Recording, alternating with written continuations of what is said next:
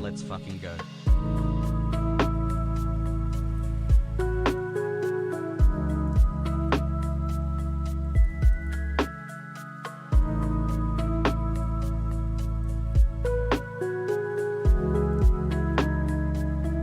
You'll 8% sorry about the chuds in chat.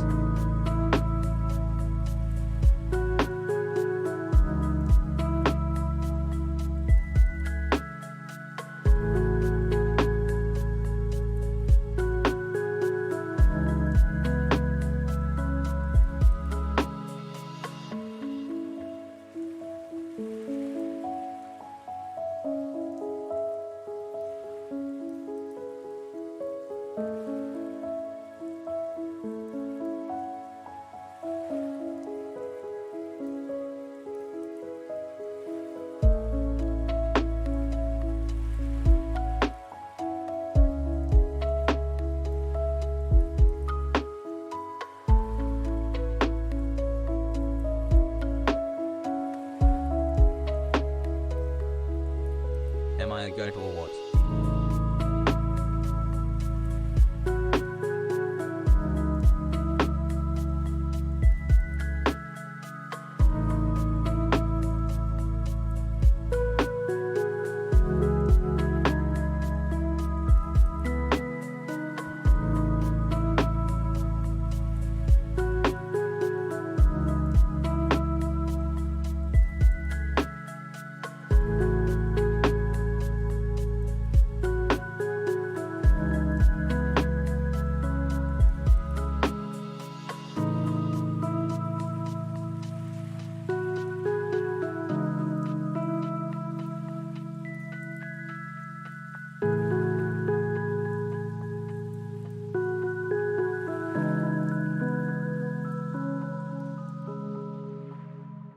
Hi chat, I love boobies.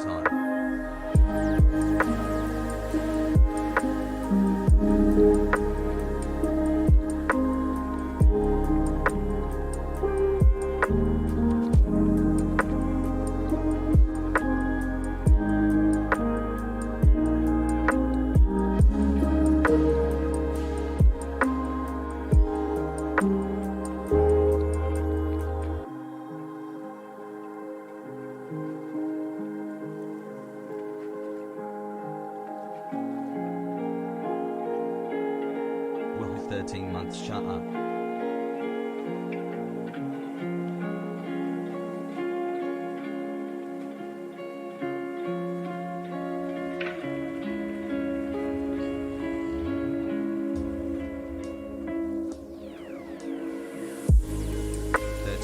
Sub. I genuinely forgot that I was sub to this chat. Happy Wednesday, chat.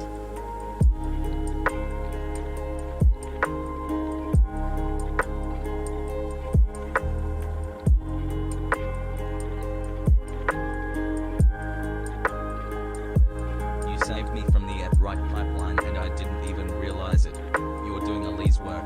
Love you, kiss.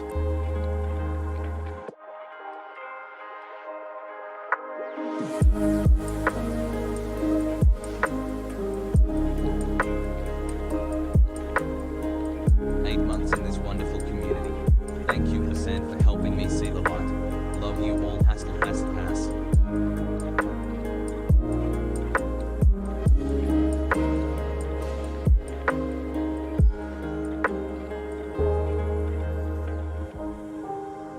Let's go.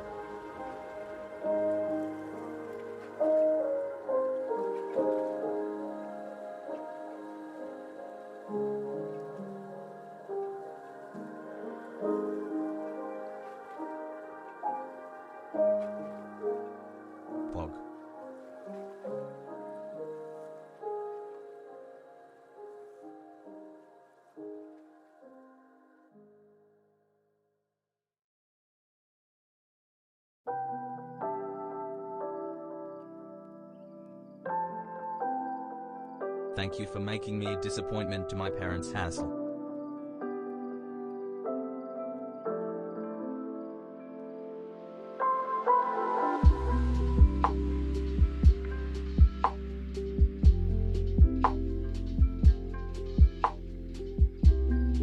How dare you use lo-fi music in your intro without crediting the YouTuber JK hassle.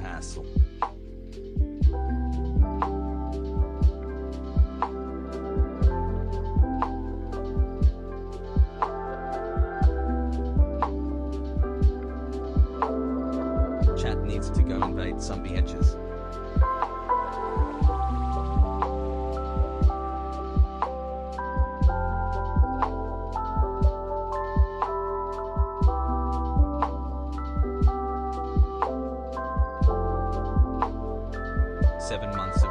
Let's go.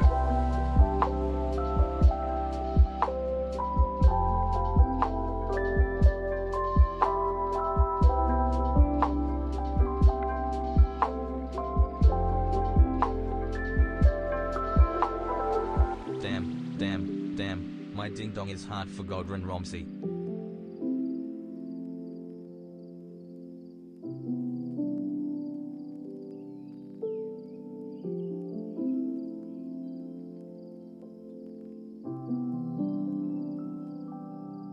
Love you chat, you stinky chat.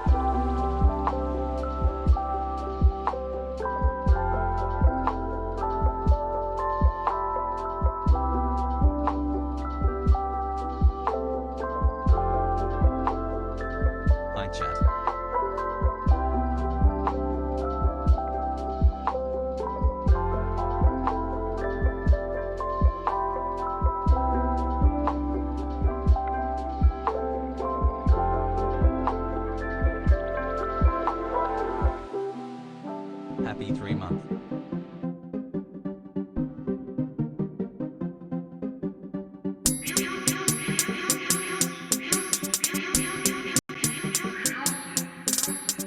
She's fucking right, bro. Boris, you need to come down here, bro. You need to come down here, Boris. It's save our passports for the fucking coronavirus.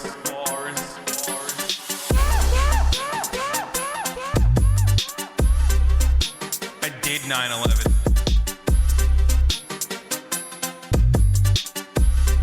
The fucking 5G, Boris.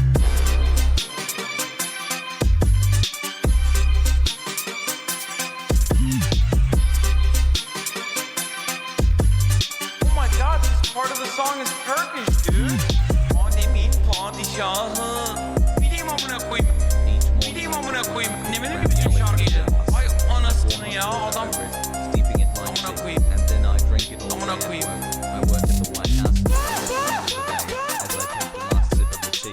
The soft ravioli slides in. Let's go.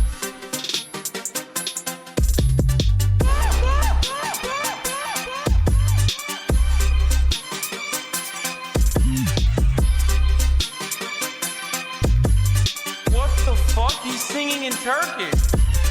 Annemin padişahı. Bileyim amına koyayım. Bileyim amına koyayım. Ne bileyim bütün şarkıydı. Ay anasını ya adam. Amına koyayım. Amına koyayım.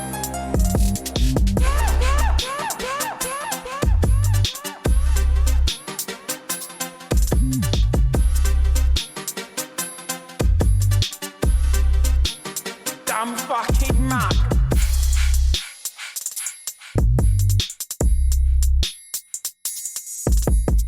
What's going on, folks? I hope everyone's having a fantastic evening, a fantastic afternoon, a fantastic pre-noon, no matter where you are in the world. I'm Hasan Piker, and this is the HasanAbi Broadcast coming to you live. That's right, live from sunny, 59-degree and sunny California, Los Angeles, folks. We are live and alive, and I hope all the boys, all the girls, and all the MBs are having a fantastic one. Just want to wish everybody a happy Invasion Day. This is the Ukrainian Invasion Day today, according to American sources and intelligence. Right, folks. Live and alive. The Ukrainian invasion is imminent, so I hope all the boys, all the girls, and all the MBs are having a fantastic one leading up to that. My Lord, what a beautiful day it is today. This is the part of the broadcast where I tell you a little bit about my personal news. And honestly, right now, there isn't anything going on personally in my life other than I have literally the best car insurance, dude. Why did that sound like an ad? That sounded like I was doing it at, would you guys like to qualify for car insurance? No. I'm not going to tell you what brand I work with because fuck them. Like, obviously, I'm not going to do an ad. I'm not doing an ad. But last night, I ended the broadcast. I watched The Expanse, went to sleep, woke up to a text message, or not a text message, a notification from my local government Apple iPhone third-party affiliate programming that was like, wee woo, you have been exposed to COVID. That's right. They were like, you've been exposed to COVID. You're going to die. That's what they said. They were like, you have COVID. They're like, you have COVID. You've been exposed to COVID. Just kidding. It's not. It's one of those things that like the iPhone has. I think other phones have it too, where they like track everyone. And if you test positive for COVID, then it alarms people that have been in contact with you via phone close enough that you might also get COVID. Contact tracing. People are saying you can disable that, but I don't want to disable that. I like that. That's a good health measure. Like, it's a good public safety and health measure that I will allow. Like, motherfuckers track my shit. Here's the thing. Homies are out here tracking shit non-stop, right? Like, they track everything. I would rather fucking track this than anything else. This is a good public safety measure. It's good for other people around me, good for myself. I would rather, know if I have been exposed to COVID or anything like that. So, but yeah, no, I was at the Super Bowl, no shit, but Elon donated $6 million. We're gonna talk about that, yeah. They funny snack your data and be like, say thank you. They do. Everything tracks my fucking data. It's terrible. Anyway, regardless, the contagion notifications that I got put me in a little tiffy, a right tiffy, bruv. I thought to myself, I went to the Super Bowl. I deserve this. I deserve to get COVID for watching the fake footy and not the real footy, if you know what I'm saying. Right? I thought to myself, I deserve it for not watching the real footy and the fake footy instead. And that's precisely what I ended up doing. That's right. Did you see Edward Snowden retweeted NS Freedom? Shut the fuck up. Are you serious? What? He probably hates China, that's why. Anyway, simple as. Based in it. Yes. Got a little bit of fucking wee COVID in it. Got a wee fucking COVID in the morning. COVID said top of the morning to you. You got a little bit of COVID. You might have a little shanking. You might have a little shanking of COVID. Little meat shanking, yeah. But it's all good because I got the fucking jab, baby. I got boosted up. That's why I'm getting fucking forcibly feminized every day, all day, baby. All day, every day.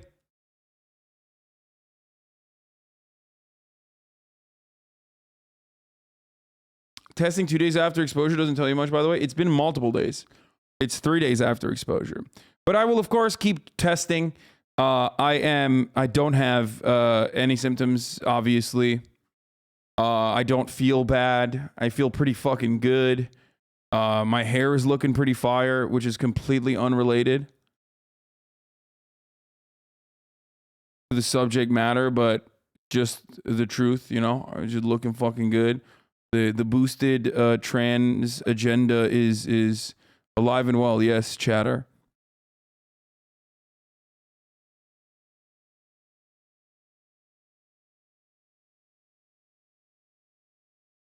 Yo, what the fuck was that? Belgium? About Belgium on your Insta? Wait, what's Belgium?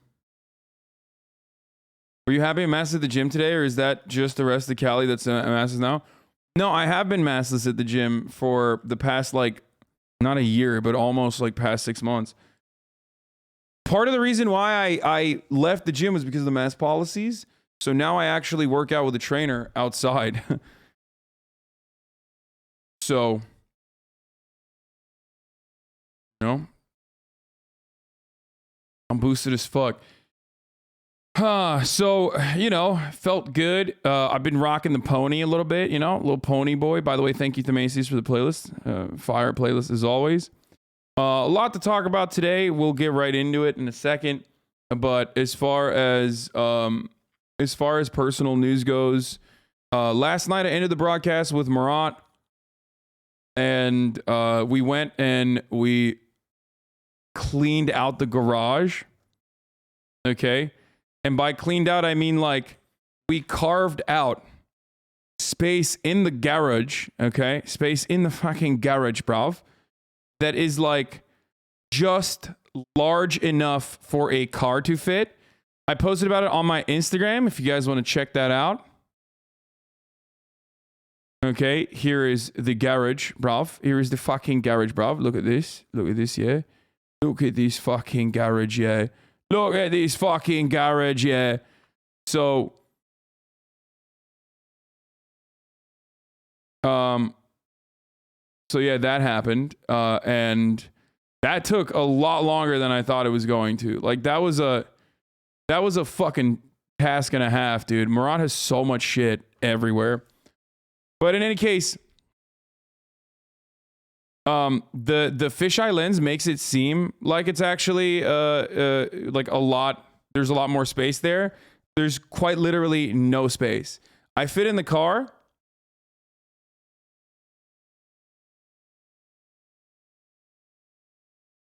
I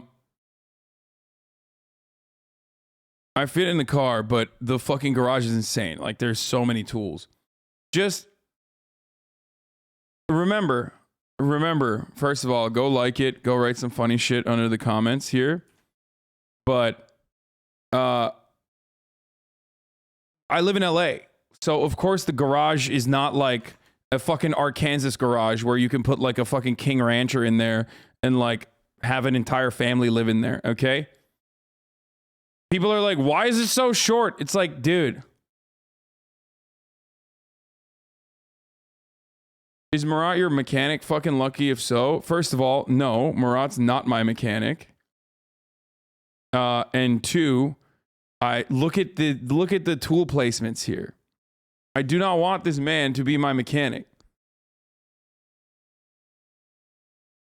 LA's car culture central, poverty garage. Yeah. I know those tools aren't yours. Tell Murat to clean that shit. Okay, first of all, I've already given up the house, okay? People think, gross title, to be honest, is Ukrainian Invasion Day. Is it a gross title? Is Ukraine being invaded today? Is that what's going on at the moment?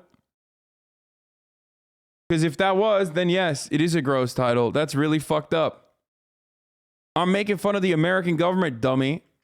And people like yourself who are like, oh no, it's literally going to happen. It's going to happen today. It's happening right now. Not only that, but like, yeah, Western hysteria is literally causing Ukraine to lose money. Head of Zelensky's servant of the People Party in Parliament claims Western media hysteria is now costing the country 2 to 3 billion every month. Calls CNN, Bloomberg, Wall Street Journal coverage worse than Skabiva and Solovyov, the top Russian state propagandists.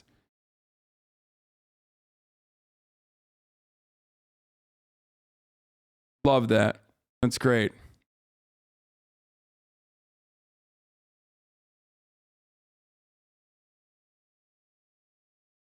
Hey, don't go near touching the car. You may get electrocuted. You need special gear to get your hands into anything. Wait, what?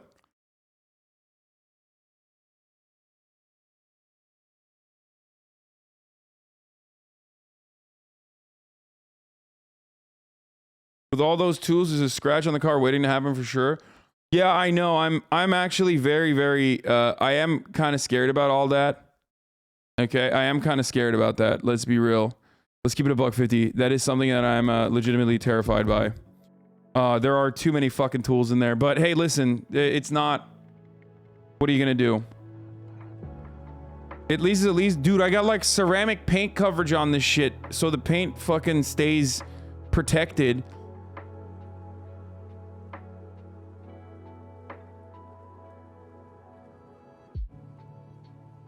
Pay to have your car PPF'd. It's worth the investment. I did. I got PPF and ceramic. So that together is like an insane investment. That's like more than most people's fucking cars. So then on top, if I do all that and then have one of Murat's like tools or aluminums or steel beams just fucking cut through it, I'm gonna be pissed.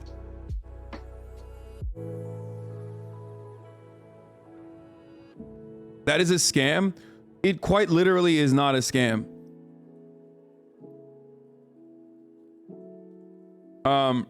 It's not a scam because, I mean, or maybe it is, I don't know. But so far, it doesn't seem like a scam because, like, I have a lot of Poland and shit, right? Like, I have a lot of gunk everywhere in LA when it's outside.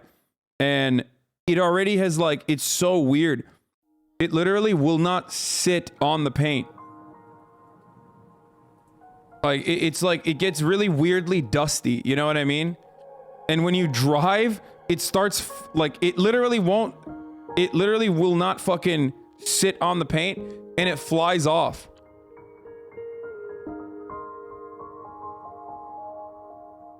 Why you got a 12-car garage if you only got 6 cars? I got a half-car garage and I have 1 car.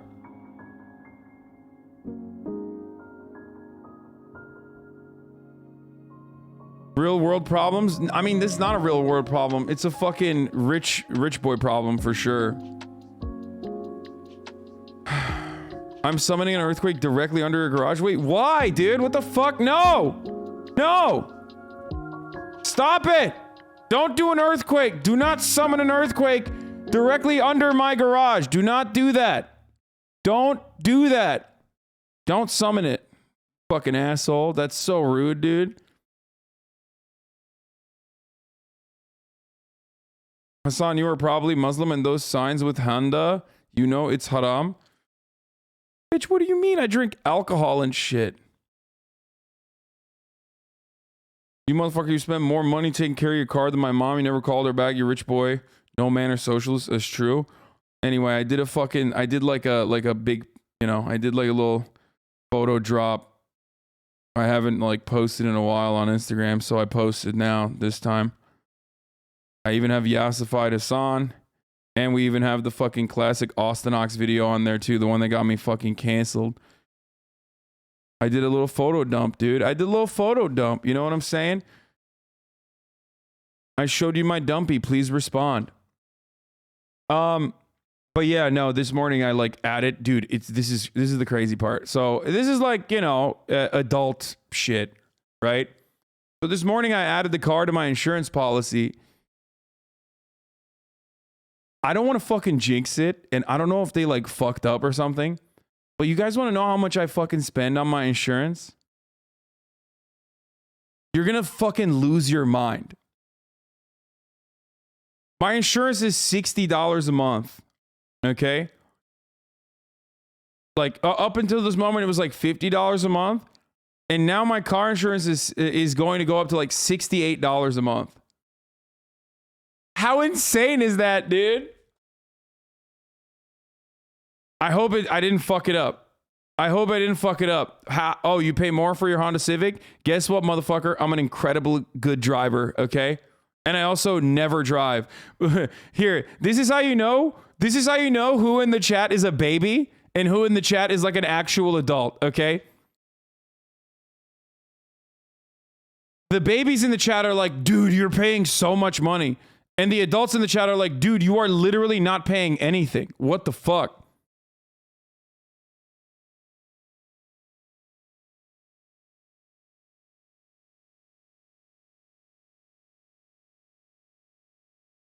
This is your insurance agent. Thanks for pointing out the mistake. You can expect a call from us today. I think it's full coverage, but maybe, is it because of the lease? No, I don't think so. But yeah, in Vancouver, people pay hundreds a month. Maybe it's not, though. Maybe it's just liability. I don't know.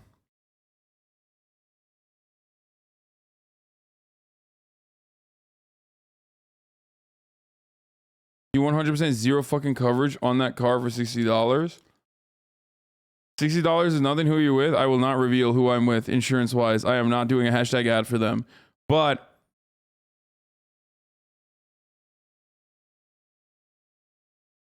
I don't even have a driver's license, and I know that's so cheap. Yeah, I wanted to fucking flex.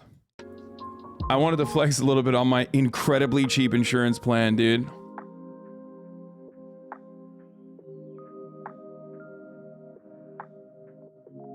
Anyway.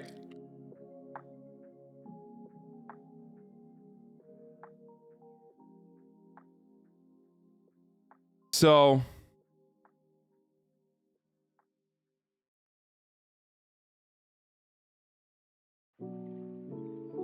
The one thing I give EVs that it must be nice not having a garage smell like combustion every day. Yeah, the problem with the EV though is that guys. You want to know what the real fucking problem with the EV is, dude? It's fucking insane charging it.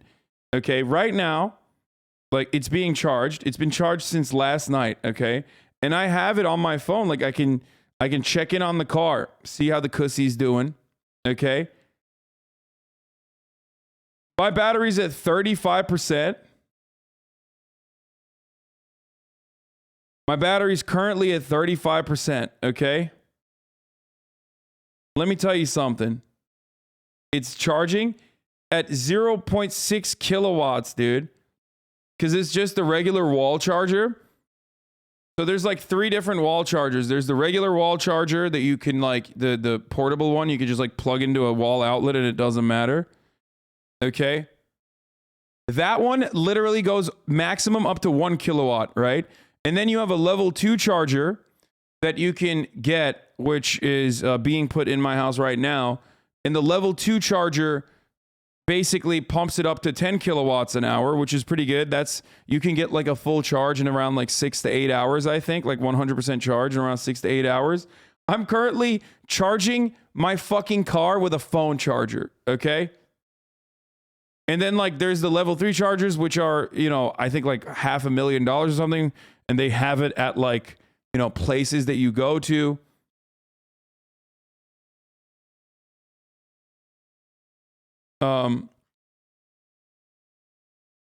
Yeah, I'm putting in a 240 like outlet right now so I can charge it at a normal and reasonable fucking rate. You know what I mean? So the car can like actually charge well.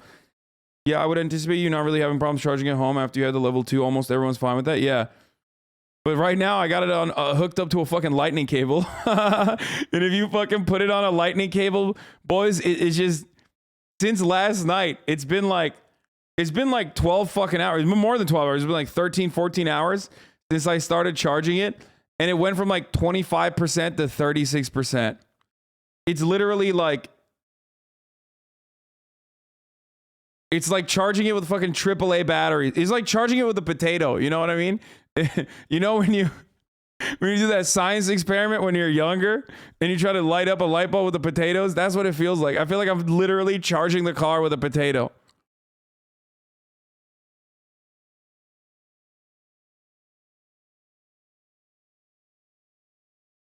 Which is funny. How far can you go on a full charge? 200 miles. But if you go on like full blown maximum rate where it taps you out and you can't go above 60 miles, then I think you go to like 230, 240. Taycan, I believe, is one of the only cars that actually overperforms the EPA estimates for their range. But the car is built not to fucking go far, okay? It's not. And it's really fucked up. The charger shit, like the charge situation is not great, especially because like I charge my Tesla with the same battery bank I use for my phone. It takes 30 minutes to go from 0 to full. Yeah, Tesla's battery charging systems, Tesla's battery availability is everywhere. Like that actually is very, very good. The Tesla absolutely fucking dicks down the competition super hard on that. And that's a huge issue for EV tech for now. The EV cannonball record was set in a Porsche Taycan. Stop lying, please. What? Dude, Megaphonics is losing his shit. He like made a Google Doc to show me how to charge. I know, man. I know. I looked it up. I Googled all this shit. I watched YouTube videos of like old men in their fucking garages talking about how you can charge your Taycan and shit like that. I think one of the biggest problems is, first of all, here, let me just explain something here to you, okay? One, you got an EV. Let's say you went and you fucking purchased the EV right now, okay? You need to get like 8 fucking different apps, dude. One app you need to get just to know where the fucking chargers are. There's an app called PlugShare that shows you where all the fucking chargers are in your vicinity. I don't even have any chargers in my vicinity that are good for the fucking port that I have on my car. Okay? And then when you get PlugShare, you have to get the individual apps. It's like Electrify America or whatever the fuck. Like they have all these other applications that you need to then separately like go and fucking be able to pay automatically and get charged, okay? Get your car charged up. So it's really, really fucking annoying. They have to universalize this shit, man. I want to shoot every fucking executive into the sun, dude. Okay? When I see this stuff, when I see this fucking idiotic bullshit where it's like, oh, dude, yeah, we're just not going to universalize it. We're going to make it proprietary charging. I literally want to line up every executive that made that decision and shoot them into space, okay? Possibly on an Elon Musk rocket. Hopefully Elon is also a part of that, okay? It makes me so mad. There's no fucking system in place where, like, This happens. Can you imagine? You have an F-150, you go to Chevron, and Chevron's like, sorry, brother, we don't allow F-150s. This is a Chevy household, okay? Sorry, you can't put the gasoline in your F-150 because this is a Chevy place, okay? And that's LA. Like, that's LA. This is supposed to be fucking one of the most, like, kitted out and fitted out fucking cities in the world, in America at least, not in Europe, but definitely in America, right? So it just sucks that the Tesla infrastructure is really fucking good. So you're saying there should be a monopoly on charger tech? Yes, a monopoly enforced by the government. Yes.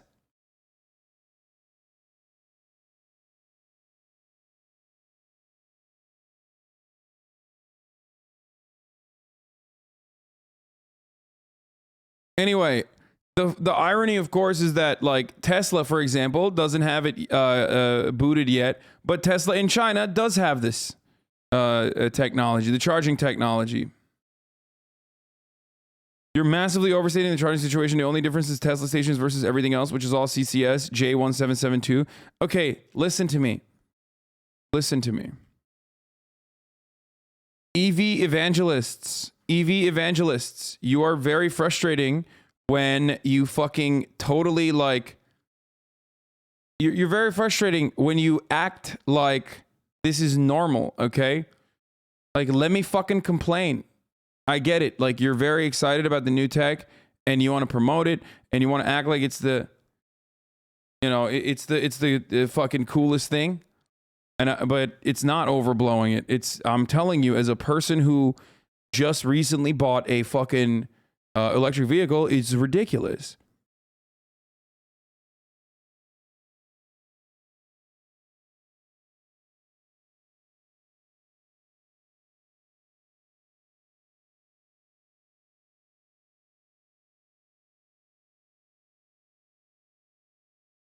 Motherfuckers calling it enforced monopoly instead of standardized tech. Yeah, dude. Imagine the fucking ANCAP brainwashing that you've gone through, where you think of, like, universalized standardized technology that would be incredibly good for consumer protection and just good overall for every fucking car manufacturer. And you're like, well, that's an enforced monopoly. It's like, dude, who are you? Are you Ayn Rand? Are you Milton Friedman? Like, what the fuck's going on in my chat right now? Motherfuckers be like, I'm an Austrian. I'm Hayek. I'm an Austrian economist, actually. And what you are suggesting is an enforced monopoly. That's crazy. Standardize the fucking chargers, man. It's bullshit.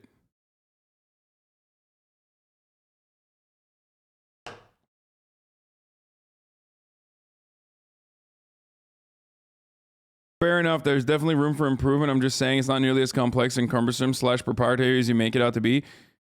Your charges on CCS, you can use all CCS chargers and almost all accept credit cards at this point, so you don't actually need the apps. You just get preferred pricing. No, but, like, you need the apps to figure out where the fuck they are and shit. Like, there's a lot of annoying stuff. Hidden fact, there is a charging port at every dentist's office. Okay, dude.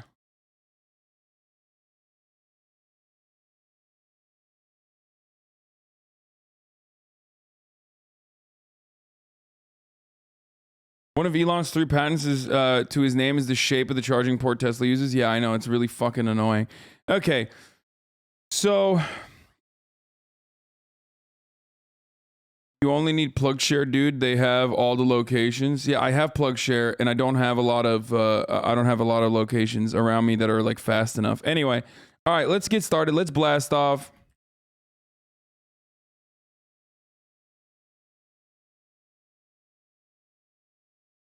Russian invasion, which didn't happen.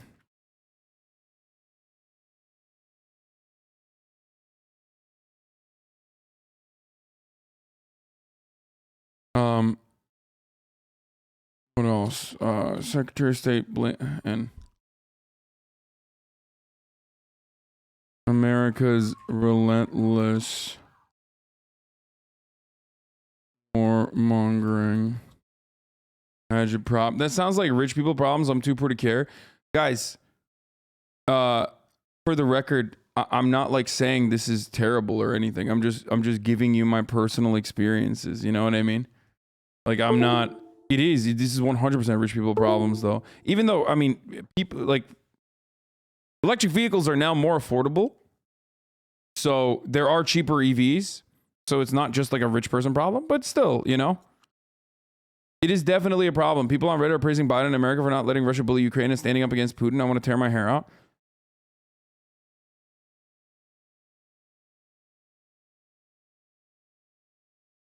So, yeah. Hasan, Russian invasion didn't happen, no content. Dog, I don't want the Russian invasion to happen. Like, despite the fact that it would be good for my ratings if it did. You know what I mean? It's not a good thing. I don't want it to happen. It's horrible for Ukraine, clearly. So.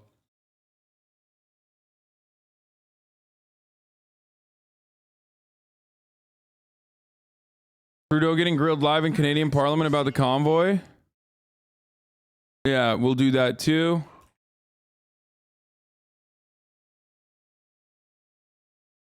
How about convoy and more? Get in now for the news. Also, new Gordo content coming soon. Also, new Gordo content later. More watching Hell's Kitchen. Damn.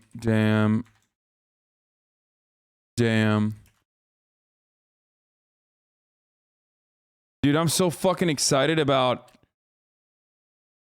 I am so fucking excited about Horizon coming out. Hopefully it's going to be good. Hopefully it's not going to suck.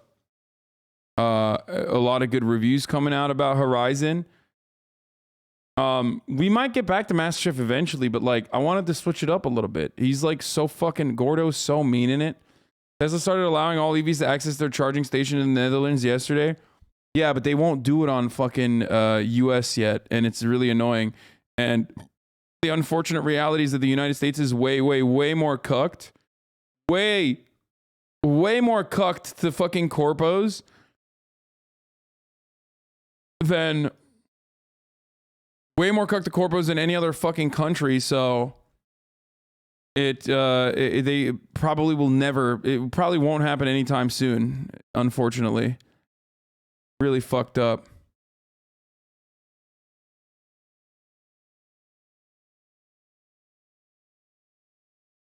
Watch this doc on the Cool Church. Hillsong? Oh, I've talked about Hillsong before. I'm very familiar with Hillsong.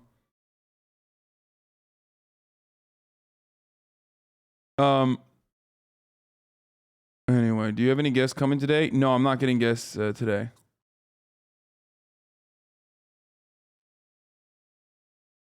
Our society needs to make wealthy people scared to talk about conspicuous consumption like this. I have seen the water thing. We'll talk about it in a second. You can charge literally anywhere, but Tesla chargers, your car dictates speed based on what it can from the charger.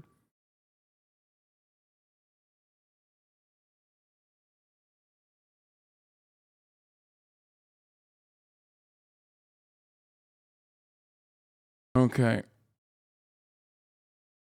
What's your Elden Ring build gonna be? I don't fucking know, dude. I'm gonna build a bitch. Okay.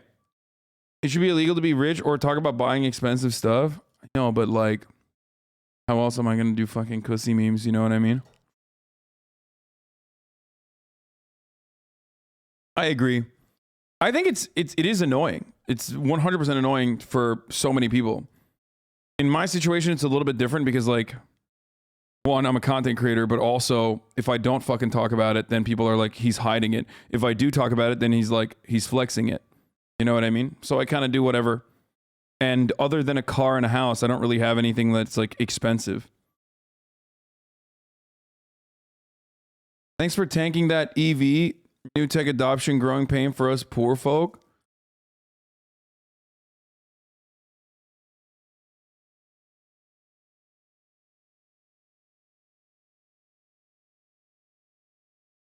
Might as well flex on the haters.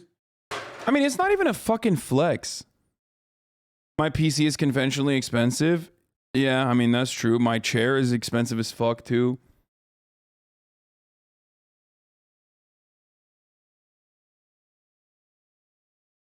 So, 2022 leave is $30K. Not cheap, but not insane either.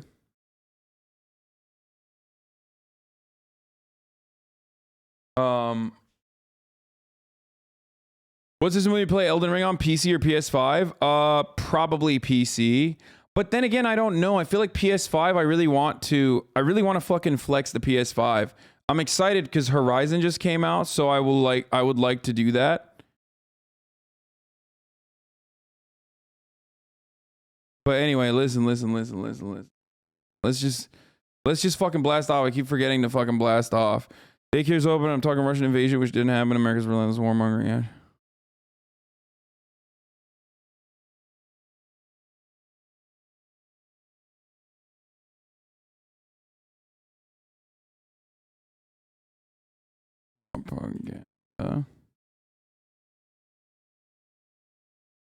This is relentless warmongering agitprop.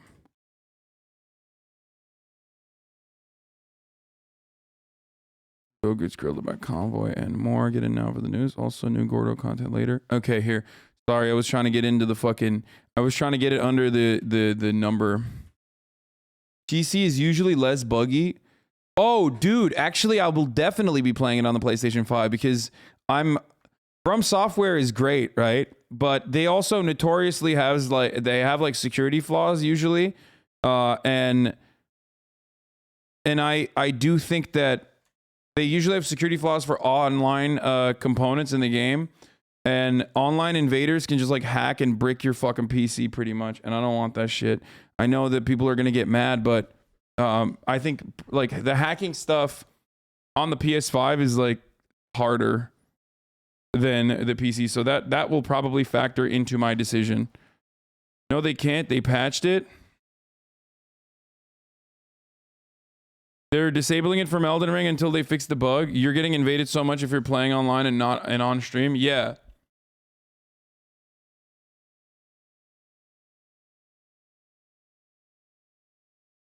Thinking they won't brick your PS5 too. But the other part of it, it's just not worth the risk as a streamer. But the other part of it is, chat, it's on save got tanked for DS3. It's not just a security issue. Yeah. Obviously, the other part of that, though, is that if I do play it on the PC, I can still fucking... if I do play it on the PC, I could, at the very least, fix when my save gets clapped up. But I don't think I could do that on the PS5.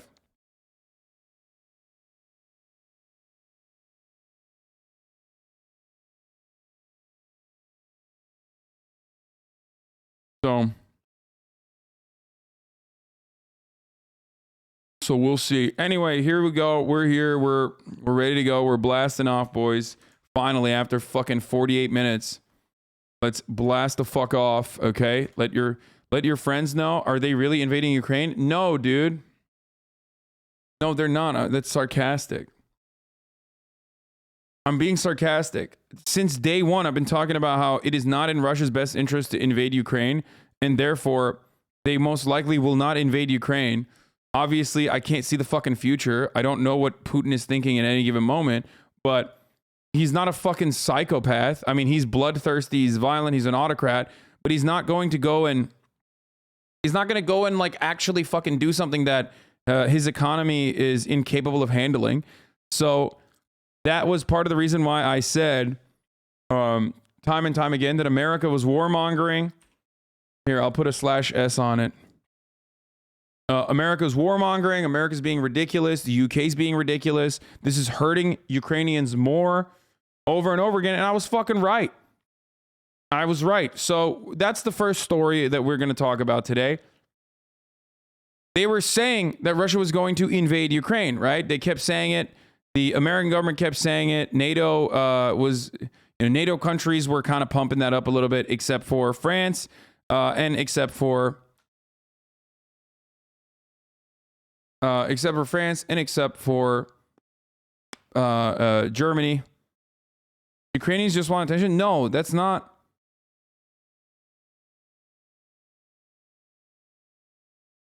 Dude, that's not true. Like, I understand being in Ukraine and fucking fearing that a large world power is at your fucking doorstep and constantly agitating, okay? And could invade a superpower that you were technically a part of historically, okay? It's not fucking clout chasing. Like, that totally makes sense that there are people who are fearful of a Russian invasion. The difference, however, is the coverage in Ukraine and the people's feelings on the ground and the likelihood that like an actual invasion could happen beyond just like regular saber rattling, okay? Versus the imminent invasion. If you look at like American news sources, if there's anyone who's clout chasing in this circumstance, it's the mainstream media and the American State Department. It's not Ukraine that's fucking clout chasing. It's mainstream media. Ukraine is losing revenue. This tweet gave me a stroke. What is this?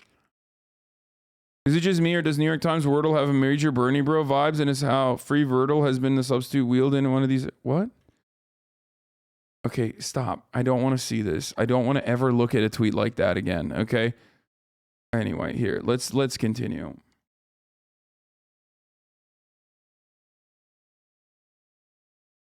Let's begin, though, overseas with new assurances from Russia about diffusing the situation in Ukraine, assurances that have been met with skepticism in this country and other NATO nations. So, what is going on? What is going on right now? Why is this still going? So, if you were to watch mainstream media, fucking media, you would be under the assumption that, where is this coming from? Where is this video coming? Oh, this is where it's coming from. Okay. If you were watching mainstream media, you'd be under the assumption that like today's the day that Russia is invading Ukraine.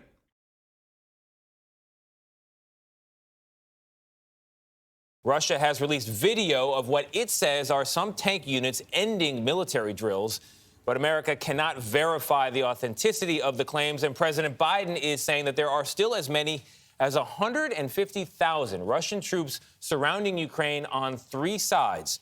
Weijia Zhang is at the White House for us. Weijia, good morning to you. The president seemed to make the case yesterday that Americans are going to feel what happens in Ukraine. Yes, he did. He said we will feel an impact and there will be a global impact around the world. The Russian military, though, says that it is starting to draw down some of its troops near Ukraine. Pointing to it doesn't mean definitely what's happening today. What? Calling Donbass genocide and the Duma wants to declare them independent? What about massive cyber attack? Pointing to it doesn't mean it was happening today. Okay, that is actually whataboutism, dude. Like, cyber attacks are fucked up and Russia is notorious for implementing them. But also, that doesn't mean it's a fucking like full-scale invasion, okay? That's what you do when you fucked off and you realized that you were completely missing the mark on this fucking subject, and the people on the ground do not match the fucking the actual Ukrainians on the fucking ground, and their attitude towards this does not match the attitude of the American government or the State Department. Ukrainian officials have consistently negated American State Department propaganda that has like been strategically placed to escalate tensions and make it seem like Russia is definitely going to invade. They said Russia is going to invade last week. It didn't happen. They said the Russian invasion is imminent this week. It didn't happen. They literally said Russia is going to invade today, like right now. Right now, Russia is supposed to be invading.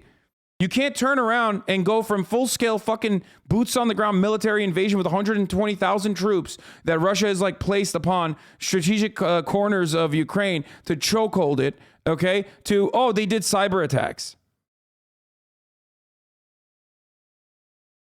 They've been saying this for months, and I've been telling you that it's not going to happen for months because Russia does not have the power to actually undergo this kind of full-scale invasion of Ukraine.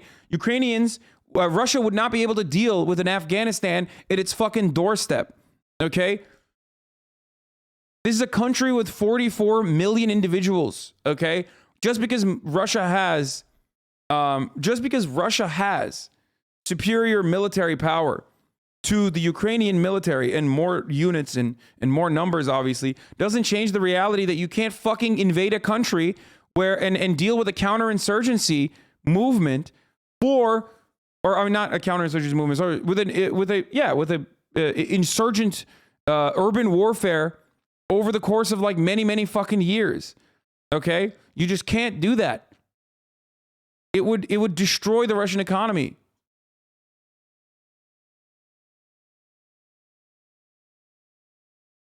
So it's really frustrating that like I have been so right this entire fucking time, and yet there are still people who are changing the fucking goalposts, moving the goalposts aggressively, and then turning around and fucking saying, well, actually, they meant possibly an invasion will happen on Wednesday. Half of you motherfuckers are saying, despite my vindication, half of you motherfuckers who have been agitating for war nonstop and just regurgitating everything that you have read in the news, okay, in American news outlets for the most part, are basically now saying, well, actually, half of you are saying, well, technically, our warmongering is the reason why Russia didn't invade. And then the other half is saying, well, it could still happen. You were so wrong, Lamau, get good. But I have been right the entire fucking time.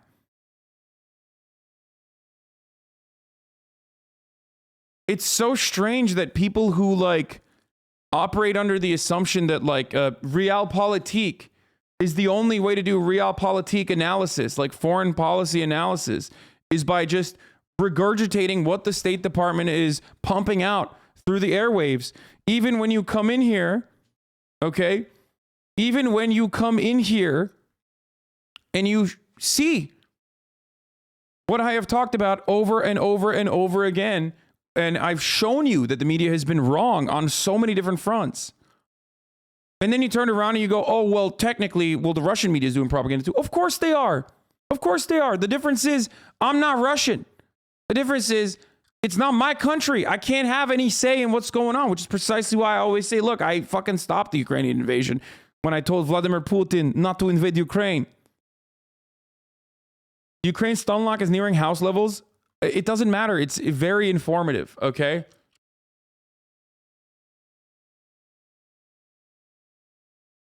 This is not a stunlock. This is actual fucking news coverage. Stop calling this a stunlock. And even sending them back to their home. Not only is this contemporary news coverage, which is important, okay, but also on top of that, it's an ongoing problem, even within my own community, a community that prides itself on, you know, knowing about manufacturing consent, and a community that prides itself on like having anti-imperialist sentiment and attitudes. So that's why I feel, you know, extra careful and you know, extra stubborn on this, because this is a main fucking problem for me. This is a real issue. I need to fucking educate people on this subject. It's a huge part of American exceptionalist attitudes. It's a huge part of American individualist attitudes. And this is a community full of individuals who literally look to the past and recognize that at every hour, at the top of every hour, there's a 6-second ad break. Okay? Time and time again, you've seen that I've run an ad at the top of every hour. Okay? And if you no longer want to see those ads, you know, all you need to do is subscribe. You could do that for $5. You could do that for free. You know, this is the way to have an ad-free broadcasting experience.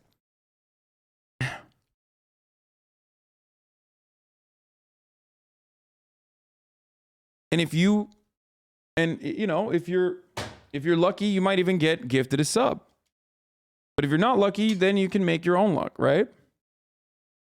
I don't know, saying you shouldn't talk about something because you can't directly affect it is stupid because that's most news stories. No, dude, I'm not saying I can't directly affect it. I can't impact the American government either. But my point is, of course Russia is doing propaganda, but we're not listening to the Russian propaganda. No one here knows what the fucking Russian propaganda is. The only time people here get a understanding of what the fucking Russian propaganda is, by the way, thank you, Fabian Simplicus, for the 5 tier 1 gift subs, and Simptor for the 5 tier 1 gift subs. Here's the 1 minute ad break now. Nightmares Mass, thank you for the 5 gifted. The only time when we hear Russian propaganda is when chatters are saying, I'm doing Russian propaganda.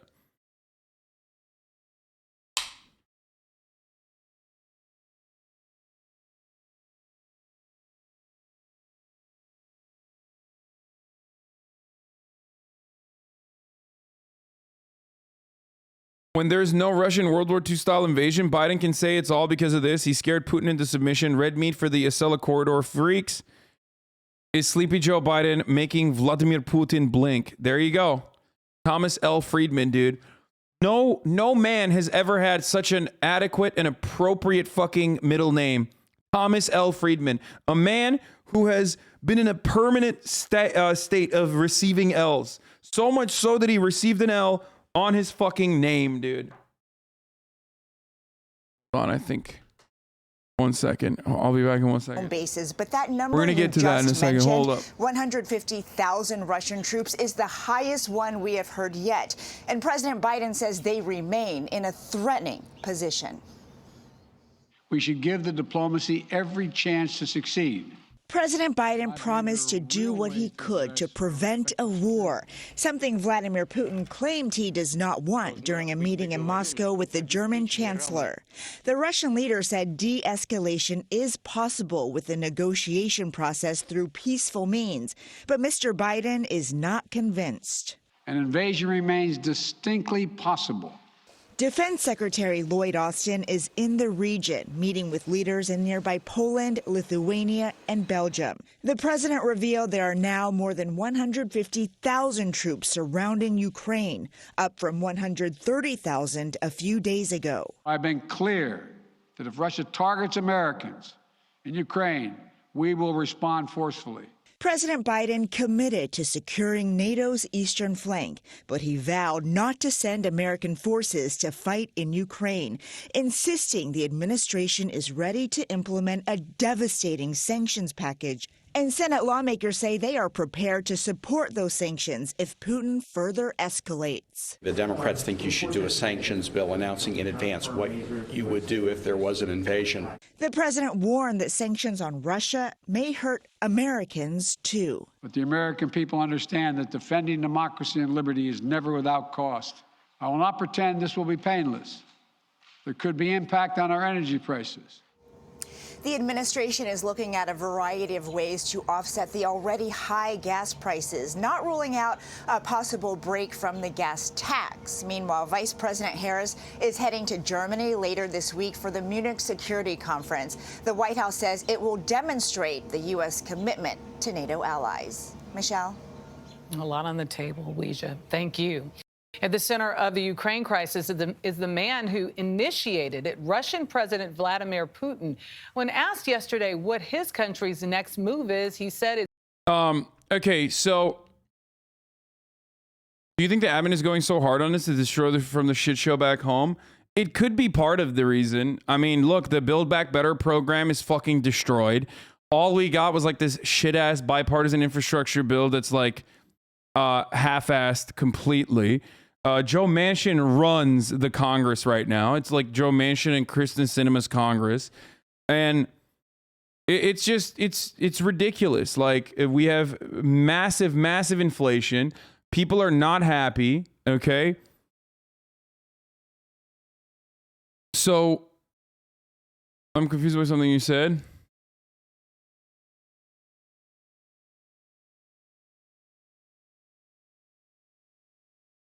I'm confused by something you said on yesterday's stream. Why did you say Russia had a historic claim?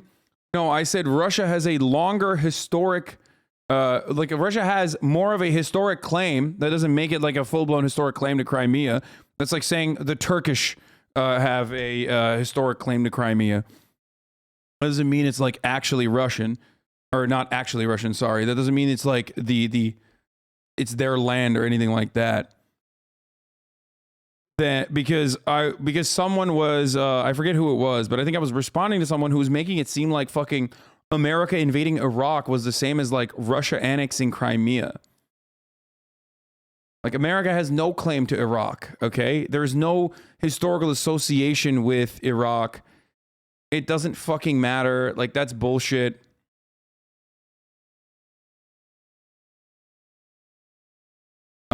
Off topic, but I think it's historically interesting. I'm preparing a lecture on environmental herbicides, and I just discovered the Reagan administration sprayed a known toxic on Georgia marijuana fields so the weed smokers get sick and stopped. Only stopped because it was too expensive.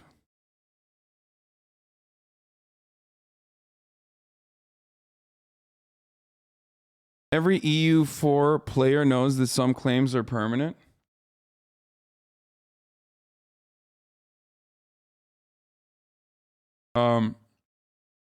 Anyway.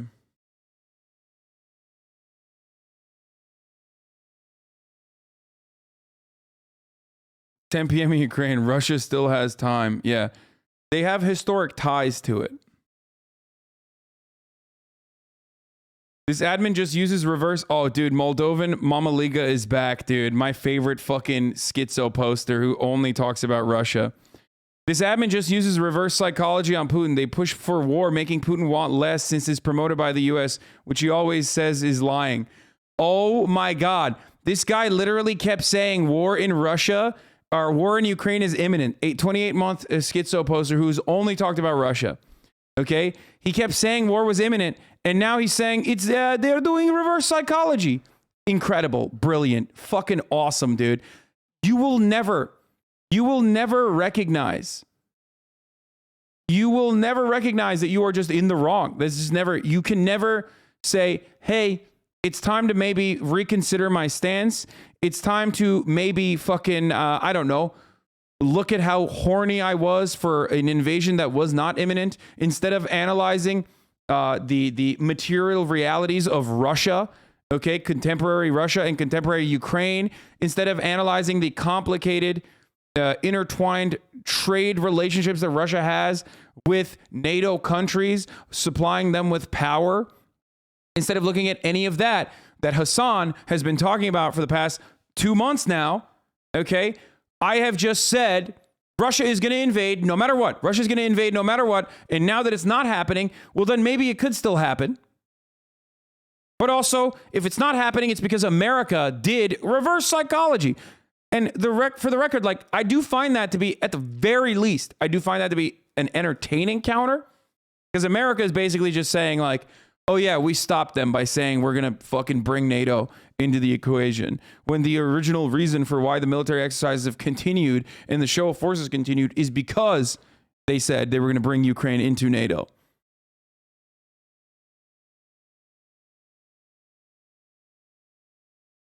That's how, for the record, that's how you get to a point where you can never be at fault. You can never be at fault. You can never be wrong. Doesn't matter what the consequences are on the ground for the Ukrainian people. Okay? You can just take credit for stopping the Russian invasion when no invasion was going to happen. It's, quote, according to the plan. Holly Williams is in Kyiv, where Ukrainians are anxious to know what that means. Holly, good morning. You're straight up blueing on, by the way. Yeah, I mean, you're salivating for, you are salivating for an invasion, a Russian escalation that wasn't going to happen. Okay? That was not going to happen. And because it's not going to happen, no matter what you fucking say, you keep lying and you keep changing the goalposts. Good morning. President Biden also addressed the Russian people directly yesterday, saying, quote, you are not our enemy, and I do not believe you want a bloody, destructive war against Ukraine. But now all eyes are on Russia's President Vladimir Putin and what he decides to do next. Russia released. By the way, I got to show you guys something really funny, dude. Okay, I watched NPR The Daily, right? Is there a way to access The Daily? Or no, not The Daily. Sorry, Up First with NPR. Is there a way to access on my computer? Because I need to show you guys today's Up First, dude. Okay. I mean, it's fucking hilarious. Is there like an RSS link or something that I can click on? No, that doesn't work. Maybe I'd have to do it on Spotify or something, maybe on the computer.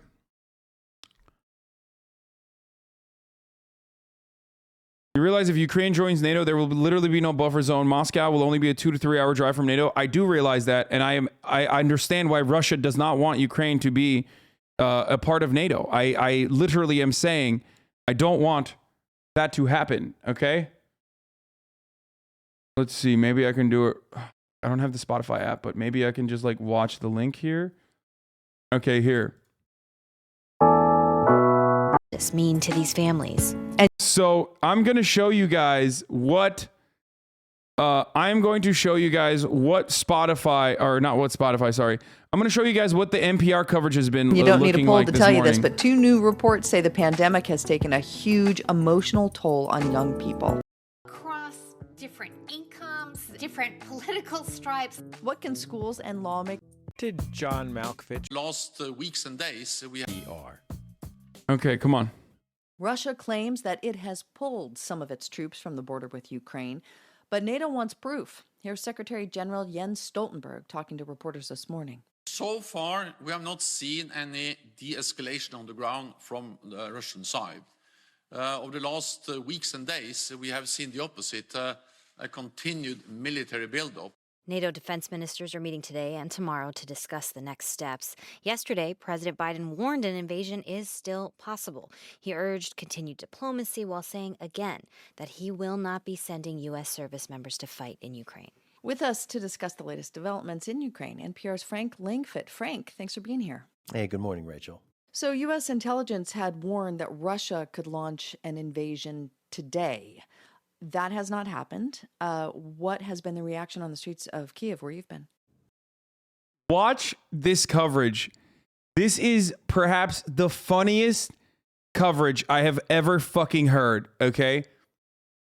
Listen to the guy on the ground being like, Yeah, Rachel, it was interesting. I thought people would be much more relieved, but I would say there was sort of a surreal calm on the streets. Most people here have not believed Russia will launch a mass invasion. They simply think it's too costly to Vladimir Putin. It would also be kind of hard to get your head around. they must be listening to the Russian propaganda, i.e. the HasanAbi broadcast. I guess I literally have access to the entirety of Kiev.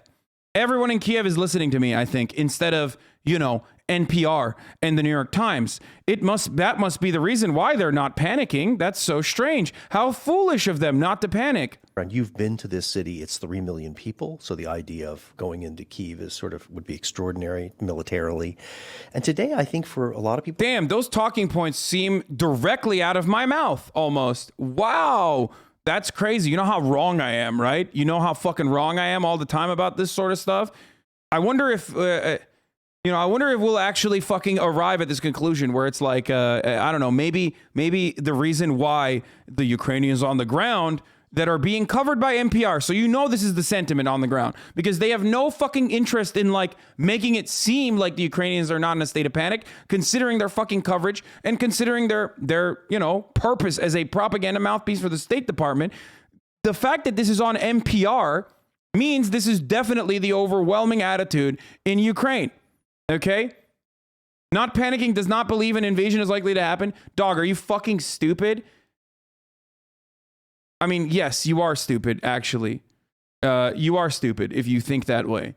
Because if an invasion is imminent, that would mean people are panicking. People are trying to pull money out of banks. People are trying to fucking, get out of the cities. There's traffic jams. That's what happens. That's what happens in movies. That's what happens in real life. Why would you not want to fucking escape if you thought that the Russian forces were coming?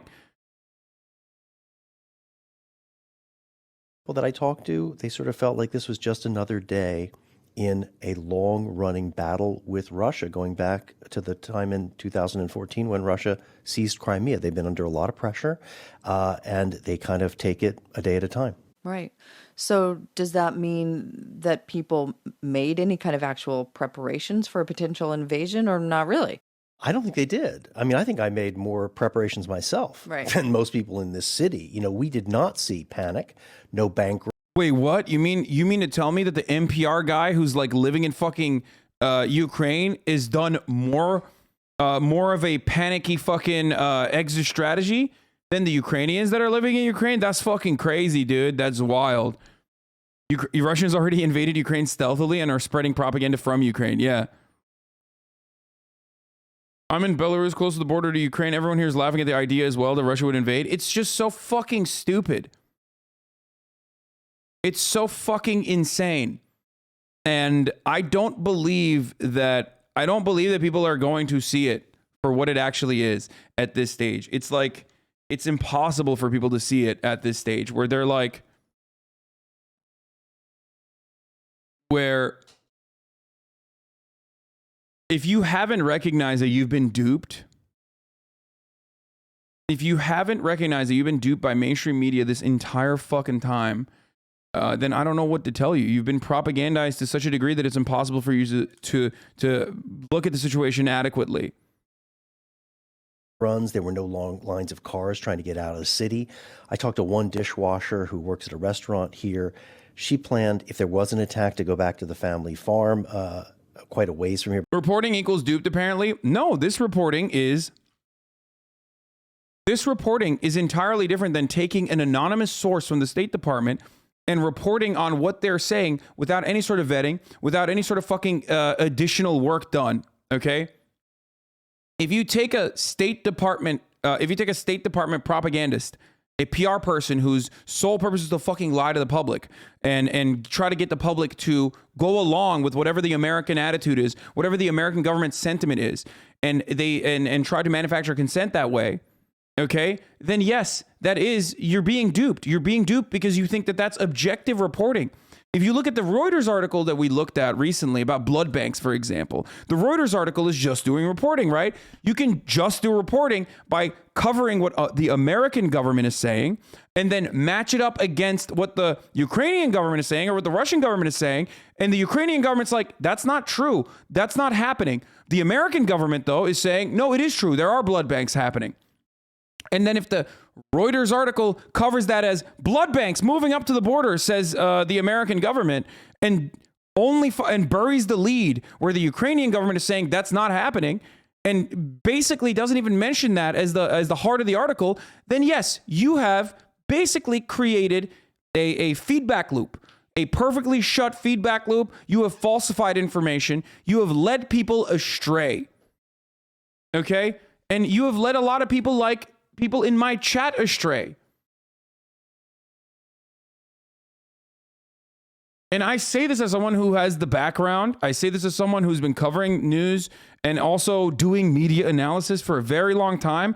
And I when I talk about it from a historic perspective, you understand it. But when I talk about it in contemporary society, it's very difficult for you to shake the American propaganda and American exceptionalist attitudes. Okay?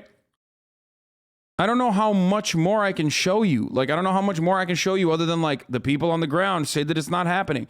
The people on, like, but, you know, you just want to look at other bread tubers or whatever the fuck that are just repeating what they're seeing on MSNBC with, like, a little bit more, with a touch more, like, I don't know, sensationalism.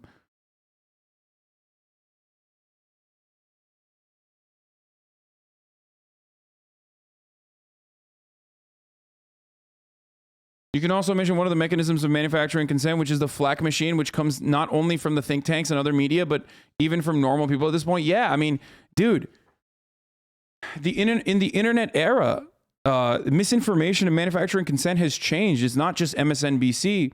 It's people who are willingly ready and able to operate as propaganda mouthpieces for the blob, the foreign policy blob. People who do this diligently and repeatedly and relentlessly. Everyone is a fucking propagandist. I'm a propagandist. No bread tubers saying we go into war. No, dude. They don't have to say we're going to fucking war. But if you do not recognize that, like, Russia is not going to fucking invade Ukraine, and that Russia's demands on not allowing Ukraine to be a part of NATO, so there's a buffer zone between NATO states and Russia, is a desire that is understandable, okay? If you don't mention that, and if you're just like fucking repeating that NATO is a defensive allegiance when it's not, then you are repeating the Western propaganda. You don't have to say that they're like the war is imminent and war is tomorrow. I can't speak on it because I haven't watched these sock dems and these other like bread tube content creators. I haven't watched. I'm gonna be honest with you. I haven't watched a single fucking second of it. I know that a lot of people are like, "Oh, dude, watch Adam something. Watch Adam something. He's done a video. You should watch Adam something." It's like, no, I will not. I will not. I refuse to. I don't care. I don't think they have anything worthwhile to say from my point of view. You might think that that's like. You might think that that's like bullshit or whatever, and I know that you love them and you want to watch them, and they usually do have some good ideas on other things that we agree on, but this is not one of them. And it's always been this way. It's been bad, Hasan. It's why literally everyone says you are wrong on foreign policy. That's the craziest part about it, is that people say I'm wrong on foreign policy while I'm like, I mean, the events that are happening in front of your eyes are reinforcing that I am right on foreign policy. It's like if everybody listened to fucking David Pacman after Bolivia, okay, and thought, no, the Bolivian situation was not a coup. And then they didn't recognize that, like, no, they were misinformed in that situation.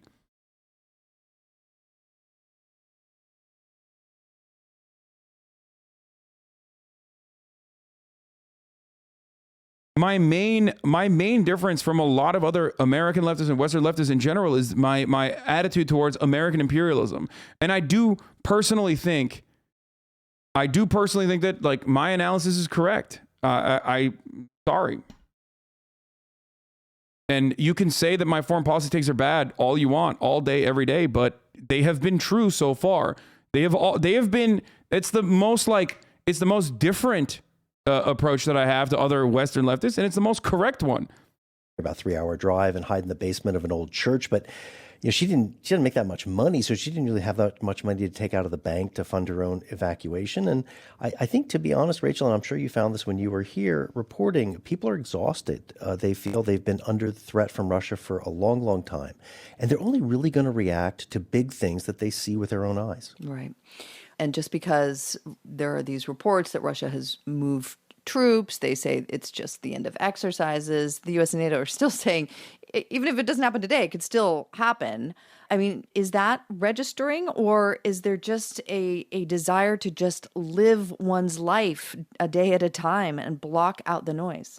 Yeah, and I also think that Ukrainians don't feel like they have any control over this anyway. There are still 150,000 Russian troops. Nobody around here thinks this standoff is over at all. And I think if most troops were to head back to the barracks, then I think people here would begin to exhale. Right. But they've been through a lot. It's your most American lefty bias take, and you refuse to even consider the POV of former Eastern Bloc countries. So again, I love that fucking take. I think that's wonderful, because who do you think has a more unique take? The most American lefty biased person, like the overwhelming majority of the American lefties, are literally fucking pro-NATO, and they are repeating MSNBC talking points alongside yourself. Okay? I get the fear and frustration that post-Soviet Eastern Bloc countries have, okay, about a Russian expansionist policy, okay? I talked about it.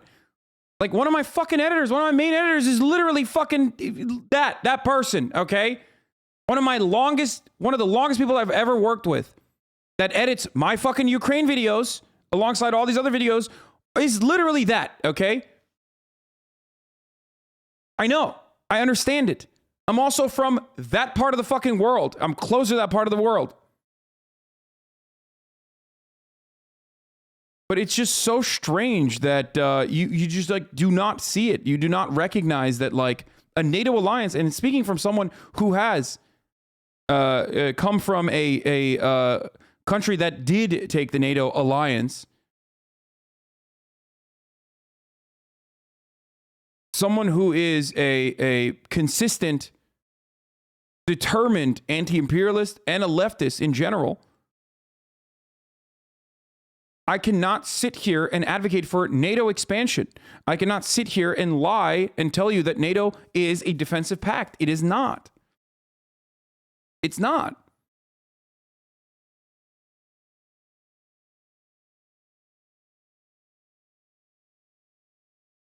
Are people saying you have bad foreign policy takes just baiting you, or are they just coming from Twitter or something? Lol, as long as I watched you, you're almost always on point. I respect how steadfast you are when everyone else is screaming at you in opposition. Yeah, dude. No, people love saying I'm fucking based when I'm talking about, like, how Iran should have nukes, okay, to defend itself, or whatever the fuck, or like America deserved 9/11 and shit like that. But then when it comes to, talking about America deserved 9/11, like the background of that information, and then using that to explain to you, like, contemporary politics, like current ongoing foreign policy decisions that the American government is making that are nearly identical to fucking arming and trying to legitimize like hyper-reactionary forces within a hyper-reactionary paramilitary forces within a country that should not have that level of influence and that's precisely what America is doing historically and is doing in this circumstance as well. When I mention that, you're like, oh, that's a terrible foreign policy position. You should just repeat State Department propaganda like everyone else is. Okay?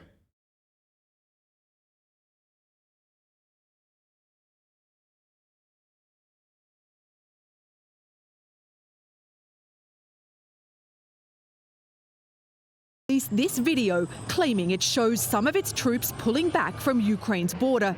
But even if it can be verified, massive Russian military drills are ongoing in Belarus, on Ukraine's northern border, and on the Black Sea just to the south.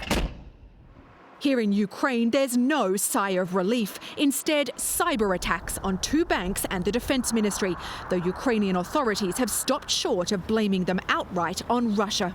I have my emergency bag in my flat, and I'm ready to defend my country. It's two different countries, and they must understand that it's two different countries. If Vladimir Putin really has... Foreign policy views influenced by Chomsky, reminds me a lot of it. Yes, Chomsky has had, of course, a lot of influence in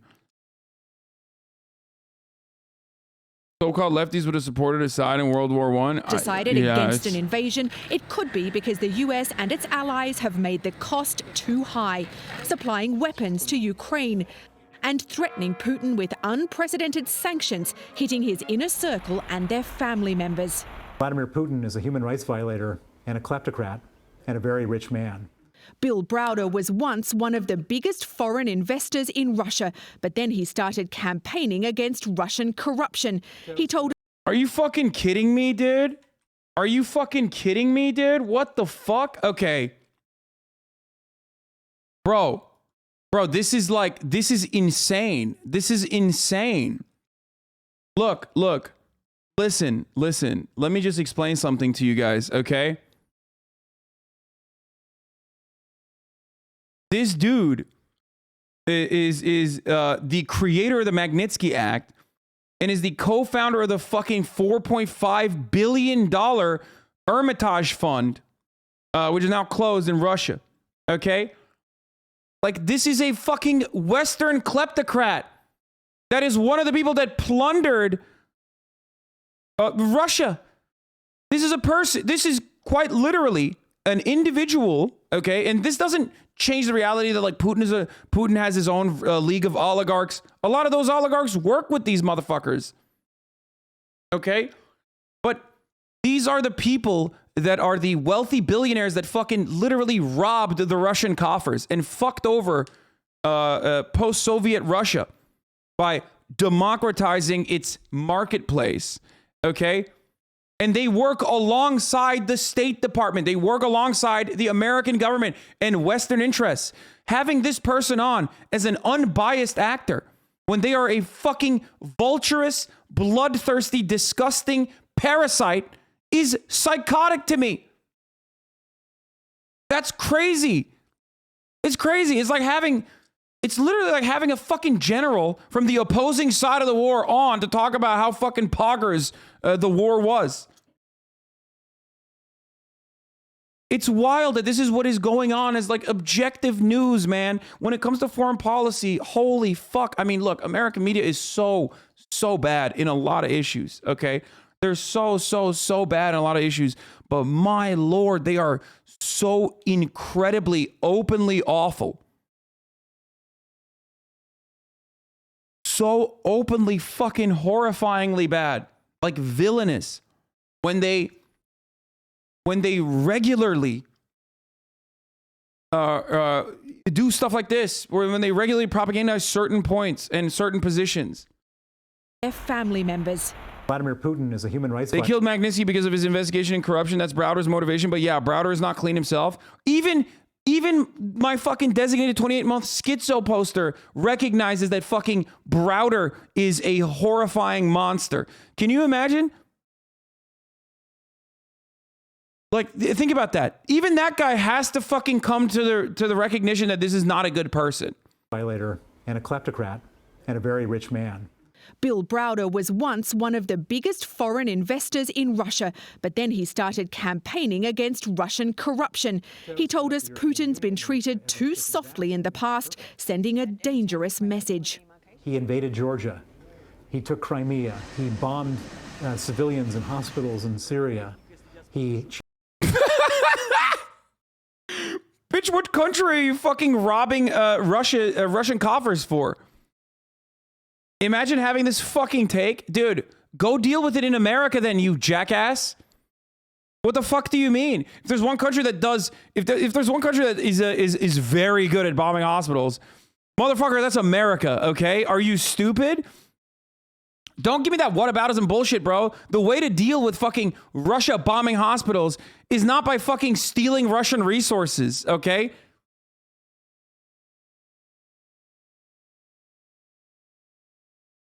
Like, what the fuck is that? It's like, oh no, only we get to do that, bro. Only we get to do that. That's crazy. Cheated in the Olympics. From his standpoint, he's gotten away with everything. He cheated. He cheated in the Olympics. Get the fuck out of here, dude. Unless we can actually prove to him that we're serious, he'll think he can get away with it again. Belarus claims all Russian forces will leave its territory once those military exercises end this weekend. We'll see if that happens. And yesterday, Russia again dismissed fears of an invasion as, quote, Western war propaganda. Nate. It's true, by the way. It's literally fucking true. It is Western warmongering propaganda. Okay? It's Western warmongering propaganda. This bald bitch benefited from the corruption and turned on the Russian government once he got his bag. Get the fuck out of there with this shit. That man's a kleptocrat himself. Exactly. Exactly.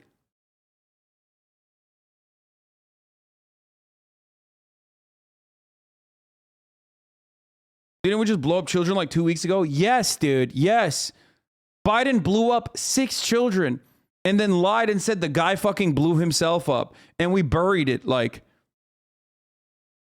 That happened like fucking 2 weeks ago, man. That happened 2 weeks ago.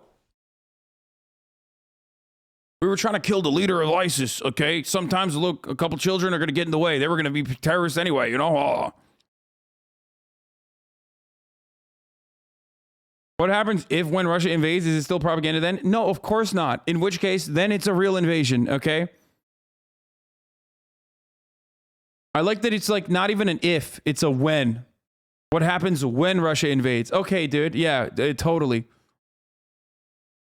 And then people constantly bring back Crimea up and like, they just, I've covered it too many times, man. I covered that fucking part of the conversation so many fucking times. I have multiple videos on this subject. Please go watch them instead of coming in here. You already... Listen to me. It's very obvious that you are coming in here with knowledge that you have gained by watching other YouTube essayists, okay? I love how we say on the table like it's a menu item, war is on the menu, eat up. Yeah, exactly. So if that's the point, then go watch my videos too. And then you'll get a better understanding of where I'm coming from. Okay? What do you want? The fuck do you want? It's just like you go and watch one side and then you come in here and you think I'm fucking going to have to repeat the same things over and over again. Dude, nothing you say is even controversial from a socialist perspective. Your audience is just too brain rotten. I know. Just go watch it. Joined now by Secretary of State Antony Blinken for the latest on the crisis with Russia over Ukraine. Mr. Secretary, thank you for joining us again this morning. The Russians said again this morning that they're continuing to pull back troops from the border. Yesterday, the president said he was skeptical about that. Are you seeing any evidence that this is being done in a real and significant way? We're not. And unfortunately, there's a difference between Russia says and what it does. And what we're seeing is no... And then there's also a difference between what we say Russia is saying and doing and what Russia is actually doing, which is why maybe we should, like, I don't know, treat another fucking foreign country, like an independent foreign nation, as an independent foreign nation, rather than a fucking, lifeless husk out there, like an alien figure out there that we can just like fucking ascribe values and motivations to regularly in an effort to do warmongering propaganda. But hey, Fuck it. We've been wrong this entire time. My organization, as the Secretary of State, has been wrong the entire fucking time so far. But it doesn't matter, because even if we were wrong, we were actually wrong deliberately so we could stop Russia from being violent, okay? And they were going to, and then they stopped. Their blood, Russia is led by a crazy, bloodthirsty maniac who will not call into consideration his material conditions before waging all-out war. And he's going to do fucking World War III. But also, he stopped when we scared him. We didn't do anything extra. War is inevitable, but also simultaneously that inevitable war has been stopped by us. And maybe war was never inevitable. Maybe you think war was inevitable because you live here and all you see are mainstream media sources that are greedy as fuck, that get directly funded by the military-industrial complex, that operate as a mouthpiece for the State Department. Maybe that's the reason why you thought war was inevitable, because, hey, kind of like that age-old story of the guy selling anti-elephant spray in town. You're living in Iowa, and some guy is selling you spray to put on your house. It's anti-elephant spray, so the elephants don't attack your house. You say, wait a minute, I'm in Iowa. Why do I need anti-elephant spray? And he says, do you see any elephants around? That must mean the spray is working. Okay?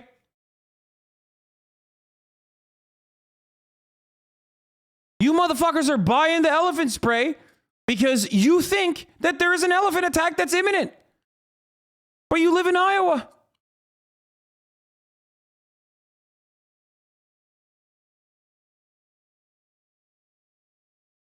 Meaningful pullback. On the contrary, we continue to see forces, especially forces that would be in the vanguard of any renewed aggression against Ukraine, continuing to be at the border, to mass at the border. We're also heard from the Kremlin spokesman this morning, Dmitry Peskov, saying that there still is a possibility that diplomacy can work, but that Russia's getting pretty tired of these threats and warnings from the president. Well, the threats are coming in the other direction. They're coming from Russia, unprovoked, massing forces on Ukraine's borders. But there always has to be an opening for diplomacy. And in fact, that's my job. So we'll pursue that. And as the president said yesterday, we're prepared either way. We're prepared if Russia's ready to actually engage in meaningful diplomacy that would strengthen everyone's security in Europe. We're also prepared if they choose to renew aggression against Ukraine. The choice is really President Putin's. Explain the circus and local zoos, brainiac. Well, there are elephants in zoos, Hasan. Typical lefty, always spreading misinformation. That's kind of fucked up. Elephant attacks are really common, actually, as a matter of fact. Here, the American government tells me elephant attacks are happening all around. Even if I haven't seen a singular elephant attack happen in Iowa, it does not matter, actually. Hey, look at this video of an elephant attack that famously happened in the African village. That's right. Get fucked, libtard. Get fucked, you stupid Westy, you stupid Western lefty. You're so wrong. You're so wrong about elephant attacks. You know, your intelligence has suggested that the invasion could actually come today. Does that still feel possible? We said that we were in a window of time at which the invasion could come at any time. President Putin's put in place the capacity to act on very short notice. He can pull the trigger. He could pull it today. He could pull it tomorrow. He could pull it next week. The forces are there if he wants to renew aggression against Ukraine. What's the basis for a diplomatic solution right now? Look, George, we shared ideas with Russia several weeks ago about ways on a reciprocal basis, with each side taking steps, we could actually improve security throughout Europe. We did that in close coordination with our European partners and allies. We're waiting for a response from Russia. I spoke to Foreign Minister Lavrov yesterday. He said a response was forthcoming in the next few days. I just came back from watching leftists defend NATO, and he said, why do leftists crumble in foreign policy issues? That's such a straight, like, they're not leftists, dude. I'm sorry. Like, I'm not a fucking gatekeeper, but, like, I guess this is one area where it's like, I am being kind of fucking gatekeepy and it's annoying, but, like, how are you a fucking leftist and then You routinely talk about domestic issues and you talk about the fucking military. You talk about American imperialism. You talk about how fucking devastating it has been for so many countries all around the planet, Latin American countries, so many fucking, post-World War II Western countries and Eastern countries have suffered as a consequence of the Cold War, what America has done throughout the Cold War, all this shit. And then you say ACAB, you talk about fucking policing as an institution and how fucking morally bankrupt it is, especially under like a bourgeois, especially under a bourgeois organization of the economy. And then you fucking literally look to NATO, the world's policing system. You look to NATO, which is an extension, an organization dedicated specifically to destroying communism all around the fucking world, an ideological warfare against communism all around the fucking world. And you say, no, that's actually good. It's defensive. Even though it's not defensive, it is offensive. It has always been offensive and it will continue to be offensive. Okay? Like, that is, like, why are you a leftist then? It's just like you're aesthetically a leftist, I guess. Like, it's wild. That's like, I mean, that's like basic socialist principles, this basic anti-imperialist principles, is to say, like, hey, listen, like, I don't think America should be the fucking world police. You can't fucking turn around and be like, no, I think America should be the world police, actually. It's fucking dope. I think my analysis on this is also relatively more reasonable. I'm not like a major advocate for, you know, anyone who's America's enemy that is automatically good. Like, they're not good. They're fucking countries. That's what hegemonic powers do. They do hegemonic power shit, and it's awful and it's brutal and it sucks and it's morally bankrupt. Okay? Straight up. It's the truth. But I also do think in a balance. I believe in a balance. And I feel like America has been the world police for far too fucking long, and everything that it has done in that effort to maintain its hegemonic power and its status as the world police has been brutal and violent and awful.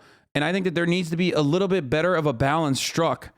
Okay. And if that means like more regional sovereignty for regional leaders, then so be it. But holy fuck, dude, it is completely unacceptable.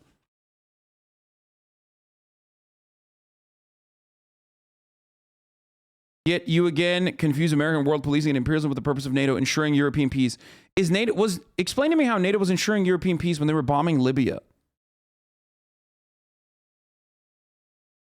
Is that what they were doing?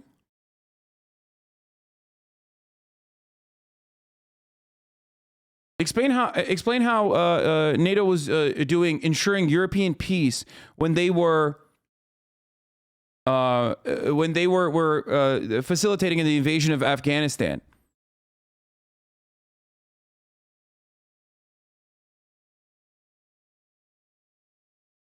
Can you explain to me how that worked? Were they doing healing bullets, or when they when they give lethal aid to Ukraine?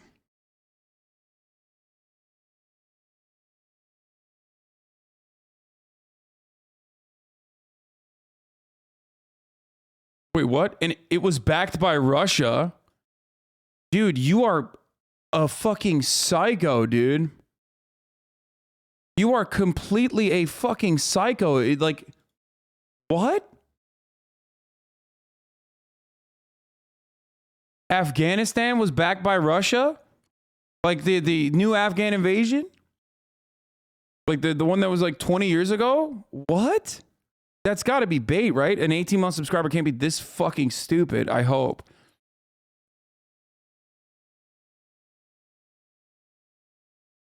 Libya. Russia made NATO bomb Libya.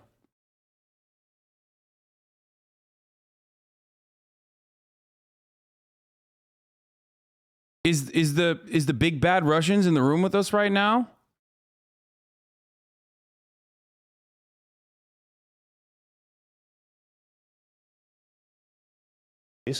I hope it comes. We'll take a hard look at it, and then we'll see where we go from there. But lethal aid to Ukraine makes sense. It makes a Russian invasion more costly and thus unlikely. Dude, that is so fucking stupid. A Russian invasion into Ukraine is incredibly costly and unlikely, even without the $500 billion of fucking support that we're pumping into the country in the form of lethal aid. You're out of your mind.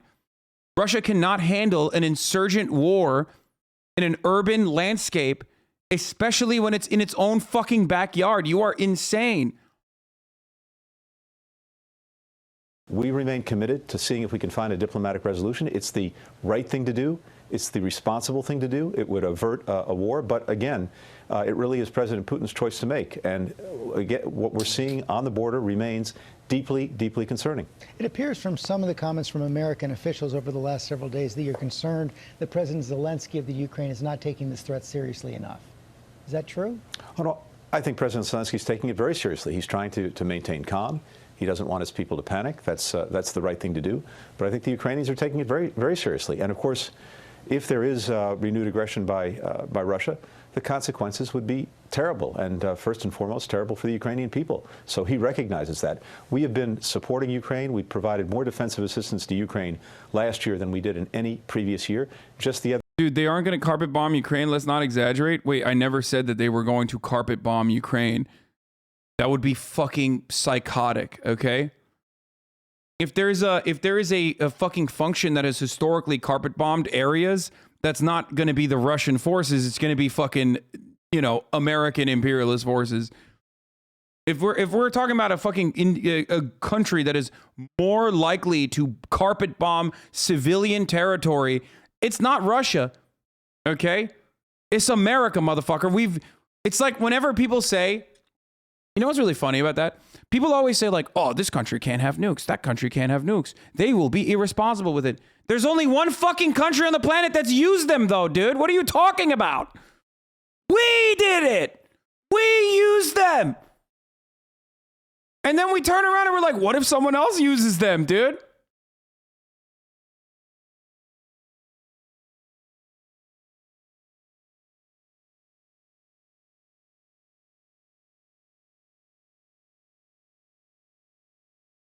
Okay, so boom. We was mad at Big T for being cool with Big Bang. What? Russia has 70% of the forces need to invade Ukraine and it's getting a little scary in the streets? What?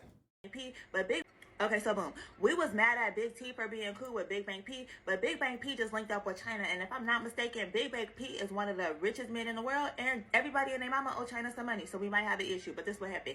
Big Bang P was looking at Ukraine, and he like, I like that territory. It's like real close to Russia, and I feel like it belongs to us, so I'm finna come get it. So he didn't move his military close to the border, and he letting them know, like, I'm finna come get it, like, just letting y'all know, right? And so Ukraine is like, we don't know what he's gonna do. I've never been closer to video gaming myself in my 10 years of covering the news until this very moment. Like in my mind, I thought about doing like a ritualistic video game, of course, in a video game, ritualistic style seppuku, where I bring in someone else, okay, with another katana, okay,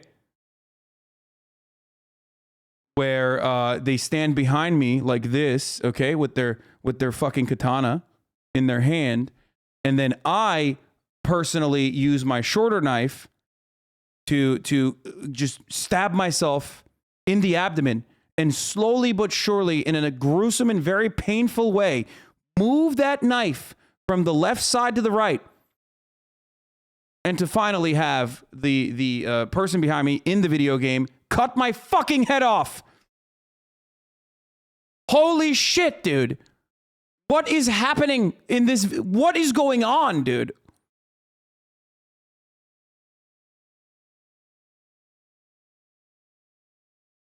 This is the worst thing that I've ever fucking seen in my entire life. I would vote for Donald Trump if he ran on fucking abolishing TikTok.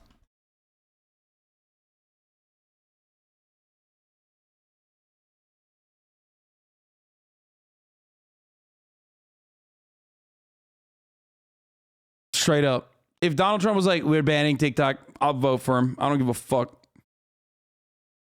I'm a single issue voter. Okay? I'm a single issue voter, and that single issue is banning TikTok. So they got their military out there teaching their citizens how to do Taibo just in case they gotta defend themselves. But some of the citizens, they like, you know what? You know, Big Bang P, he is kind of crazy, but he ain't finna bust a grape. And if he do bust a grape, guess what? America gonna come over here and help us. But my whole thing is like, I don't know if y'all forgot what happened in Afghanistan. This is so incredibly frustrating that, like, you have like a 30-year-old woman like doing fucking Zoomer speak to fucking appeal to like doing Zoomer speak agitprop, dude. What the fuck? Damn, bro. I think Hasan does hate black people. It's, dude, black, white, it does not fucking matter who it is, okay?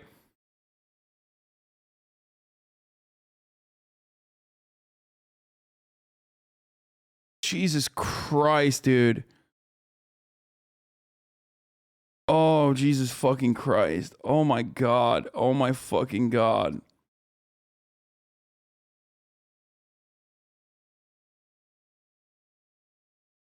Understand? But we was over there for over 20 years. And it's like all the white people being like, yes, sis.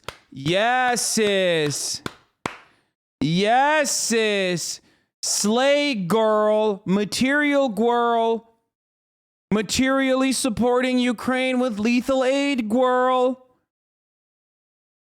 Not Zoomer speak, but what she's saying is wrong. I mean, look, it's just not just Zoomer speak. It's like AAVE slash Zoomer speak. It's like Zoomer AAVE. Okay? But is her take wrong, though? Yes, it's like fucking yes.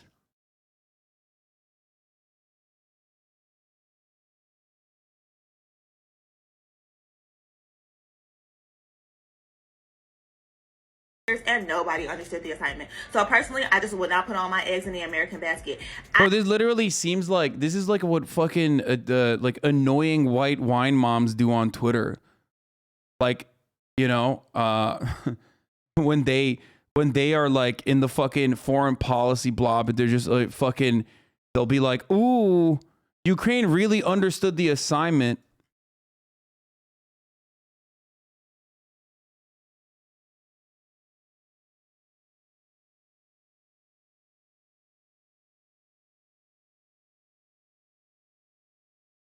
Wait a minute.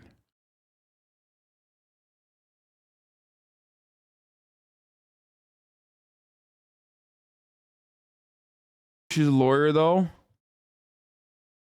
Dude, who cares? There's like fucking people with crazy fucking degrees. I have to pee really bad. There are people with crazy fucking degrees that have dedicated their entire lives to fucking foreign policy, and they're completely missing the mark. Okay?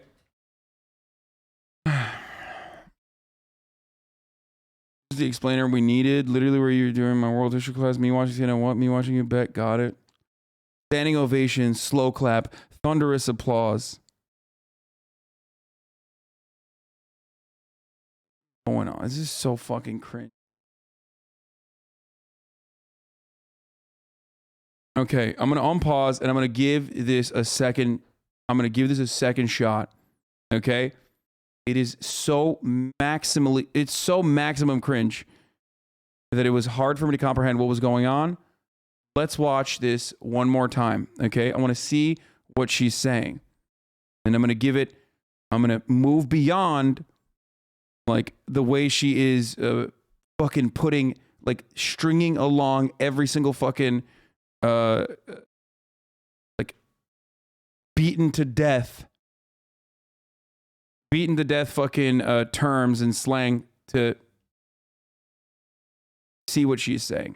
Okay, so boom. We was mad at Big T for being cool with Big Bank P, but Big Bank P just linked up with China. And if I'm not mistaken, Big Bank P is one of the richest men in the world, and everybody and their mama owe China some money, so we might have an issue. But this is what happened.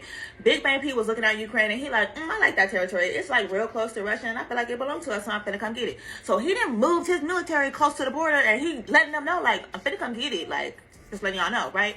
And so Ukraine is like, I mean, no, I don't agree with any of this so far. So she's wrong thus far. I didn't misunderstand it.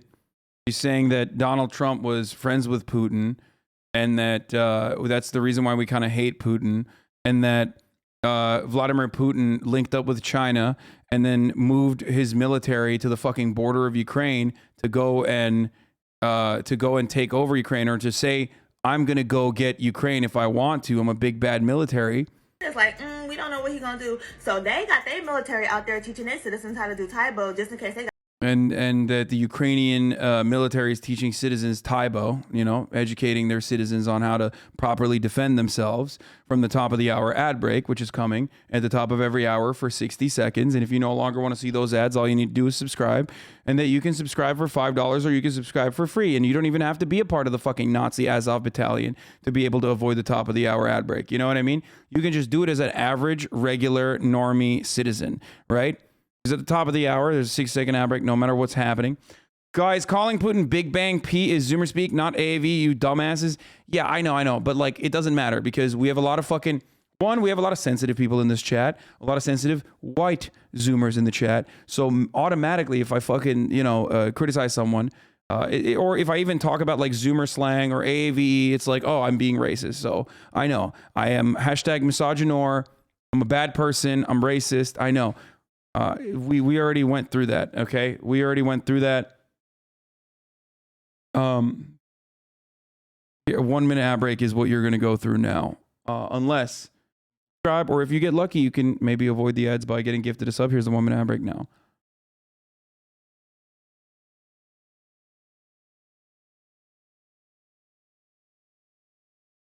Man, I love the ad breaks as a sub after being regularly subjected to them. Yeah.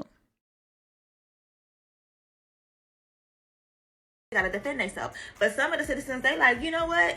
Big Bang P, he is kind of crazy, but he ain't finna bust a grape. And if he do bust a grape... Okay, this is the part where I do agree with her, though. I didn't get to this part yet. In the other video, when I paused it, I was fucking, had my brain leaking out of my ear and my nose and my eyeballs.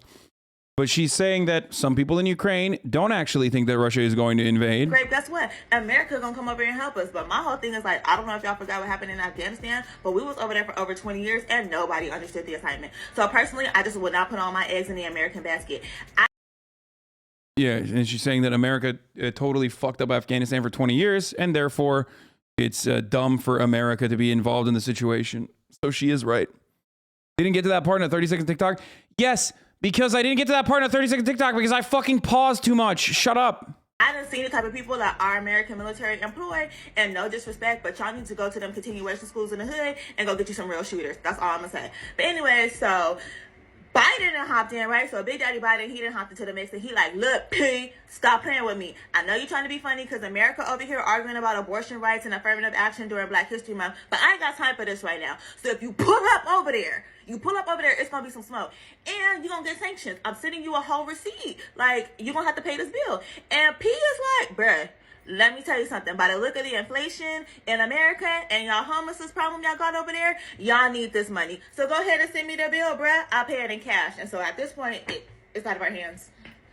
Okay, so boom. We was mad at it was actually low-key not as bad as I thought it was. In the beginning, I just heard like the fucking, Big Bang P's trying to, invade Ukraine or whatever, and I lost it. It's still cringe, but it's not as bad. Her analysis is not as bad as I thought it was. It's literally better than, and this is a low bar to fucking get over, but it's better than MSNBC. It's still kind of, nonsensical, but still better than fucking MSNBC. Even when you mention the Afghanistan, okay? Even when you mention Afghanistan, magically you are better overall than the majority of mainstream media, which will never mention Afghanistan and will never make that comparison. So, yeah, because you never watch shit all the way before you start shitting on it. Oh, shut the fuck up, bitch. I just watched it and I fucking, and I'm saying I was wrong. Like, what do you want? I'm in the process of saying I was wrong.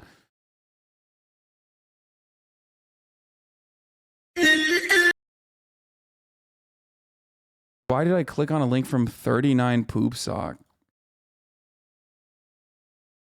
I'm such an idiot, dude.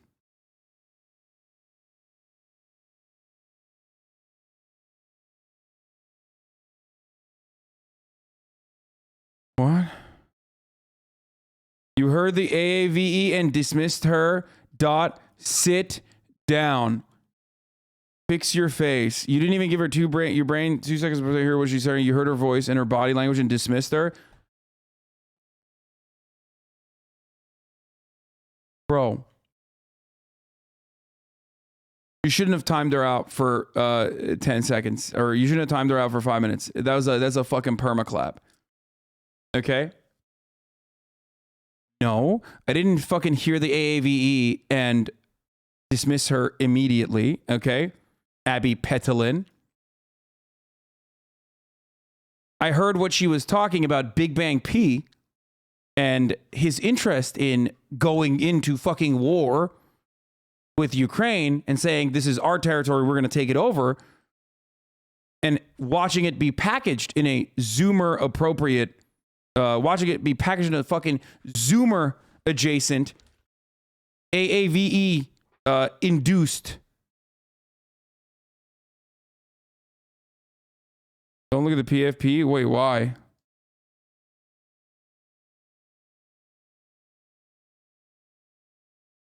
I did.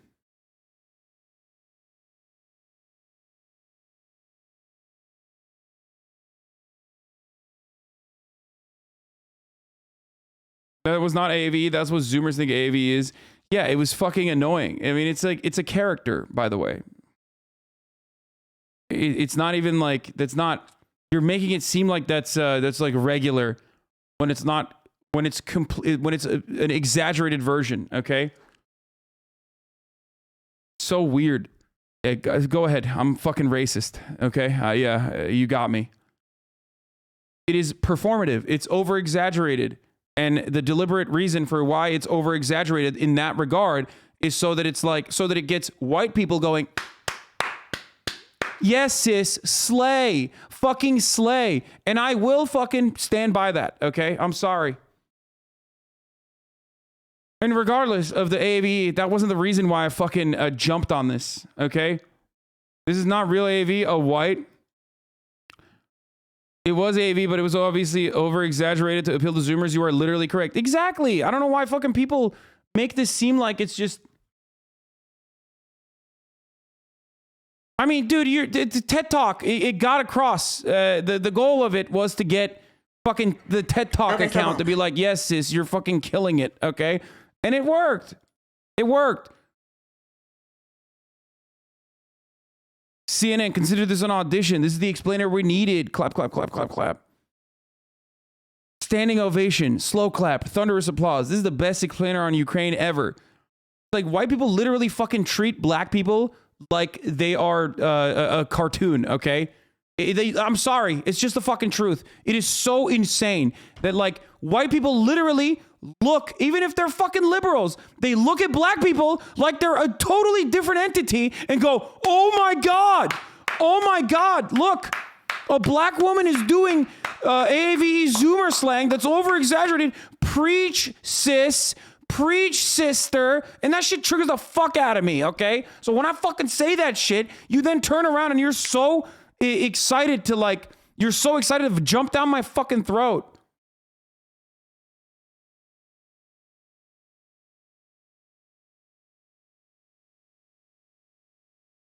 I'm sorry. It's like, this is like, this is no different than, you know, people, white wine moms fucking using Beyonce gifts on fucking Twitter energy, okay? It's just the truth. It's just another way. It is just another way of otherizing black people from a more tolerant, liberal point of view. R/next fucking level. Black person graduates from Harvard. Exactly. And it's like, I'm sorry, dude. I know a lot of people fucking, I know, like, there's no context on the internet, and you've probably seen fucking enough videos of me, like, from other people on, you know, black Twitter that is like, oh, Hasan's fucking racist, fuck this guy. You white liberals, you know, you white leftists, you're getting too comfortable or whatever. So you've seen enough of that to, like, already have a bad opinion of me on race issues. But if you have, like, one fucking black friend, okay, just one, that's it. If you have one black friend, and you will recognize that this is just, you know, the way that people react to this, the way that liberals react to this is 100% like, it's patronizing. It's weird. It's like, oh, it's great. Look at her. It almost feels like a parent looking down at a child and being like, look, she did something. And it's really fucking weird. It's weird as fuck. Black people becoming exaggerated stereotypes for white audiences, the tale is all this time. Yeah, it is condescending. It is condescending.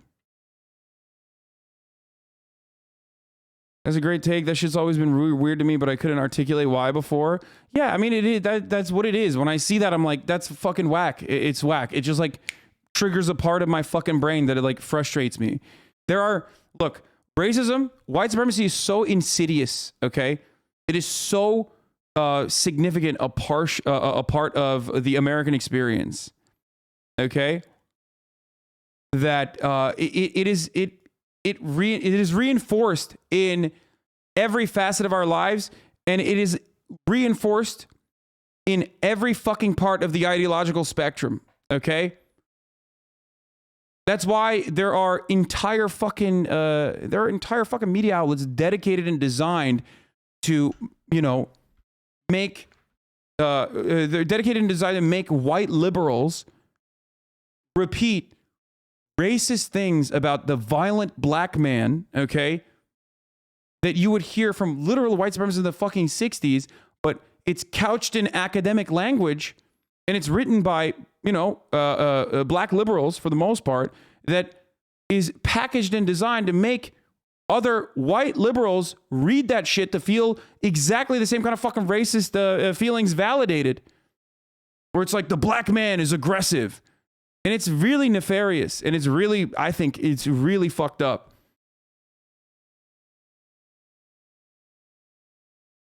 Anyway. Like when you fucking always constantly and consistently hear about black men being so violent, but it's written by other black people about like how black men, cishet black men are just as bad. They're the white men of the black population. Cishet black men are aggressive. They're violent. Cishet black men hate queer black men or queer black women. It's like, okay, dude. Like, what the fuck is this?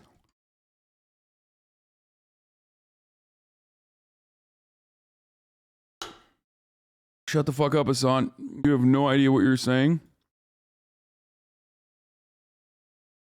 My man's been listening to Champagne Sharks.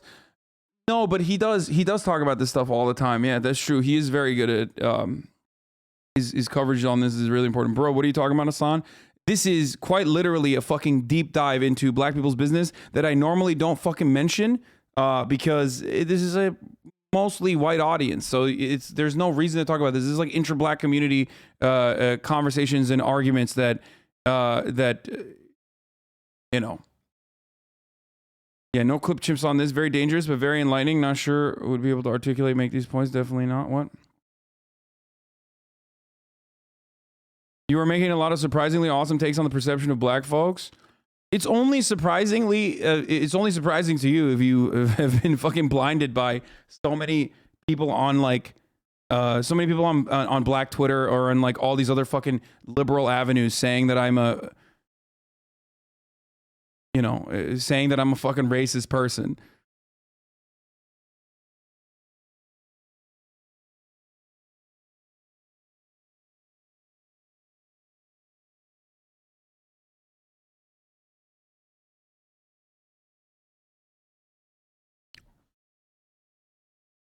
You're right, but they're going to get you. So many posts are going to be like, HasanAbi says this during Black History Month. Yeah, probably. But it's just the truth. There are a lot of people that fucking get mad.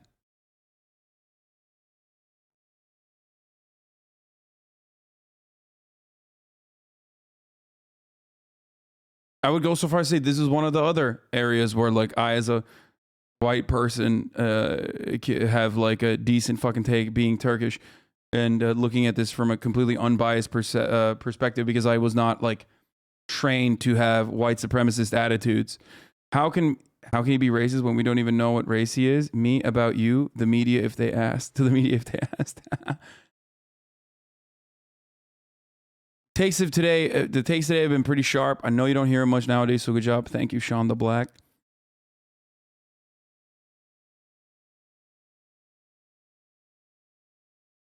Hasan, you're right, but don't you not do the same kind of thing to appeal to Zoomers who are addicted to the internet? What do you?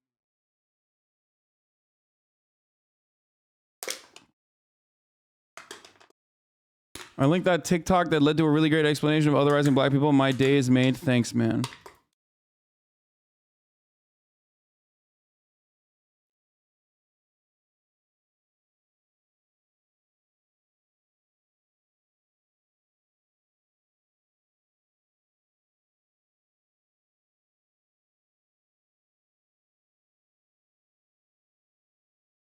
Anyway, let's continue. So while we were talking about it, and by the way, I was wrong to immediately judge it in the way that I did, because I see so much like warmongering propaganda that I originally had assumed that that person was also repeating that, but with like Zoomer slang, you know what I mean? Or hyper exaggerated AAVE version of like State Department agitprop. And I was wrong, and I admitted that I was wrong. And, you know, and then people still want to get fucking mad. And see that it's because, like, for this reason or for that reason. It's just like, no.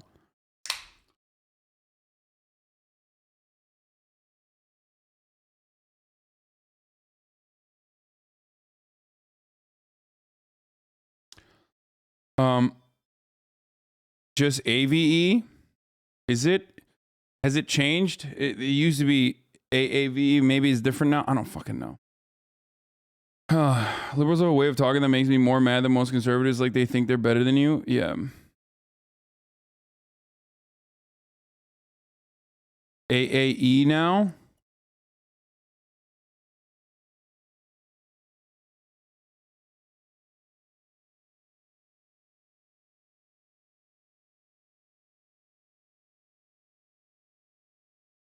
All right.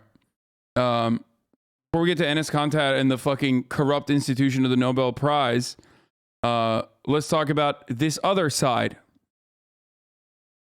of the Ukrainian conversation, the invasion of Ukraine that's been imminent for the past 2 months.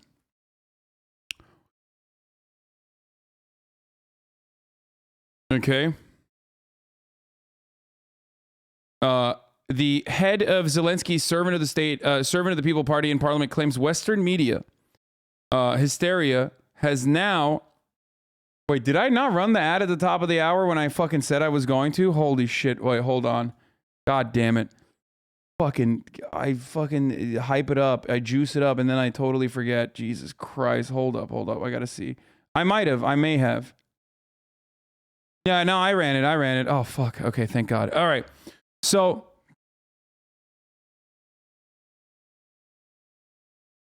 head of Zelensky, servant of the People's Party in Parliament, claims Western media hysteria is now costing the country $2 to $3 billion every month. Calls CNN, Bloomberg, and Wall Street Journal coverage worse than Skabiva and Solovyov, top Russian state propagandists. The reason why they're saying this is because all of this non-fucking stop, like Russia is going to invade,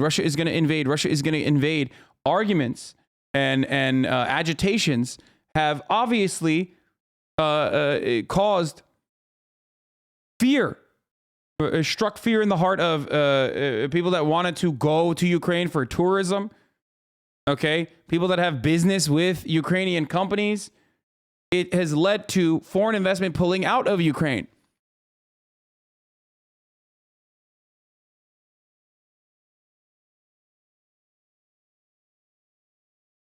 How do people explain if invasion is imminent? Why is the Ukrainian president saying shit like this?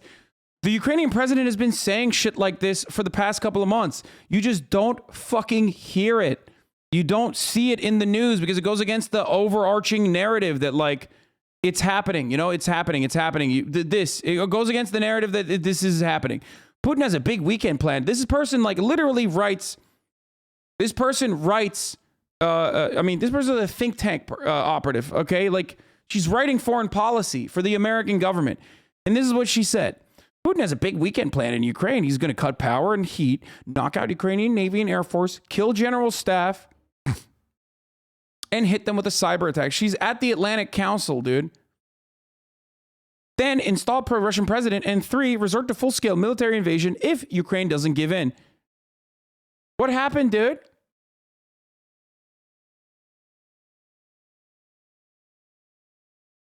What happened? Bro, you are so wrong. Everyone's going to Ukraine. I just saw the U.S. send their army near their full cap. I don't understand what you're trying to say. You're so wrong, man. Everyone's going to Ukraine. I just saw the U.S. send their army near their full cap. Yeah, dude, that's true. Straight up.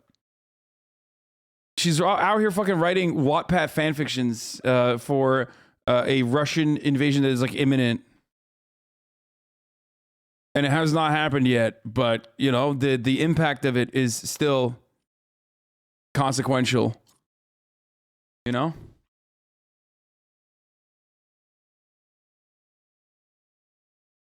She's just claiming the date is, oh, Alan, thanks for the love, but I'm not deleting it. We don't live in Old Testament times. No one is going to cut off my hand for getting the date wrong.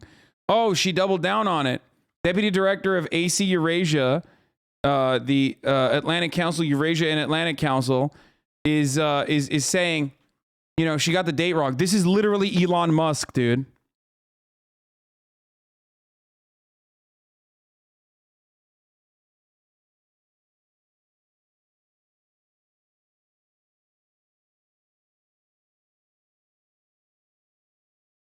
I'm not deleting it. It's going to happen. It just hasn't happened yet. And it will likely not happen. And if it doesn't happen, then guess what?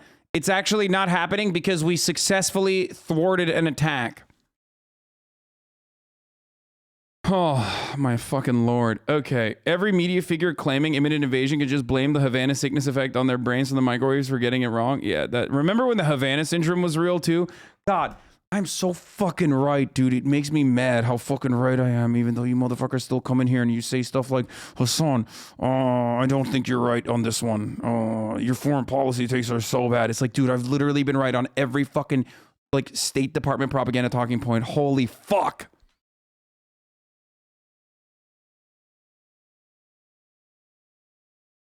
Remember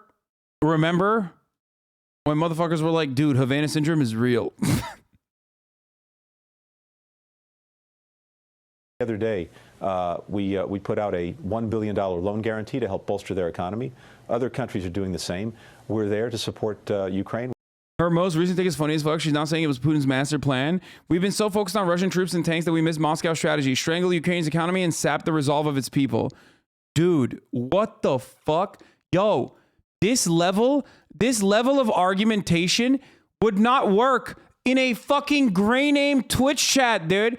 Like, this level of motorized goalpost moving would not work in a fucking Twitch chatter trying to argue with me. I would have fucking yelled at them a million times, or I would have banned them already.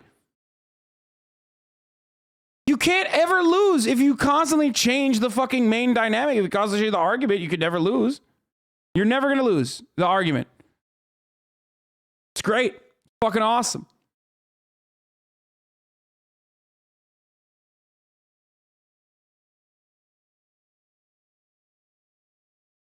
Let's finish Blinken, though, and I'm going to go pee while this plays. We're there to help it defend itself if there's Russian aggression. But the president ruled out American troops. Can the Ukrainians handle the Russians on their own? The Ukrainians have real capacity, aided by many countries, including the United States. I think they'd make life very difficult for the Russians if they went in. But again, by far the more responsible course is to avoid conflict in the first place, which is why we're continuing to do everything we can to see if there's a diplomatic resolution. At the same time, making it very clear to Russia that it will face massive consequences for renewed aggression, not only in terms of continued support for Ukraine's defense, not only in terms of bolstering NATO itself, which is exactly what President Putin says he wants to prevent, but also in terms of very serious economic and financial sanctions. But the president of Ukraine also said that perhaps this idea of joining NATO is something, he called it a dream, I think was the word that he used. Maybe that's the likely outcome of this, that it's something for the far, far, far distant future. Is that accurate? Well, the main point is that should be up to the people of Ukraine and its elected government. If they want to seek to join NATO, again, NATO has an open door policy. It's in its founding documents. That principle is sacrosanct. And so it really is up to them. And of course, it's up to the alliance itself in terms of admitting new members if they meet the requirements. I think President Biden and others have said that's not happening tomorrow. But the principle that if Ukraine seeks admission to NATO, it needs to be considered, and the alliance will make that decision. That remains front and center, and it's not a principle we're going back on. Final quick question. Is the threat today greater than it was yesterday? You know, from day to day, George, you can't say it's higher or lower. It's there. It's there. It's real. We haven't seen a pullback. We'd like to see one. If we see one, we would welcome it. We're prepared for diplomacy. We're prepared for aggression. We're prepared either way. Mr. Secretary, thanks as always for your time and your information. Thanks, George. Well, hey, Hey there, GMA fans. Robin Roberts here. Thanks for checking out our YouTube channel. Lots of great stuff here. So go on, click the subscribe button right over here to get more. Sorry, I got a call from the State Department. I'm wrong. Okay. Russia is not invited, guys. That would defeat the point of NATO. Why? Why?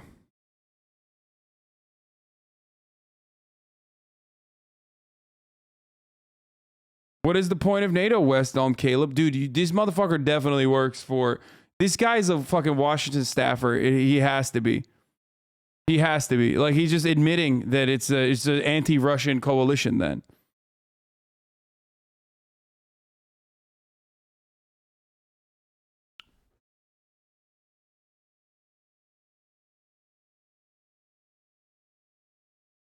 Got it.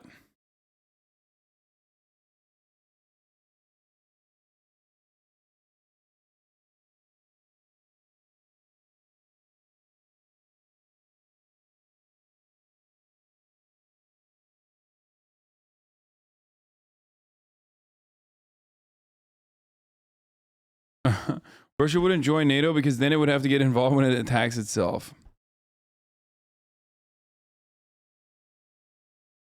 The haircut looks fresh sheet. No, I don't have a... It's not a haircut. I just tied my hair up in a bun.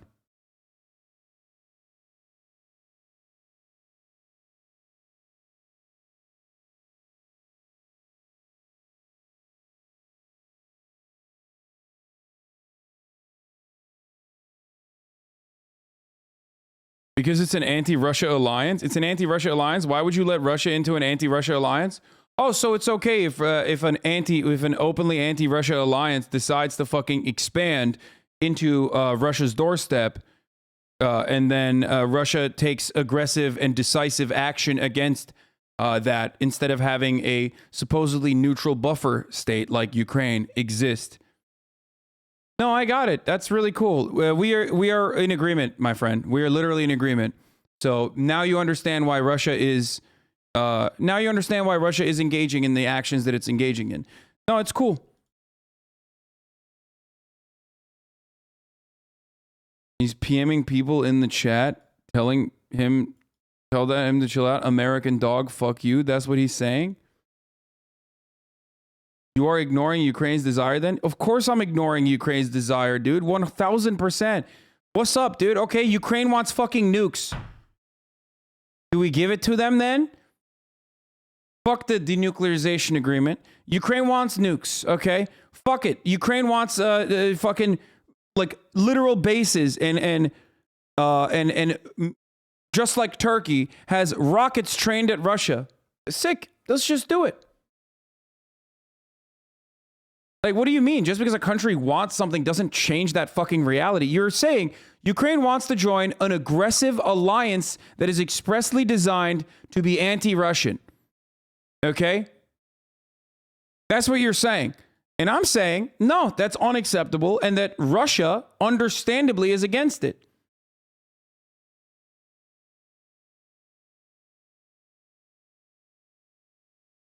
You get it. You get it. A lot of you get it. You just act like you don't get it specifically to make it seem like you have an argument here.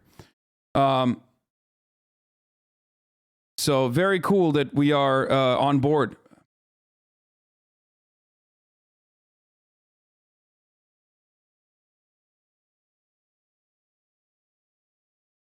Bro, I 100% agree with your point about Russia. You can't just say they're evil. But you got to admit, that's what you say about NATO and the U.S., Lamau. Why would they just exist to destroy Russia just because they want to be evil? No. They don't exist just to destroy Russia, okay? It's an anti-Russian pact. It's an anti-Russian allegiance that was created specifically to destroy...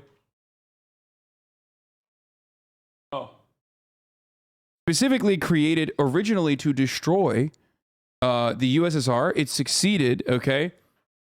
Like, Western imperialist forces won. We live in a capitalist organization of the economy. We do not live in an international, socialist organization of the economy.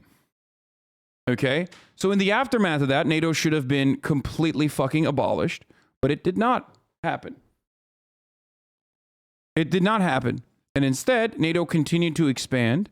NATO continued to expand into Russian borders, moving beyond the North Atlantic Sea. Okay?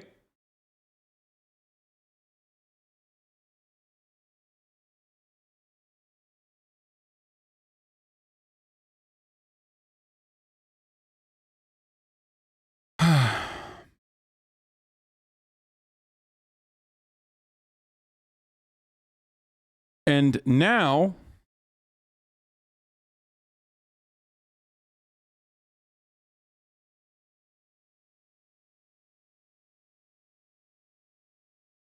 looking for my gum. Sorry. Not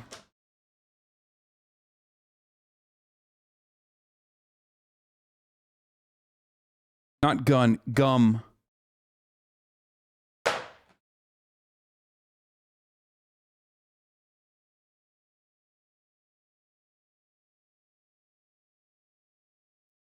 Now NATO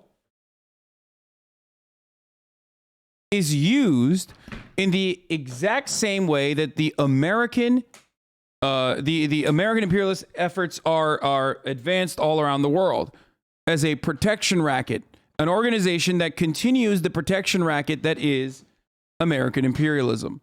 Okay? You build bases, you give guns, you sell guns, you give loans, and then those loans buy the guns that you're selling and that you're designing and that you're building. And then you can get all of these other countries that are a part of this pact to go and also do war in countries that have nothing to do with Russia, communism, all of that, okay? And that's precisely what NATO has been used for, and they continue to be used that way, okay?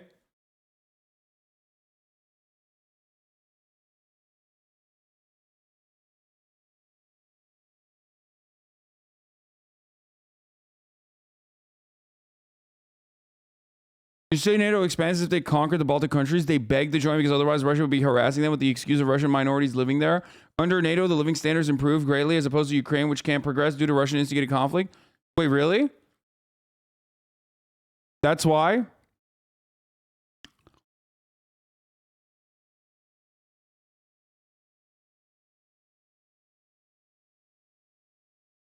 Look at this.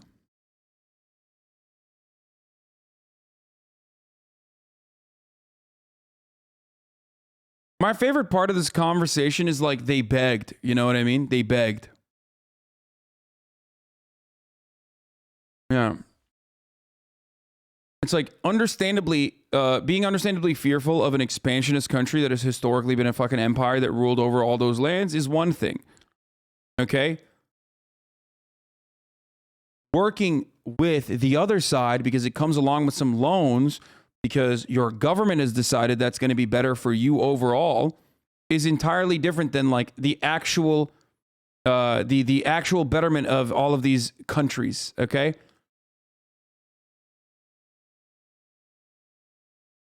Somehow there's still no NATO base in the USA with foreign soldiers who are stationed there. Yeah, what's up with that, I wonder? Dear Lord, I can see why Kanye got frustrated with you with all the alarm about a Russian invasion. Oh, I saw this one. This was really good. With all the alarm about a Russian invasion of Ukraine, it's important to keep in mind the alarm itself and using the U.S. media to keep that alarm ringing is part of the Biden administration strategy to keep the pressure on Kremlin. It is the strategy.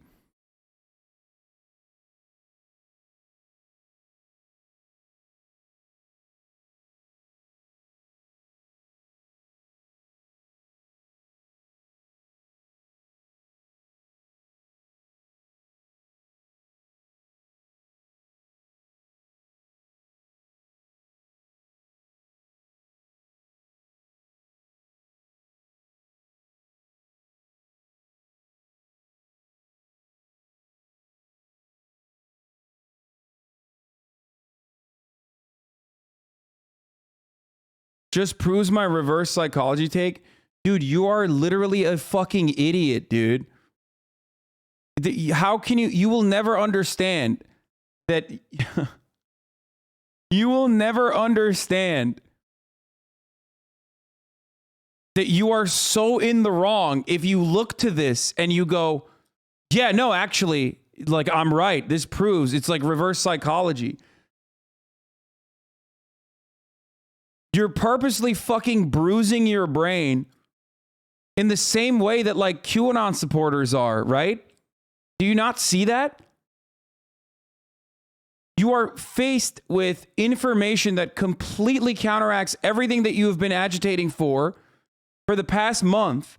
And then you turn around and you go, no, I'm still right, actually, because, you know, the entire time I was saying Russia is legitimately interested in fucking invading Ukraine, full-scale invasion, and you know, these people aren't like just banging the war drums and agitating for no fucking reason whatsoever, and that like trying to warmonger and make it seem like Russia's going to invade when they have no reason or interest in doing so, or even the economic power to be able to withstand like full-scale invasion. Okay? And when you're faced with the truth that it's not real, you turn around and you go, well, reverse psychology, actually. We just, you know, beefed up people. Like, we just like goaded people into thinking that it was real. Bro, I'm sure I'm more objective than you since I literally monitor both sides. I speak Russian. Well, you clearly aren't, because for the past 4 years, you've been in this community exclusively being like, dude, check this Russia shit out.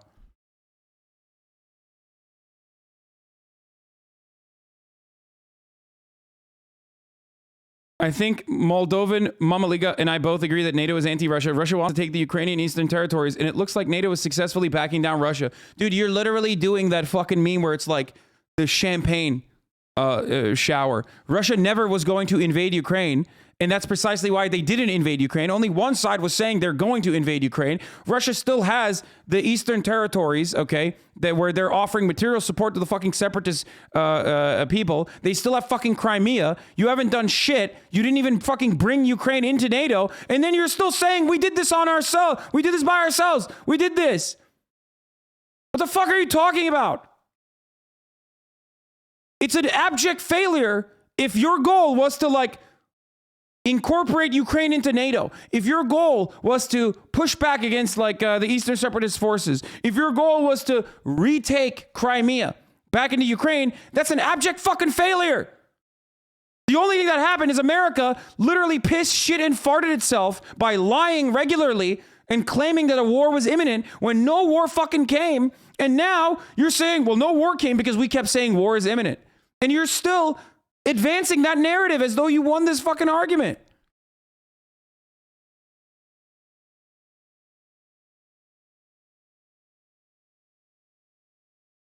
Nothing changed. Nothing in between now and the past 2 months have changed. But for the past 2 months, you keep telling me like Russia's going to invade Ukraine. I'm like, no, it's not. You're like, Russia's going to invade Ukraine. I'm like, no, it's not. Russia's going to invade Ukraine. I'm like, no, it's not. And Russia has not invaded Ukraine. And now you're like, okay, well, Russia didn't invade Ukraine because we said Russia was going to invade Ukraine. And they're doing it because reverse psychology.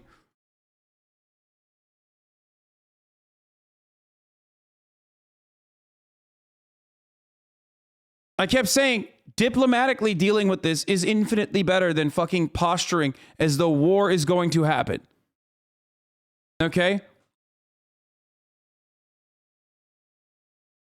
You are no different than a fucking QAnon supporter at this point. And the people who are worse off than ever are the people of Ukraine. Okay? They are the ones who are, they're the ones who are getting long dicked by everyone, okay?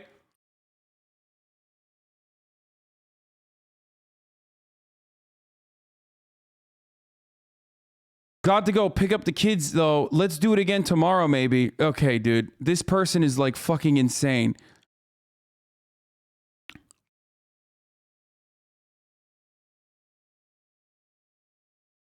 Was being ironic. Was the Western imperialism in this situation? I'm not clear on this. Russia is a country massing troops, and if Russia doesn't do anything, then nothing is going to happen. I mean, if Russia doesn't invade, nothing happens, so I don't really know why we're talking about NATO imperialism. Like, Russia should... By the way, remember... This motherfucker literally said NATO now, this is months ago, but he now admits NATO is an anti-Russian, pact, an anti-Russian org.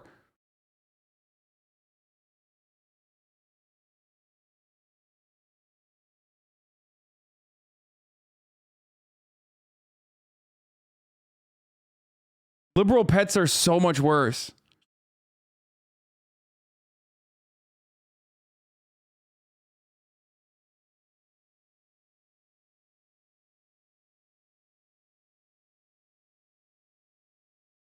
What about Russia stockpiling medical materials and building medical camps close to the border? That wasn't real. That was fucking made up. That wasn't real. And also, if you actually read the fucking article that said that that was happening, the Reuters article that we looked at on the fucking stream, you would know that the only place that that information was coming from was the American State Department. The Ukrainian leadership said that that's not real. Stop fucking going crazy.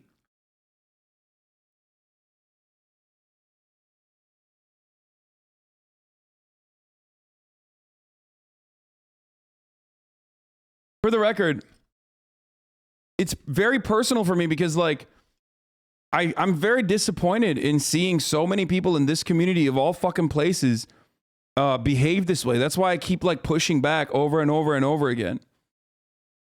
Hasan, this is kind of a dumb take. Putin clearly intended to do to Ukraine what he did to Georgia, threaten military annexation and coerce certain outcomes in their domestic politics that are advantageous to him. He certainly would have started a war if he thought he could get away with it, but in Georgia, he wouldn't try to outright conquer Ukraine. I'm so confused by what you're stating here. Of course, a regional superpower or a regional power is going to try to manipulate its fucking neighboring country. And the prior administration was pro-Russia, okay? And this administration has gone back and forth, but is mostly pro-West, okay? But what you're describing is not meeting the fucking standard for, like, American involvement or building a fucking NATO base and turning Ukraine into a forward operating base for Western nations to threaten Russia on a moment's notice.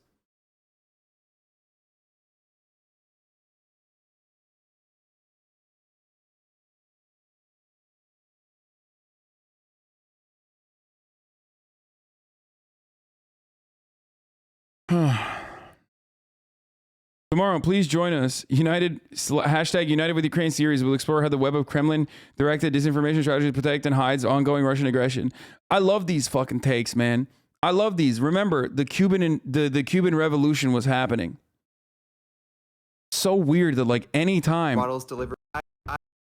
America talks about foreign policy, the media fucking yucks it up. They just give me all the takes. Give me all the takes. We will repeat them nonstop. And then you come in here and I say the opposite of, or usually in most circumstances, I tell you it's fucking wrong. And then you fucking lose your mind for a little bit. You say your foreign politics are so fucking bad. Your foreign politics are so fucking bad. And then you come back and you're like, okay, you were right. Anyway, what is this? Our society needs to make wealthy people scared to talk about conspicuous consumption like this. I spend over $2,000 a month on high-end water bottles delivered directly to my house, and as a water snob, it is such a luxury. I know what you're thinking, where do I keep it all? But I have 4 fridges, so I've got that part covered. Today was delivery day, so I'm about to load up my fridge, which is literally so satisfying. These boxes are so heavy because the bottles are glass, but it's worth it. I love Motherfuckers look at me buying a nice car because I have enough fucking money and think this is what you're doing, okay? Like, they'll literally be like, oh, dude, you made a TikTok like this by buying a car, okay? VOSS, it's in the eyes of, like, every fucking hammer-sickled 14-year-old on the internet and every fucking anarchist weirdo on the internet, I'm doing this. The worst part about it is that, first of all, broke boy, 4 fridges.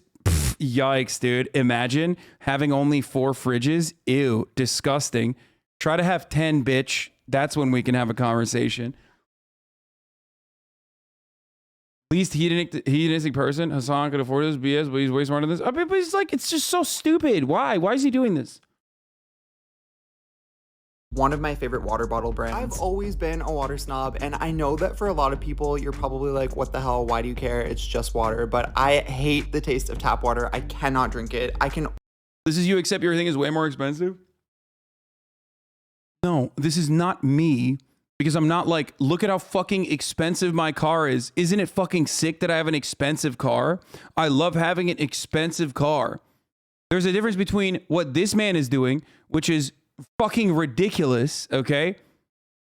And talking about how he's spending $2,000 fucking dollars on water bottles, and it's VOSS, and it has to be fucking, glass water bottles, spending $24,000 a year on fucking water that doesn't even taste that good. I'm a fucking water snob myself. Versus my editor / community member Austin Ox making a fucking meme video saying I bought a dentist car, okay?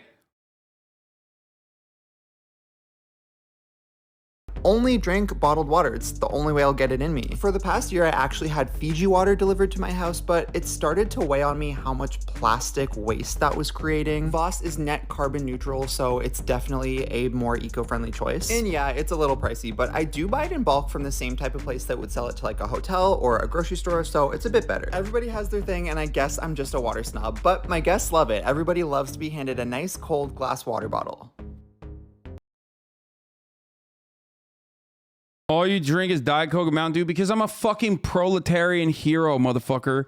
That's why. This is the most liberal you can get, by the way. He's doing an eco-friendly Bro, this dumbass said I'm eco-friendly. He has 4 fridges in his house. Are you insane? What is eco-friendly?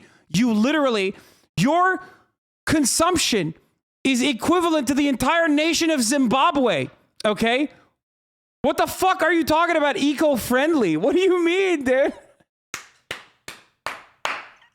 He's literally like, I'm so eco-friendly, bitch. You got 4 fridges, dumbass? What do you mean? What do you think 4 fridges does to the ecosystem?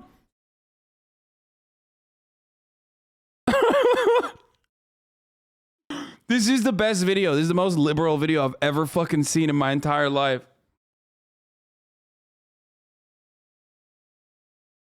What happens to those glasses? I don't really get work for people that only drink bottled water. It's the fucking worst. World-class Scottish water isn't good enough for them because they can taste the metal from the pipes. Is bottled water for everything, even their fucking coffee maker, which is boiled first pain? I mean, look. I drink a lot. I'm a water snob myself, okay? I do consume a lot of bottled water. You guys know this. But then again, I don't really consume a lot of water. Most of my juice is this. This is where I get my fucking hydration from. But also, LA's water is A, fucking dog shit. Okay, sorry. It's just the truth. And B, even then, I would never fucking flex like that. That's nasty as fuck. What's wrong with this dude?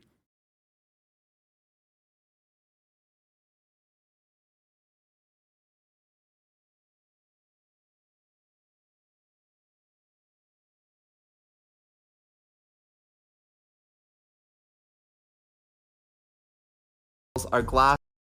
Nearly every Eastern household has a second fridge or a freezer or a cold room for long-term hoarding of food. Who flexes having multiple fridges?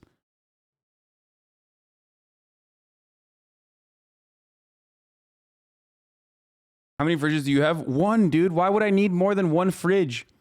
Are you fucking insane? I have 1 fridge. That's it. I don't need 2. I don't have that much shit. You're talking to someone, okay, you're talking to someone who eats the same meal every day, okay? Why would I need more than 1 fucking fridge? That's it. You have a garage, though? You need a garage fridge, though? No, I don't. I don't need a garage fridge. Oh, technically, I have 2 fridges, actually. Wait, hold up. Hold up! I can't believe I forgot this bad boy. That's true. I do have a fucking mini fridge right here. Anyway. I have 2 because the first one was dented and they refused to ship it back, but gave us a new one anyway. The garage fridge is for your grandma to keep sodas and beers in. Caught in a web of lies. So, like, ultimately, there are way worse instances of copious consumption. But this does come across as fucking gross because he's like, he knows it's like ridiculous to buy $2,000 worth of fucking water. But even if you're gonna buy $2,000 worth of water a month, why the fuck are you doing it? Like, why are you putting it on TikTok?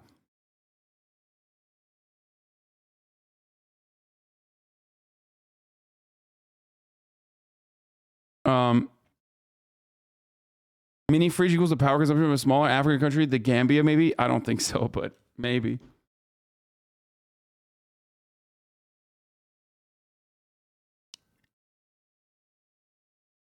Why doesn't he buy the reverse osmosis system as a water snob? It's less than 500. Like, what the fuck? I have had some reverse osmosis. I've had reverse osmosis water in a very fucking rich person's house.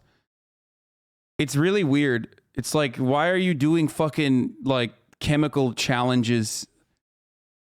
It was, I don't know if it's reverse osmosis, but there's like this fucking Japanese machine that this person fucking, like used, and it even comes with its own, like thing that you dip. It's like a dye that you fucking dip into the water. Kangen water. Yes, that's what it is. Dude. This shit is fucking crazy, dude. Okay, you want to know what fucking rich people are doing, dude? This is what they're doing. Yes, that is what it is. Hold on. Bro, let me show you this fucking thing. It's crazy, dude. Are there videos for this?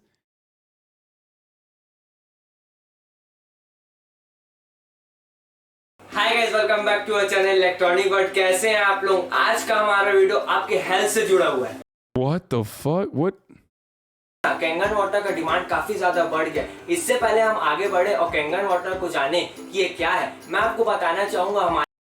Wait, what is this? Why is this? What? Why is this the first thing that popped up? Is this like a... Wait, is this a multi-level marketing company? Hello friends and welcome to Ravivaza. आज हम लोग... Wait, why is the only... Wait, what the fuck? Kangen water is dangerous?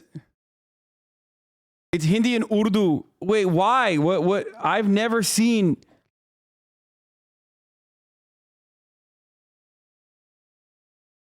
Indians love pseudoscience bullshit? Wait, what the fuck? Wait. I thought this was Japanese, first of all. I was told that it was Japanese. I am brown, I can translate for you. It's a pyramid scheme to sell them.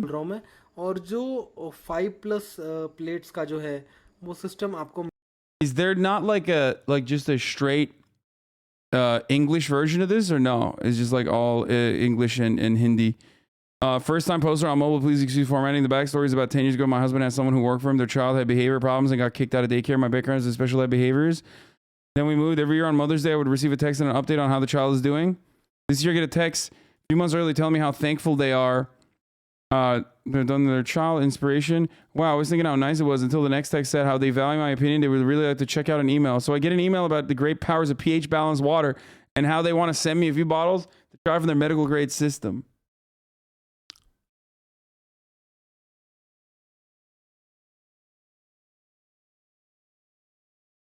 Is Kangen water a pyramid scheme?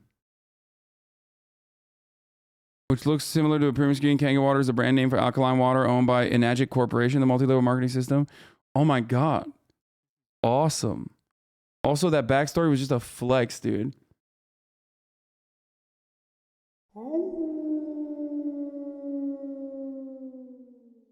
Today, we're going to be talking about an MLM that sells water. If it exists, there's an MLM for it, and this company is called Enagic. Now, that name might not sound familiar to you, but how about the name Kangen water? Kangen water is an alkaline water. I never said rich people are smart, by the way. I always tell you rich people are not smart. If you have to ask something is an MLM, the answer is yes. Okay, we're straying away from God's good light here, okay? We got to bring it back. We got to bring it back to what the fuck we were talking about. I'm glad that only rich people are falling for these scams. To be honest, it's not. It's not always the rich people that are falling for scams. It's usually there are more people than there are rich people. So usually it's the poor people that are fucking by and large falling for these scams. Oh my God. Okay. I feel like we don't talk enough about how the media ecosystem centered around influencers displaying their wealth is ever more egregious ways. One of the big problems, obviously, is that this position as a lifestyle for young people to strive and emulate, very individualist pursuit of personal wealth, regardless of the consequences. Now, if you're on the outside looking in, I think that person is making good points. If you're on the outside looking in at like what I do, you probably feel like, Hasan, isn't what you do the exact same thing as this? I don't feel like it is, but maybe it is. I don't know. I mean, I hear all the time from people saying that I'm constantly promoting a wealthy lifestyle by just simply existing and being the way that I am. Okay? Or people say that I wear like really fancy clothes, like really, really expensive clothes.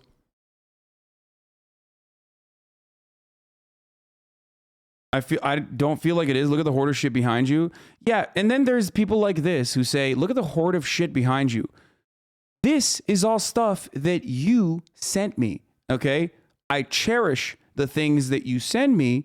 I feel like it's a piece of you that I want to showcase. Every single thing that I have in this fucking house, including this baby girl shirt that I'm currently wearing, is all gifts from this community. It's literally art from members in this community. Every single part of that is from you, okay? I would not fucking buy any of that on my own. So it's very weird. It's very weird when people say that. Like, if you were to say that about the Porsche and the stream of the Porsche, then that's one thing, okay? The Porsche purchasing stream isn't necessarily about the Porsche purchasing stream isn't about flexing how much fucking wealth I have. If anything, most of the time people will say like I'm hiding my fucking wealth. It's more so to just be out and about with a big purchase like that, because if it comes out inevitably, then people are going to say, if it comes out inevitably, people are going to say, oh, he's hiding it. He's hiding it. The plebeians offering gifts to Massa? What?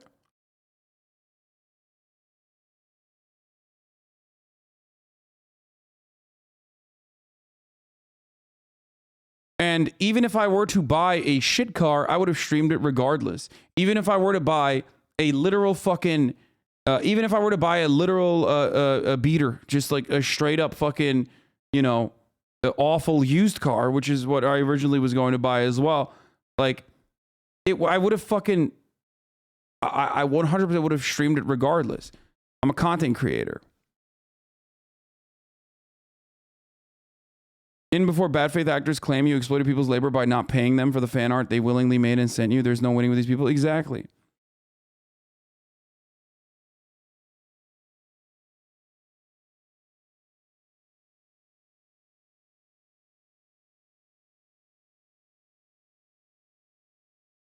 So, doesn't the Porsche stream make the car a tax expense? No, dude, you're like a baby if you think that.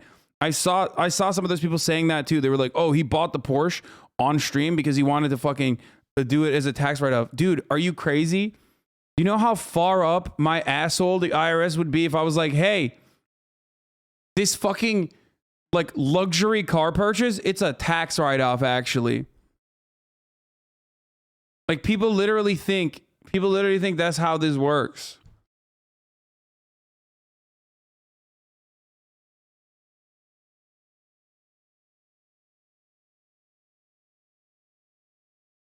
And they also think like, oh, that means you're just not going to pay $150,000 in taxes.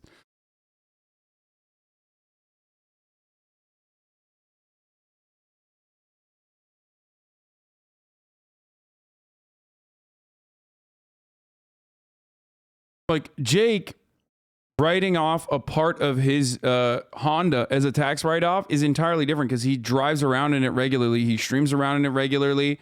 He fucking takes it to the track. It's a part of his content.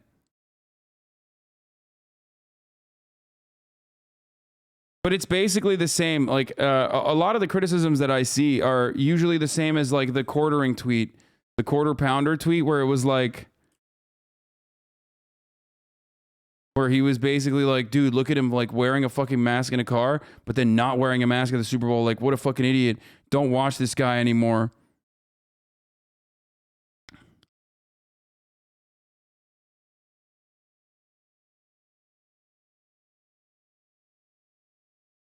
Like, please, where was it? I'm trying to find the quarter pounder take. Such a fucking weirdo, dude. What a strange guy.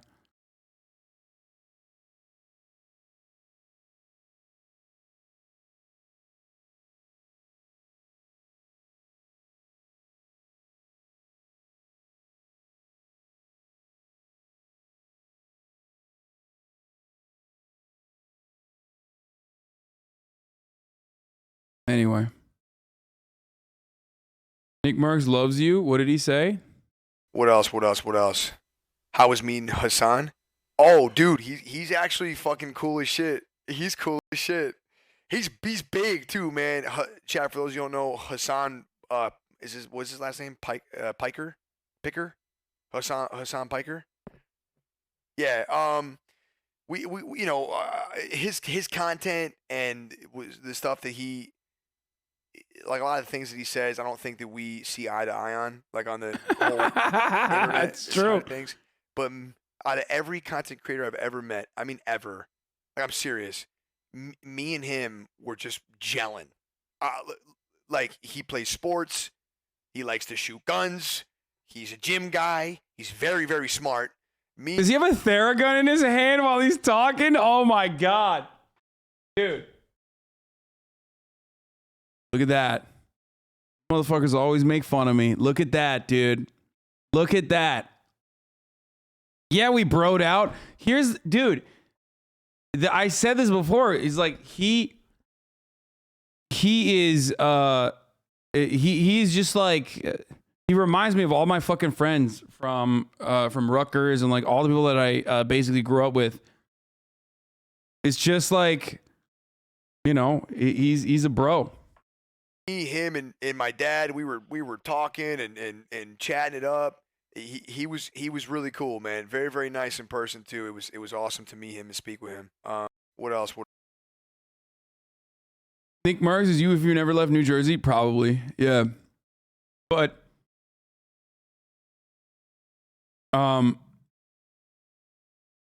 yeah, no, that's like I can vibe with a lot of people like this.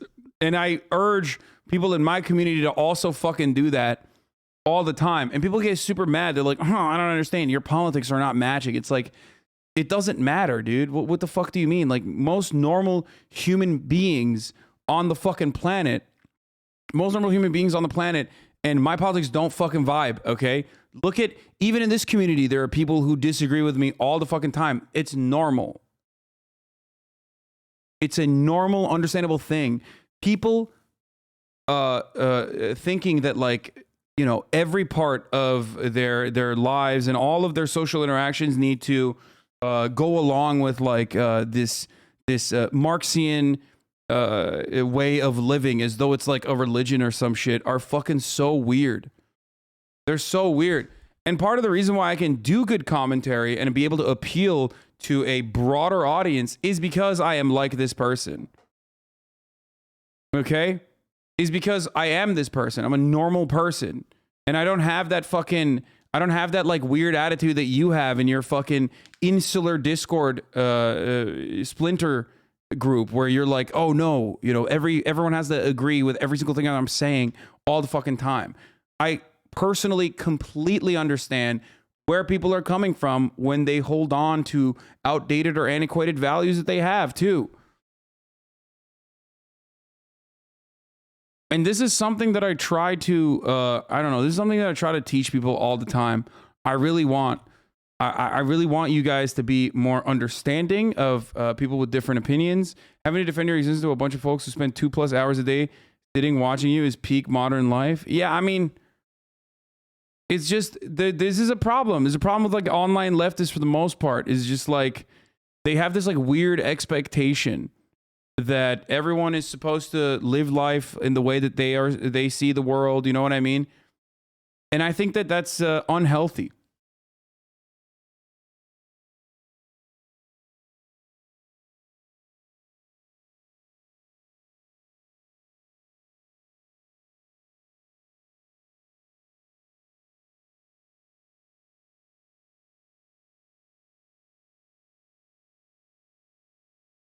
Racism, homophobia, sexism equals political views. Yes, this is true. But I already addressed that. I said a lot of people have outdated, bigoted, outright bigoted, and antiquated points of view. Okay? But they have those points of view as a consequence of their social conditioning. And if you stop yourself from interacting with these sorts of human beings, you're literally shutting yourself off from, interacting with like 90% of the population. And no one does that anyway. You don't actually do that. It's the same as like having an incredibly unrealistic, super high fucking barrier for your favorite leftist content creator, me, who's supposed to live in like a poverty cult and live as though he's like socialist Jesus. And then turning around and fucking standing BTS.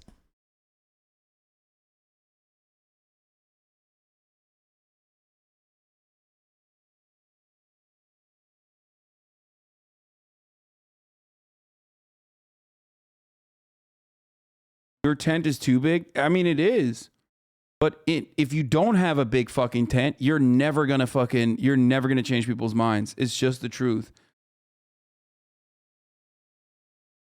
Okay? It's just the truth.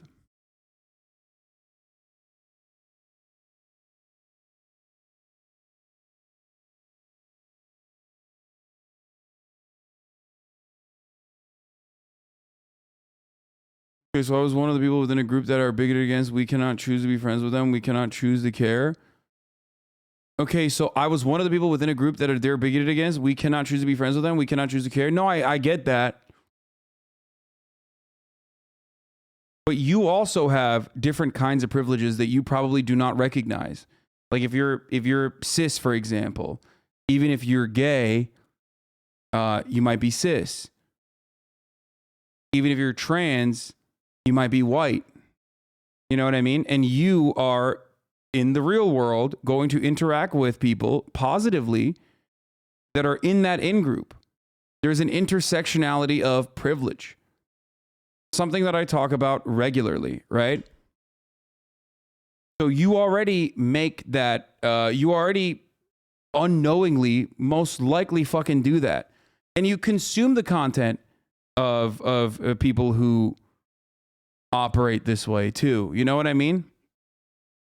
Chatter's taking the most uncharitable interpretation of your statements again. Exactly.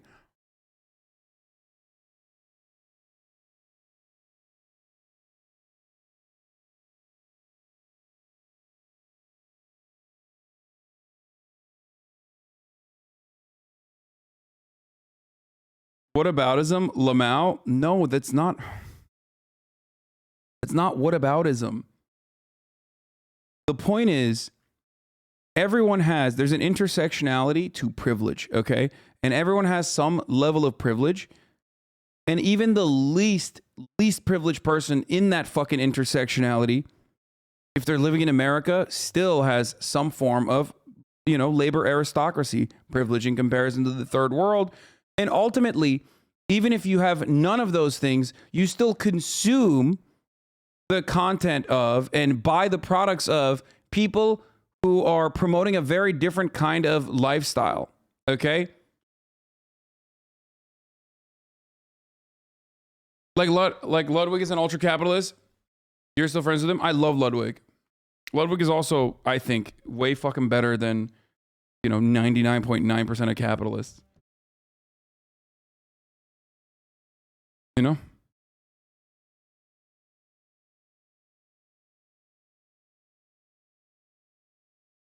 Enes Kanter lined his NBA obsolescence with a chud photo shoot, real grifter mindset. Anyway, Ludwig doesn't RP as a socialist. I don't RP as a socialist either. Oh God, it's so pathetic. Dude. You are an incredibly pathetic person, man. It's so sad that you're still here, You're literally trying to justify your broken, faulty moral system that you claim you have by openly admitting that you have a different set of expectations for people that you are saying are socialist. Okay, you have created a set of expectations that you have You have completely fucking created for what you perceive to be socialism. Okay? And now you're saying I'm ascribing those values to you, and I think like you're violating those fucking values. Right? Russians totally want to invade Ukraine without a Western media push. There's no invasion. What do you call what happened in Crimea, bud? Tell the Ukrainians there's no invasion. See how that goes? Really good takes here. Really good takes here. What a sad, pathetic person, dude. Fuck.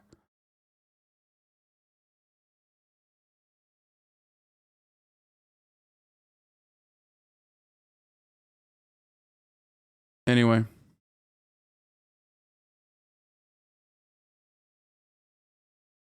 Nazis are shit, but you can't be picky when you're on the verge of an invasion and have to protect yourself. That's funny.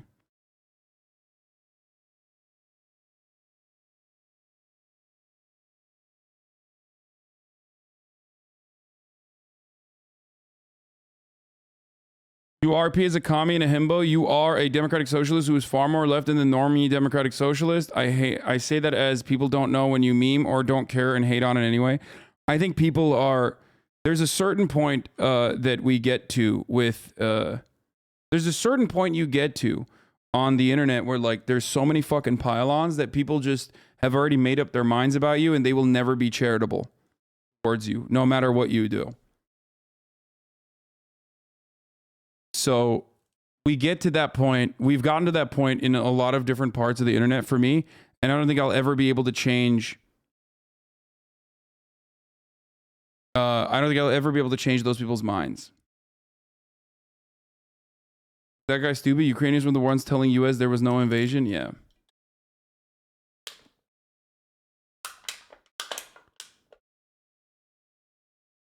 So that's it. What is more pathetic is that they think that Ludwig or their fave creator likes them more than the creator likes you, their actual fucking friend. Yeah, exactly. It's so weird, but I saw that with like Minecraft creators too, or Minecraft stands in general, where they would like always fucking yell at people for being friends with JSchlatt, and like all of their favorite fucking content creators are still friends with JSchlatt. I love JSchlatt. You guys remember there was like block lists for Minecraft stands that were like, oh dude, if you fucking follow JSchlatt, like fuck you, you know? Do not interact with me if you follow JSchlatt. It's like, well, your entire account is dedicated to standing a Minecraft content creator who loves JSchlatt and hangs out with them all the fucking time. Anyway. What is this timing? For NY, but you know damn well your entire internet persona is the New York accent. Fuck you. Fuck you. Okay. Sending up an NY smile.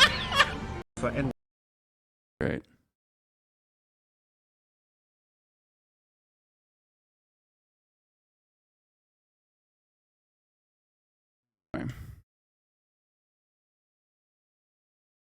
So we are going to talk about another Turkish grifter, okay? Not me. Not the Turkish grifter that you know and love, who tells you at the top of the hour there is a 60-second ad break, who then turns around and fucking serves you that ad, and then tells you if you no longer want to see those ads, all you need to do is subscribe for $5 or for free with a Twitch Prime. If you have one, use it here. It's like stealing money from Jeff Bezos or giving it to me, your favorite fucking grifter, LARPing, socialist, communist, a guy, so I can buy more cars and engage in more copious consumption, which of course is, streaming 10 hours a day instead of doing all that copious consumption that people claim I'm doing. Okay. Freaky Adele, thank you for the 5 gifted subs, allowing 5 people to no longer see the ads. Might be the lucky person who gets a gifted sub. Who knows? Here's the 1-minute ad break now.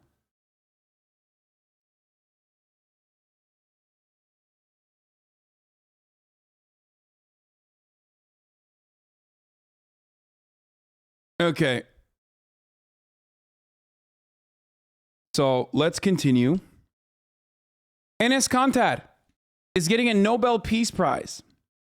Enes Kanter is part of a cult that is led by a zealot, a religious zealot cult leader whose name is Fethullah Gulen. This cult leader lives in the Poconos in a compound that is protected by heavily armed men and women. Why, you might ask? Well, that's because Fethullah Gulen is a CIA asset, another State Department project. And now the Nobel Peace Prize is being potentially afforded to, or given to, or at least the nomination is given to, Enes Kanter Freedom. Enes Kanter is hanging out with John Bolton. Enes Kanter is hanging out with American Republican and some Democrat senators and other members of the State Department. It's not the actual prize, not an honor. Literally anyone can be nominated for a peace prize. Jared Kushner was nominated too. You can be nominated just as easy as Enes was. It means nothing, and the fact that Enes is flexing it is embarrassing. Sometimes taking a stand is more important than your next paycheck. Yeah, except, this is bullshit, but, you know, The Atlantic is writing about it, so it's not as insignificant as, like, me getting one. Okay, me being nominated for one. Because if I got nominated for it, only Fox News would talk about it and say, I'm a violent, bloodthirsty, hammer and sickle communist. Why the fuck would I ever get nominated for that? Okay? Now, I'm not a big sports ball guy. And my Turkish wiring dictates I fucking defend Enes Kanter, right? I'm Turkish. Turkish people are incredibly nationalistic, you know? There are plenty of fucking Turkish people who come in here and watch me every goddamn day, even though they don't understand what the fuck I'm saying half the time. They will write in the chat and say, I'm learning English, hopefully, by watching you, brother. There are plenty of Turkish people who disagree with my takes, my point of view, my stance on the Armenian genocide, on a Kurdish nation state, and they still love me, and they still say, I fucking love that this dude is doing what he's doing regardless, because, you know, he's a Turk and he's fucking dominating in America, and I love that. So now that I've fucking paved the way for you to understand that, like, as a Turkish person, immediately I gotta fucking defend this guy, right? I mean, that's in my wiring. It's in my blood. Okay? And yet I'm not. And most Turkish people won't. A lot of Turkish people despise Enes Kanter for good reason. Part of it is because he's dog shit in the fucking NBA, okay? He's just horrible. Like, openly horrible. Not like, oh, was Colin Kaepernick bad? Like, no, straight up. Like, this dude is just really bad. Even I know that. Okay? Like, his stats are indefensible. Okay? But the other reason why a lot of Turkish people fucking despise him is because he 100% is part of this cult. This Fethullah Gulen cult. This cult is responsible for the coup in Turkey that happened a couple years prior, is a CIA asset, and he also only does humanitarian efforts against America's foreign adversaries. He doesn't have that same kind of take about humanitarian missions in, Israel, for example, an apartheid state. He does not have that kind of take.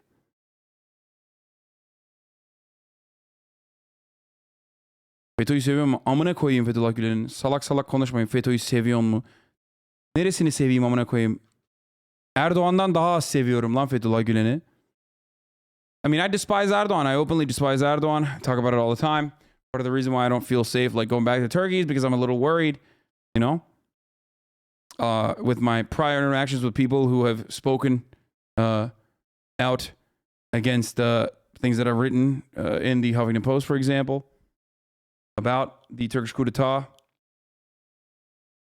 And, and yet I would much prefer, and I do prefer, Erdoğan to Fethullah Gülen, 1,000%. I prefer Erdogan to Fethullah Gulen. And many Turkish people agree with me on this as well.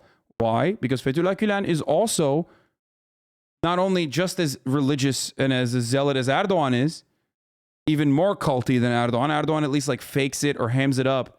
His religiosity is hammed up for the masses like Donald Trump is. Whereas Fethullah Gulen is a fucking psycho. And also on top of that is an American State Department asset. He is literally a CIA asset. Okay? So, that is precisely why I would, if you're stuck between a rock and a hard place, you obviously are going to choose the path of least resistance, the path that is less awful. And in most of the circumstances, the path that is less awful is the path that is not directly working at the behest of the United States of America.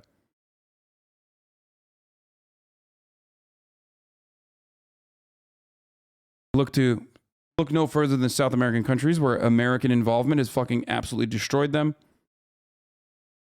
to understand that many Turkish people, no matter how progressive they are, just like myself, would much prefer Erdogan to Fethullah Gulen.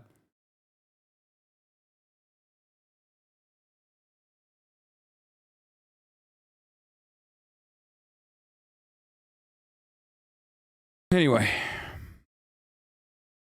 Enes Kanter, on the other hand, is a fan of Fethullah Gulen. He went to Fethullah Gulen's school. And he is a Fethullah Gulen supporter. And that's precisely why you hear him get like all this fucking media, all this promotion for media, all these like right wingers, like Ben Shapiro is talking about fucking Enes Kanter. Why? Ben Shapiro's talking about Enes Kanter saying like he got fired from the NBA not because he's fucking dog shit. Okay. What do they say? Enes can't pick and roll.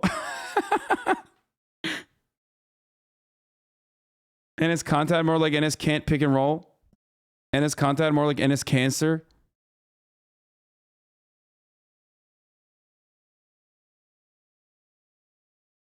Man can't play. They want to make him the conservative Colin Kaepernick. Enes freedom to score on me. Enes can't play defense. That's another good one. I hear those a lot as well. He just sucks. He's fucking dog shit. Okay? He's not good. He's just not fucking good. And that's why they fucking released him.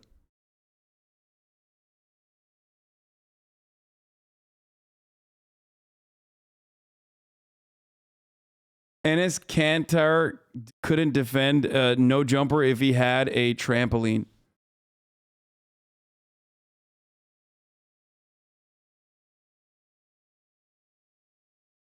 But the reason why he's getting this fucking broad coverage, and the reason why he was even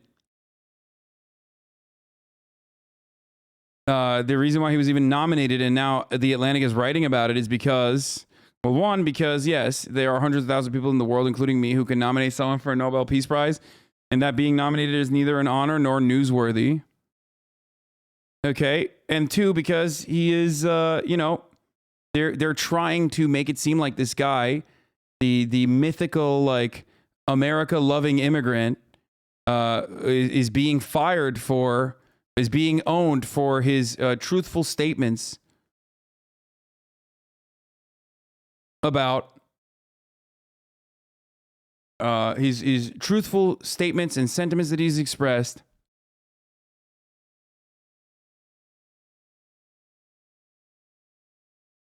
about China and about all of the adversarial of all of America's foreign adversaries.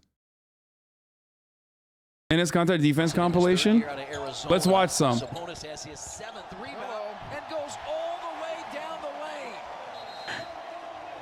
I mean, he defends like I defend. You know what I mean? He's a big man, a big Turkish man who's just not gonna move. Nobody picked him up for 94 feet. That's what it is. Sabonis and the Pacers game high 14-point lead. Thunder making defensive plays. Curry down the lane, flipping it up and in and drawing the foul. Yeah, they're not having much success passing the ball in traffic in the lane, so he just finishes the play. The difference, Lakers 5 of 8, Grizzlies 4 of 14 from distance. Lakers have come back. What the fuck? What the fuck was that, dude? Yo! He's so fucking stupid. He got juked so hard. What the fuck? Lakers have come back. Noah. Yeah, that's with the Clippers.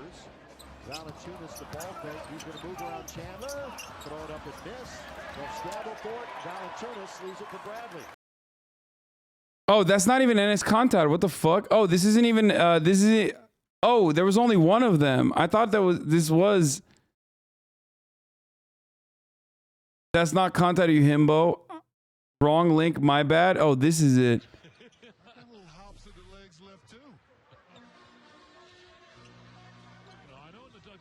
Good video, regardless.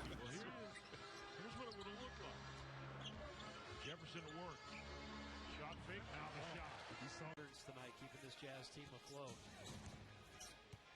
Jazz 3 of 13, Clippers 4 of 14 from behind the arc. Jazz hanging tough down by 3 here on the road. Griffin stepped right by Kanter. Oh my God. Jazz hanging tough down by 3 here on the road. Griffin stepped right by Kanter.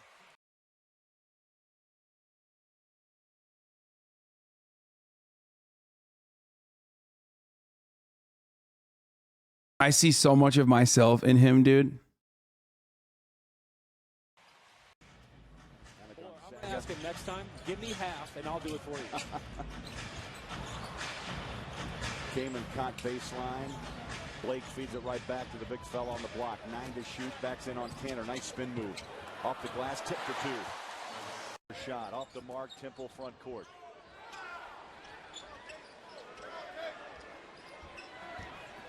Seraphin tries to back in on Kanter. There's a step back jumper.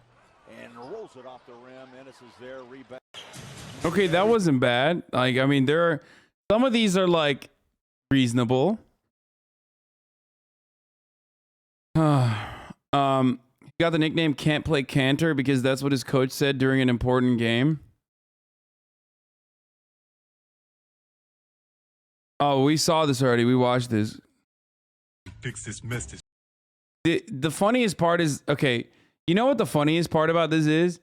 Enes Kanter is so fucking stupid. Like, he literally is the meme of like the big dumb guy that he doesn't recognize when he's fucking owned, okay? In this situation, he's like owned in this video. And he doesn't even fucking recognize that he's owned in this video. This piece of shit made. We make a video of him retracting his statements, saying very nice things about us, and we send it to the news. I'll never do it. Ugh! This isn't up for discussion. In China, you comply or you die. Gee, what are you doing? You can't just kill him. I kill people all the time. I killed 2 million Muslims just last month. You're a monster. Next, you're gonna tell me my shoes really are made by kids. Don't be stupid, LeBron. Your shoes are not made by kids. Oh, thank God. They are made by babies. Oh, Jesus. I tried to tell you, LeBron. I didn't do my research. Now, you will say what the fuck we tell you to say. I'd rather die. Are you going to comply, LeBron? Hello, Enes Kanter Freedom here, live from China. I was totally wrong. China is super free. President Xi is great man. Visit China and see. See the Great Wall. Download TikTok. Give China your information. Come to China. How do we fix this mess this piece of shit made? We make a video of him retracting his statements, saying very nice things about us, and we send it to the news. I'll never do it. Ugh! This isn't up for discussion. In China, you comply or you die. Gee, what are you doing? You can't just kill him. I kill people all the time. I killed 2 million Muslims just last month. You're a monster. Next, you're gonna tell me my shoes really are made by kids. Don't be stupid, LeBron. Your shoes are not made by kids. Oh, thank God. They are made by babies. Oh, Jesus.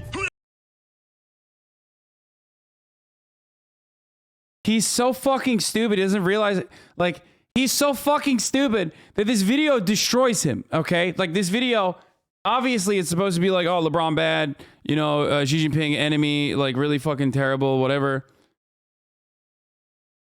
But like, even then, I wouldn't post this. Like, you got fucking clapped, dude. You got destroyed. You got absolutely fucking owned.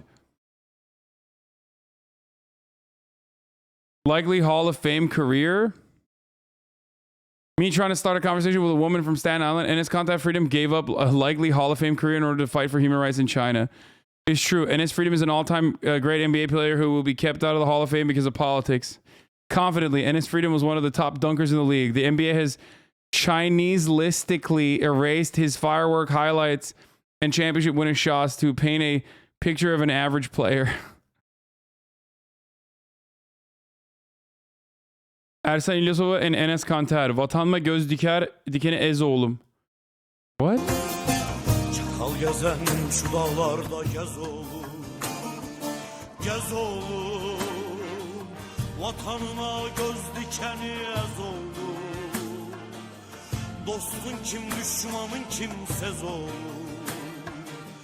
Tarihini şerefinle yaz oğlum. Vatanına göz dikeni ez oğlum. So the lyrics is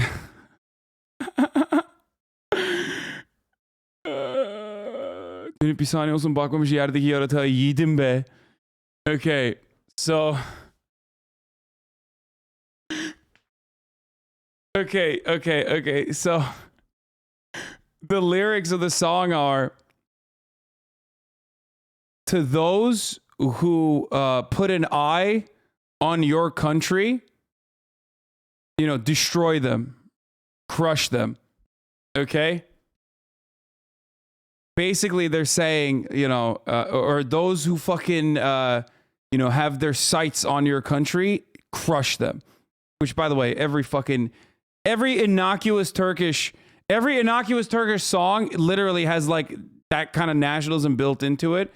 Yes, crush those who lay an eye on your country. Okay? It's the least nationalistic country on the planet, obviously. And this guy is like trolling by saying,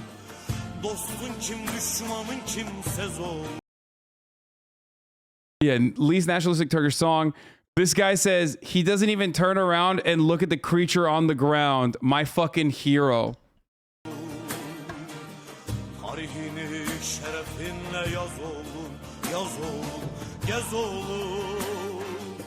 Vatanına göz dikeni ez oğlum.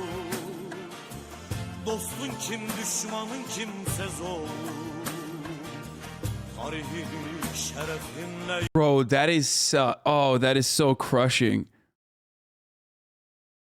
It's so fucking, it's destruction, dude. The only poster he will be on is one on the walls of Fethullah schools.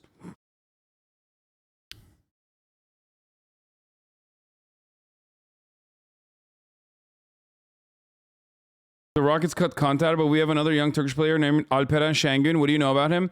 I don't know enough about Alperen Şengün, but my Rockets fan friend constantly fucking talks about him and says he could be great, he could be great, he could be great, he is great. Or he just references him a lot. I don't know. I don't know if he's good or not. I mean, he's fucking 19, dude. He's so young. It's crazy. Motherfucker's from Giresun, dude. Giresun. Alperen Şengün, he's 19 years old. He's 6'10", 243, plays for the Rockets. He's a center, Turkish big man. And he's from Giresun. Cedi Osman, baby. A Turk who played college basketball in the USA here. Alperen is going to be the best Turkish to ever play in the NBA. Şengün is a very good rookie, plays above his age.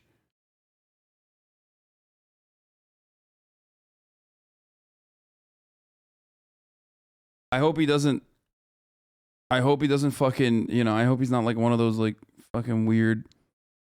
I hope he's not like a fucking Kanter type dude.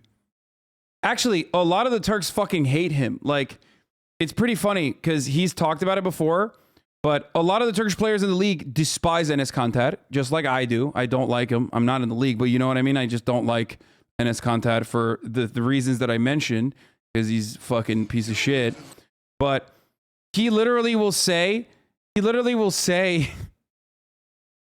that the reason why Turks in the league don't even look his way and don't even like him is because because they're afraid of Erdogan. It's like, no, bitch, they don't like you because 1, you suck, and 2, you're an embarrassment, and 3, you literally are like, you're working with the ops, okay? You're working with the American government. You're working with the fucking you're working with Fethullah Gulen, who is a CIA asset. It's bullshit. Ömer Yurtseven goes hard too, plays for the Heat. There's a lot of fucking Turks in the league. I didn't even know this shit. Wait. Ömer Yurtseven, his last name, Ömer's last name is literally lover of nation. Ömer nation lover. Okay? Least nationalistic last name.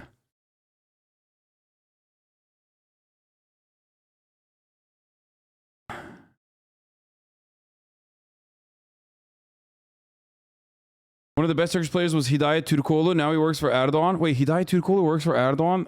That's crazy. I did not know that.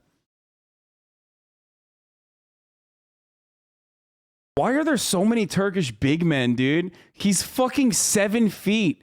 23 years old. Ömer Faruk Yurtseven is a Turkish professional basketball player for the Miami Heat in the NBA. He played college basketball for NC State Wolfpack and Georgetown Hoyas. He's 7 feet tall.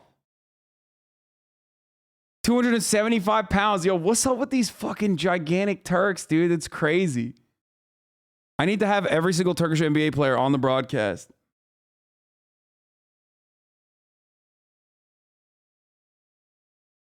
He died as the Turk Basketball Federation president. My best friend growing up, his dad used to be the Turkish Basketball Federation president.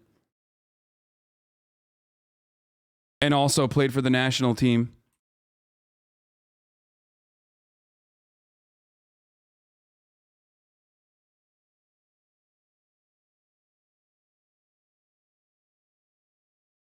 Wait, that doesn't mean he works for the Erdogan administration, dude. I mean, that's just what it is. That's what you're supposed. That's the only thing you could do. What the fuck do you mean?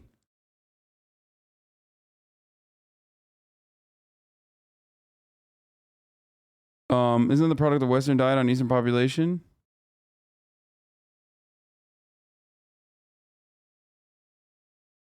I am the shortest Turk confirmed. Yeah, it's true. It's actually true. You guys get Enes and we get Aaron Donald running around like a Baki character. Yeah, he is. Aaron Donald is a Baki character. Look at this fucking guy, dude. Yeah! I love him. He's awesome. There we go. You were looking for your viral moment. No one's thrown the Lombardi yet. Aaron Donald. That is a bad man right there. Let's go live to the bottom.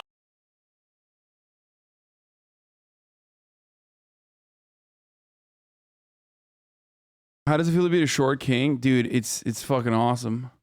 I'm literally a short king in comparison to all the Turkish motherfuckers in the NBA, dude. He got 91 points in the Fenerbahce youth team. Ömer Yurtseven scores 91 points in the Turkish U18 under 18 basketball game. That's fucking psychotic. I mean, it makes sense though. He's like literally taller than the average Turk by a lot. This is why the Ottomans dominated for thousands of years. Picture of you and Enes. Why you gotta be so cruel, bro? Huh? Why you gotta do this to me? Why you gotta say this to me? Look at this Ameribu. Is he a Ameribu too? Alperen Şengün is an Ameribu too. Okay, I'm gonna follow this motherfucker, dude. I like this. I like these guys. He seems cool as fuck.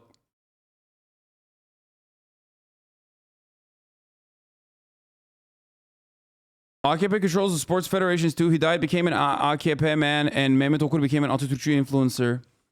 That sucks for Hidayat Tudkolu. I think it's just a lot of people want to get the bag, or a lot of people want to work in the government, and you have to do that. You know what I mean? And that's why he just like has to suck it up. And that's probably what's going on. Bro, this guy is still going, dude. This guy is still fucking going, dude. Still, like, we moved on from Ukraine, bro, okay? I'm sorry that the invasion is not happening. I know you're, like, really fucking sad. And if the invasion had happened, you could come in here and talk about how fucking devastating it is that the invasion is happening, and the only way to stop this is by wiping out Russia from the maps, okay? And turning it into fucking glass, and then making Ukraine into a fucking missile silo for, you know, Western interests or whatever. And it's fine, but it's not happening, luckily, okay? I'm sorry that it's not happening. Shut the fuck up. Stop.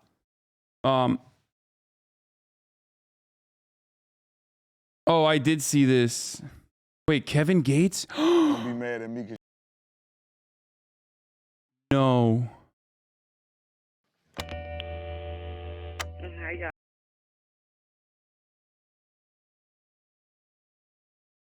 Putting it down, they ain't thinking about no family. Ain't thinking about no family. Life advice we could all live by. Kevin Gates helpline.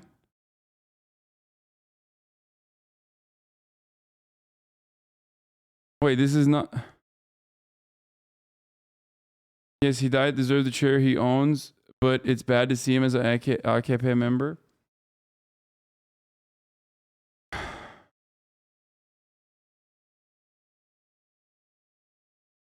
Is it true that your love for basketball in Turkey stems from a TV show that was on in the 90s? Okay, listen. It's, oh,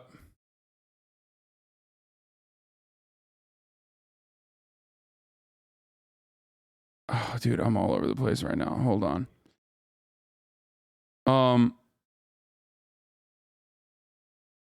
I don't know what the show you're talking about is, but no, Turkey's always been, basketball's always been the second most popular sport in Turkey. And I think a part of it also stems from, oh yeah, I didn't talk about the video. I'm going to talk about that. Thank you. That was what I was going to talk about. In Bridgewater Mall, a black kid and a couple white kids like fight one another, and then the cops come in and arrest, predictably, of course, the black kid. But yeah, football is number one, and then basketball is number two in Turkey. And the Turkish national team actually was very successful at the global stage, which is part of the reason why, you know, there are a lot of basketball fans in the country as well. What do you mean, which football, dude? Oh God, Amera brain. Which football? The real football. The most, you know, the football that like everyone on the fucking planet watches. Okay? That football.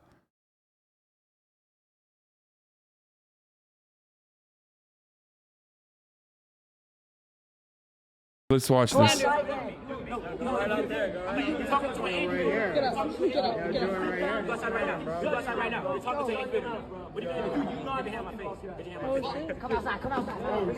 Oh shit! Yo!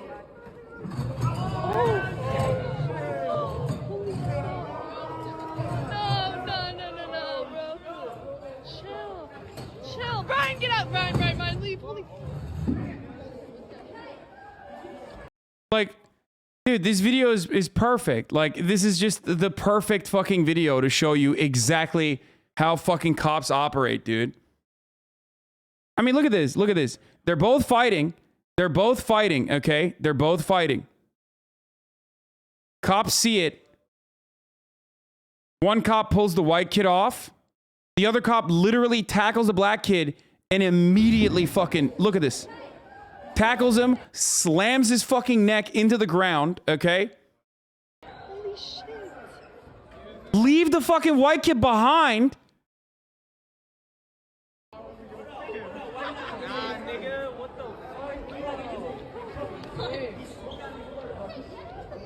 Holy shit. Oh no. Holy fuck. Yo, it's because he's black. Racially motivated.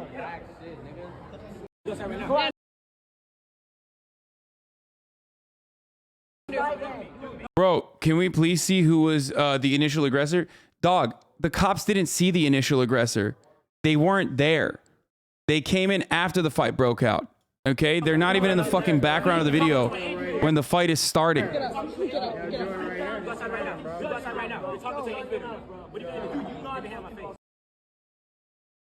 And also, it doesn't even matter. It doesn't even matter because, like, the fucking... it doesn't even matter because, like, the white kid is the initial aggressor regardless. Look, he's the one who pushes him. He's the one who puts his fucking hand in his face. And also, not only that, but when the cops do actually end up getting here, when the cops do actually end up seeing this altercation and running over, the black kid's on the ground. They pulled the white kid off, sit him gently on the fucking couch, and then immediately she's like, all right, you need backup? I mean, there you go, dude. It's just like in a kinetic situation, okay? In a kinetic situation, you see how the fuck they behave. Like, look at this. He's just sitting right there. It's a perfect picture, dude. In 56 seconds,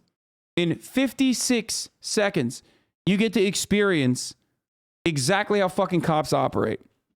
Exactly what the fuck black people are talking about when they talk about police brutality and the ridiculous way in which they're dealt with. This is a fucking child, dude. This is a child with a neck. The neck of an adult cop geared out the fucking wazoo. Her fucking leg is on this kid's neck, dude.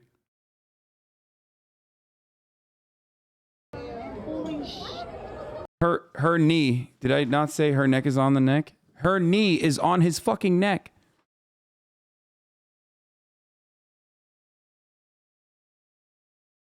It is completely fucking unacceptable, dude. Disturbing. Although an investigation is still gathering the facts about this incident, I'm deeply disturbed about what appears to be the racially disparate treatment in this video, says Governor Phil Murphy. It's like, dude, what's up? Like, it's just equal opportunity ass whoopings should have been given.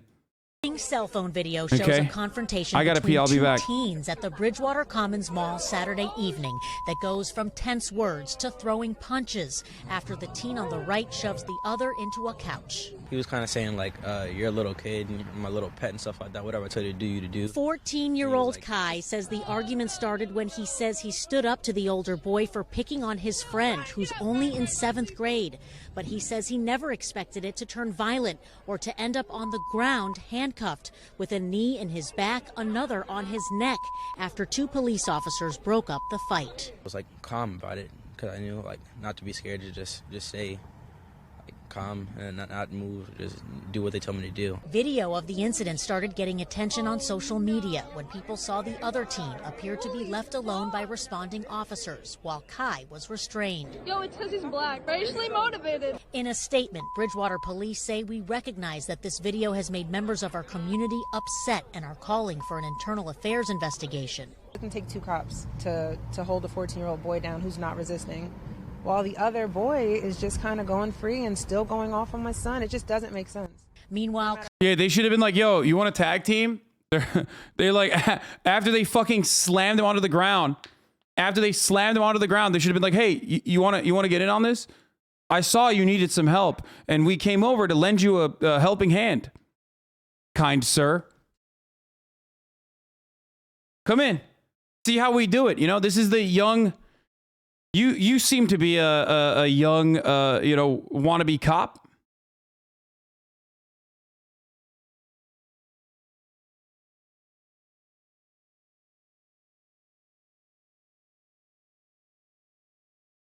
Even more details. Oh, Benjamin Dixon sent this to me. According to D.L. Hewley, who spoke with the family, the black student's name is Kie, and he was held for 30 minutes. This occurred at the Bridgewater Mall in New Jersey. Video obtained by Real D.L. Hewley. Why handcuff the black teen defending himself? They pushed the white kid out of the way just to get to him, pull a knee in his back, and cuff him. They only arrested and handcuffed the black boy. I just spoke to his young brother's family. His name is Zakia, and he's just 14 years old. He's just 14 fucking years old, dude. Standing up to a white bully at the Bridgewater Mall in New Jersey, and we will make sure they get the support they need. Watch how the police see the situation, then handcuff and arrest Zakia, and and leave the white boy alone. His family told me they kept him in cuffs for nearly 30 minutes after this. That's why my wife and I don't really feel comfortable letting our teens roam the mall. Those places were clearly meant for some people and not others. They want our money and they want our swag.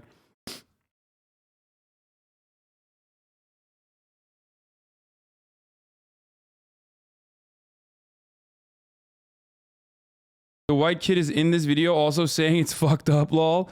Even the fucking kid, even the kid who was like, dude, what the fuck happened? Teens fighting in a mall. Are in you this serious? Case, last weekend at Bridgewater Commons in Somerset County, New Jersey. Also, that other fucking article, very nice of NBC to not hide the identity of the fucking kid, the 14-year-old kid who's getting brutalized by the cops, but hide the identity of the other young teenager. That was cool too. That was like a wonderful little addition that we just saw there too. But what makes this scuffle stand out is how the two responding police officers broke up the fight. First off, it took the Bridgewater cops almost 20 seconds to get to the fight location. There they are at the top of your screen, running toward the two fighting teens. One of them black, the other appears to be white, but we have since confirmed he is Latino. We are pointing out this timeline because the boys were already full-on fighting on the ground with the white-looking teen on top of the black teen by the time the officers arrived on the scene. Then you see both officers forcibly yank the white-looking the other one interviewed teen him? as the boys... Oh, they interviewed him? Oh, I was peeing. Sorry. That's okay. That's why they probably show his face. Oh, they did. Okay, I didn't see this. Sorry. I was peeing. With a knee Wait, in his let me watch this again. Sorry, I want to see this. After two police officers broke up the fight. I was like calm about it because I knew like not to be scared to just stay like calm and not move, just do what they tell me to do. Video of the incident started getting attention on social media when people saw the other teen appear to be left alone by responding officers while Kai was restrained. Yo, it's because he's black. Racially motivated. In a statement, Bridgewater police say we recognize that this video has made members of our community upset and are calling for an internal affairs investigation. Damn, bro, why? It can take two cops. That's crazy. Why? Oh, you guys recognize that? What? Why? Why has it, you think? Why would it have upset the community members? It's so strange. I don't know. To hold a 14-year-old boy down who's not resisting, while the other boy is just kind of going free and still going off on my son. It just doesn't make sense. Meanwhile, Kai's mother outraged at what happened, while also proud of Kai for standing up for his friend. Her son now banned from the mall for the next 3 years, while it's unclear if the other teen is facing any punishment. It's not fair that we are constantly having to fear the cops. Yeah, I'm just glad it happened where there were a whole bunch of eyes on the situation, because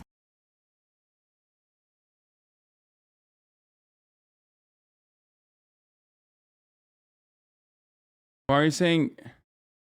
Oh, yeah.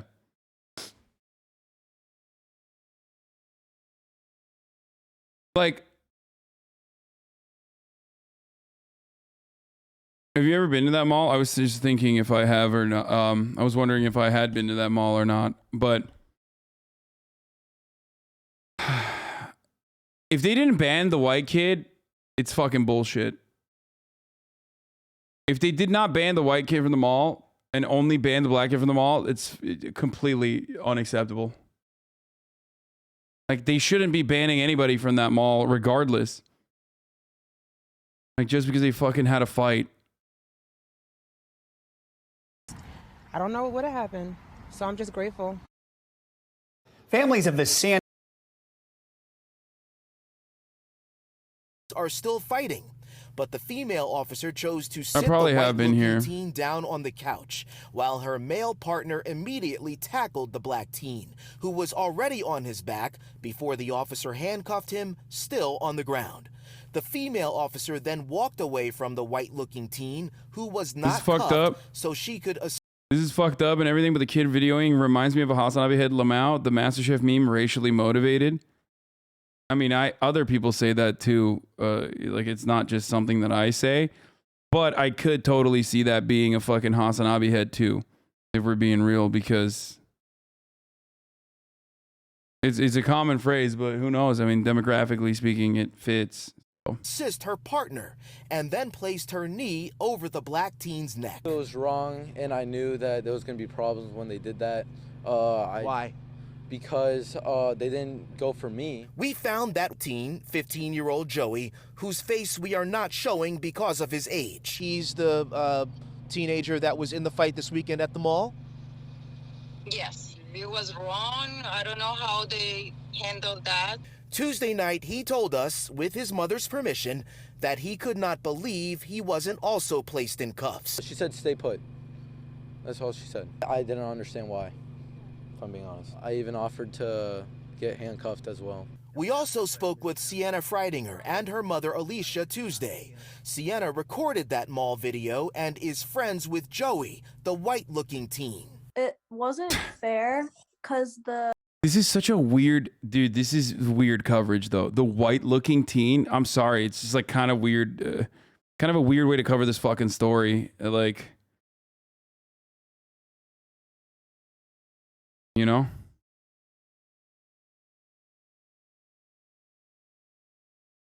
The white-looking teen. Say white, dude.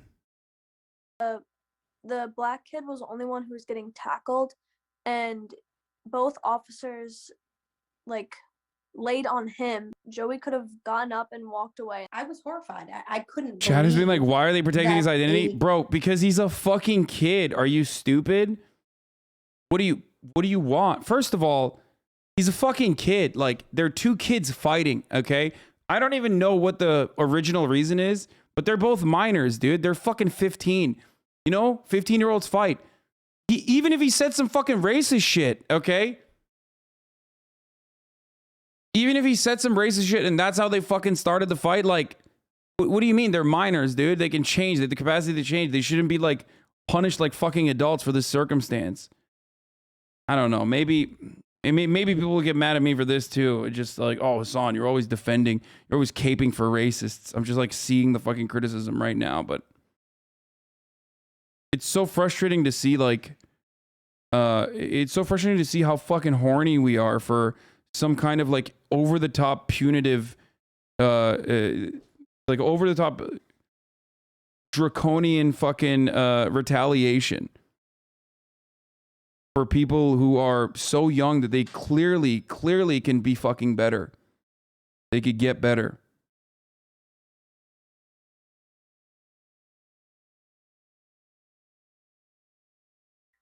Mall fight turned into something like this. I couldn't believe that both the police officers were on that young man, that black young man, and nothing was done with the other young man. But why did they not protect the kid? Because he's 14. I think the kid consented to giving interviews and didn't mind having his face shown. Or I don't know. It seems like maybe his parent, maybe his mother. You at the Harlan today? I saw your Porsche. I don't know what the fuck that is, but I mean, just look at the VOD. Look at how many hours I have been live for. I don't even know what the fucking Harlan is.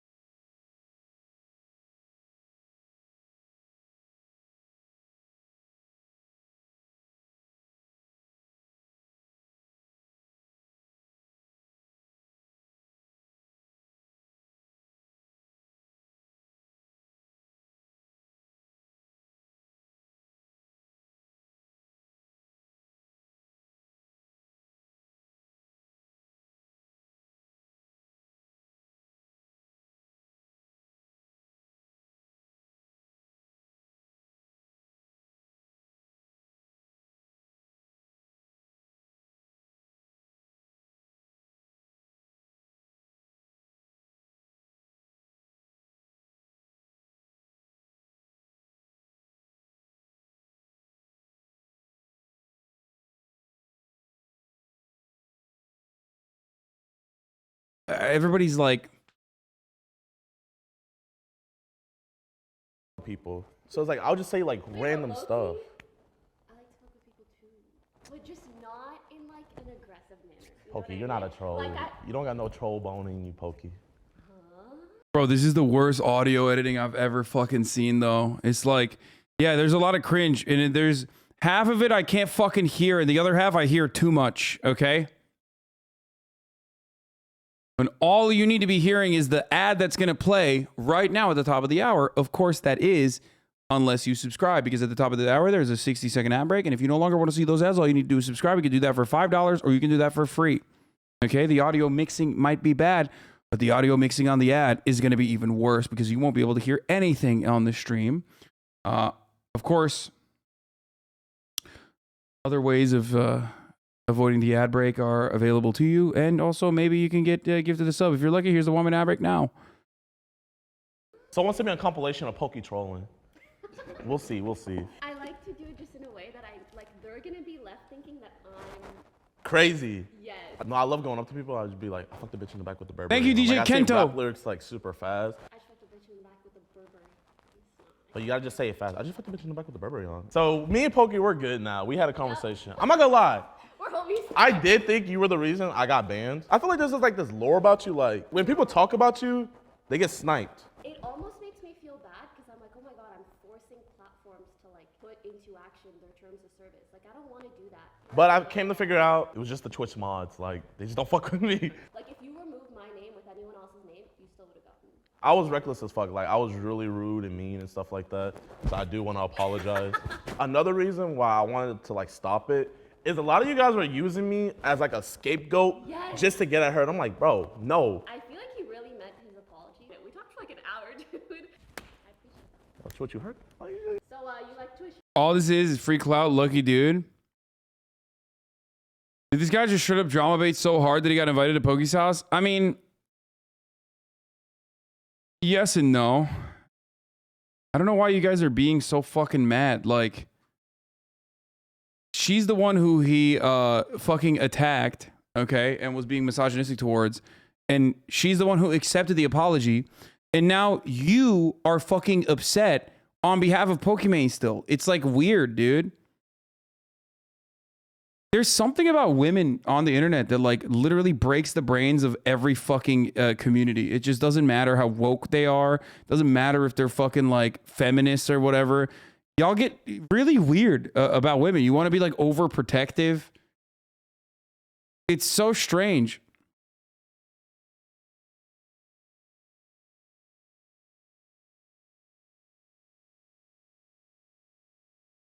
Sure, seems super genuine.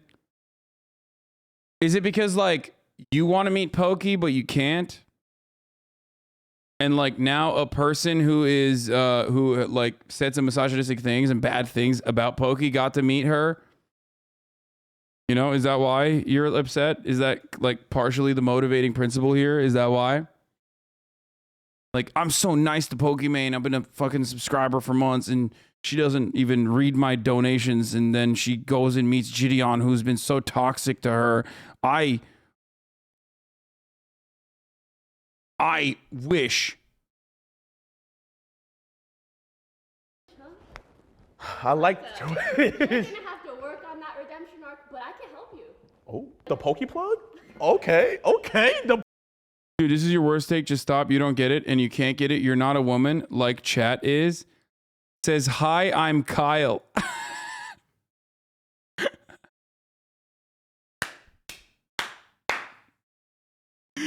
Yeah, my entire chat is women. I got only women in the chat. And the woman on screen who is like accepting someone else's apology after the infractions against her, well, that woman is not the woman that's important here. Pokey plug? But it's not even like that. Like I just think you're reaching. Yeah, I know, dude. I know. Like I'm just here to like, you know, try to get back on Twitch and stuff like that. The main thing is I don't want to have like just like negativity out there when it doesn't need to be. I wish we could have just been friends instead of starting off on that foot. Like you should have asked me to play Fortnite, not fucking Ninja. Damn, I'm not gonna lie. Ninja's acting Hollywood on me. And Ninja unfollowed me, bro. Ninja, bro. I still love you though. That hurt. Pokey. Wait, can you give a quick fuck Tyrone? Fuck Tyrone. Ah! He better leave you alone. Oh, shit! Okay, Pokey. I'm not gonna lie, the shoots were talking about you. They said that you're not Pokemon no more. They took away the P from your name. They're calling you Okimane. You convince people to give me back the P in my name, and I will be your PR manager. Okay, I'm gonna talk to the streets. Okay, thank you. Who's your favorite rapper? I would have to say J. Cole. Who's Oh God. Come on, Iman. your favorite? 21 Savage. Turn his ass into a booty clapper. It's Knife Talk. That shit was hard. I listen to that when I'm at the gym like 7 times. I didn't catch up. She said J. Cole, dude. Started gay soul snatcher. Chopper hit him, then he turned into a booty clapper. Smith and Wesson. Where the fuck is Drake? Where is he? Hey! I heard Poppy. One of everything? One of everything? That YouTube check. Oh, okay. This is boring. All right. I feel like being toxic is better than being nice in this culture, Pepela. No, that's not true. Also, you're a fucking random person. You know what I mean? Like, unfortunately, that's just the reality. You're not like a large content creator with a fucking gigantic audience. So when you're being fucking cringe or weird, you're gonna get ass clapped. You're gonna get banned. Okay. But when a fucking large content creator with a massive audience is doing that, then it's more impactful. And when that large content creator with a massive audience then turns around and says, like, I'm sorry, I apologize, let's fucking make amends, okay? That's it.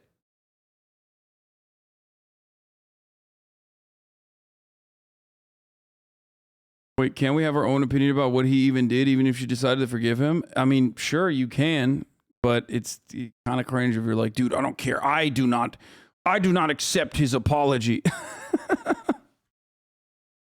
Clout equals win? Yes, that is the truth. Clout does equal win. Sorry, it's just the truth, okay? It's what's going on. It does. Yes, I'm telling you. Yeah.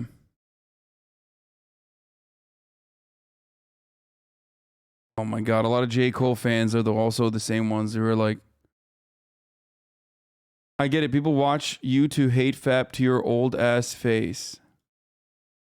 Like, here, there you go. No content, no clout. Boom. There you go. That's what happens.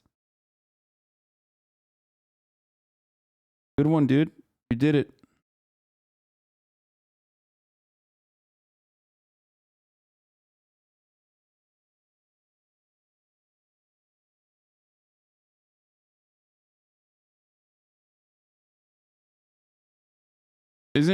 But wasn't this just a big clout farm by Jid and Poke had to endure some shit?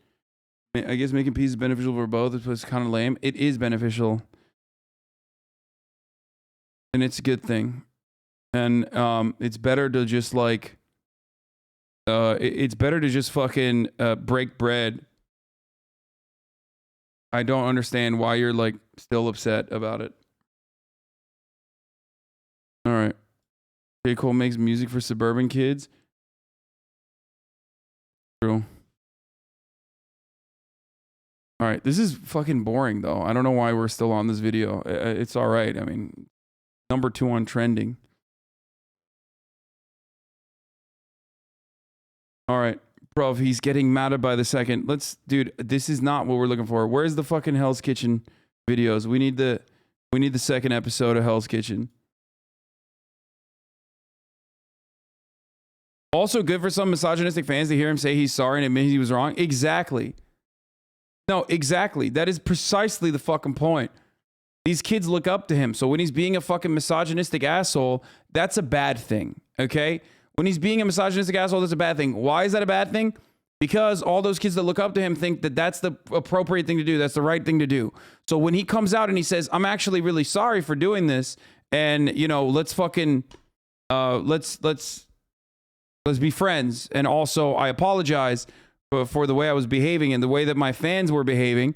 Then that's a good thing because his fans are like, oh, okay, never mind. So if you can't see that, if you can't understand that, then I don't know what to tell you. I'm not going to fucking ride or die for this person one way or the other. It doesn't really matter to me all that much what goes on here. I mean, even Pokimane personally fucking moved on from Gideon very quickly into talking about Ninja, which is significantly more impactful because Ninja is a, like, you know, old school, long time content creator on Twitch who knows the fucking ropes. And instead of like squashing sexism or fighting back against it against a coworker, he normalized it and legitimized it. That's why she moved on from Gideon, the Ninja, like way quicker. Okay? He wasn't sorry until he got permit. I think that's what people are confused about.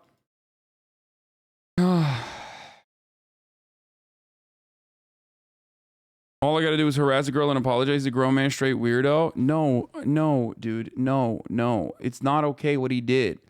But like when someone apologizes, like you have to fucking, okay.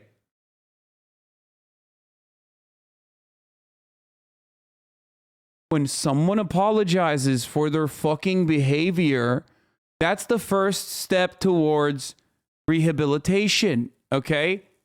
When someone apologizes for their bad fucking behavior, that's it. There's nothing else that you can do in that situation. All you can do is just wait, okay?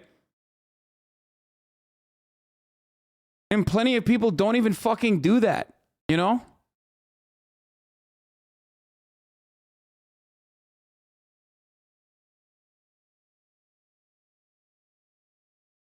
Anyway, I'm so glad we're watching this, you handsome fuck. Yeah. This handsome fuck is showing you Hell's Kitchen again, okay? That's right. Stunning. Angry Gordo. Hell's Kitchen Season 1 is happening now. Get in.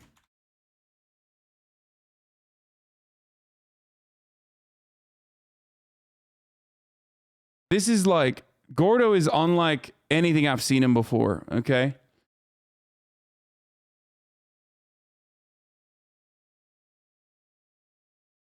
To be honest, this is a leftist chat. We don't forgive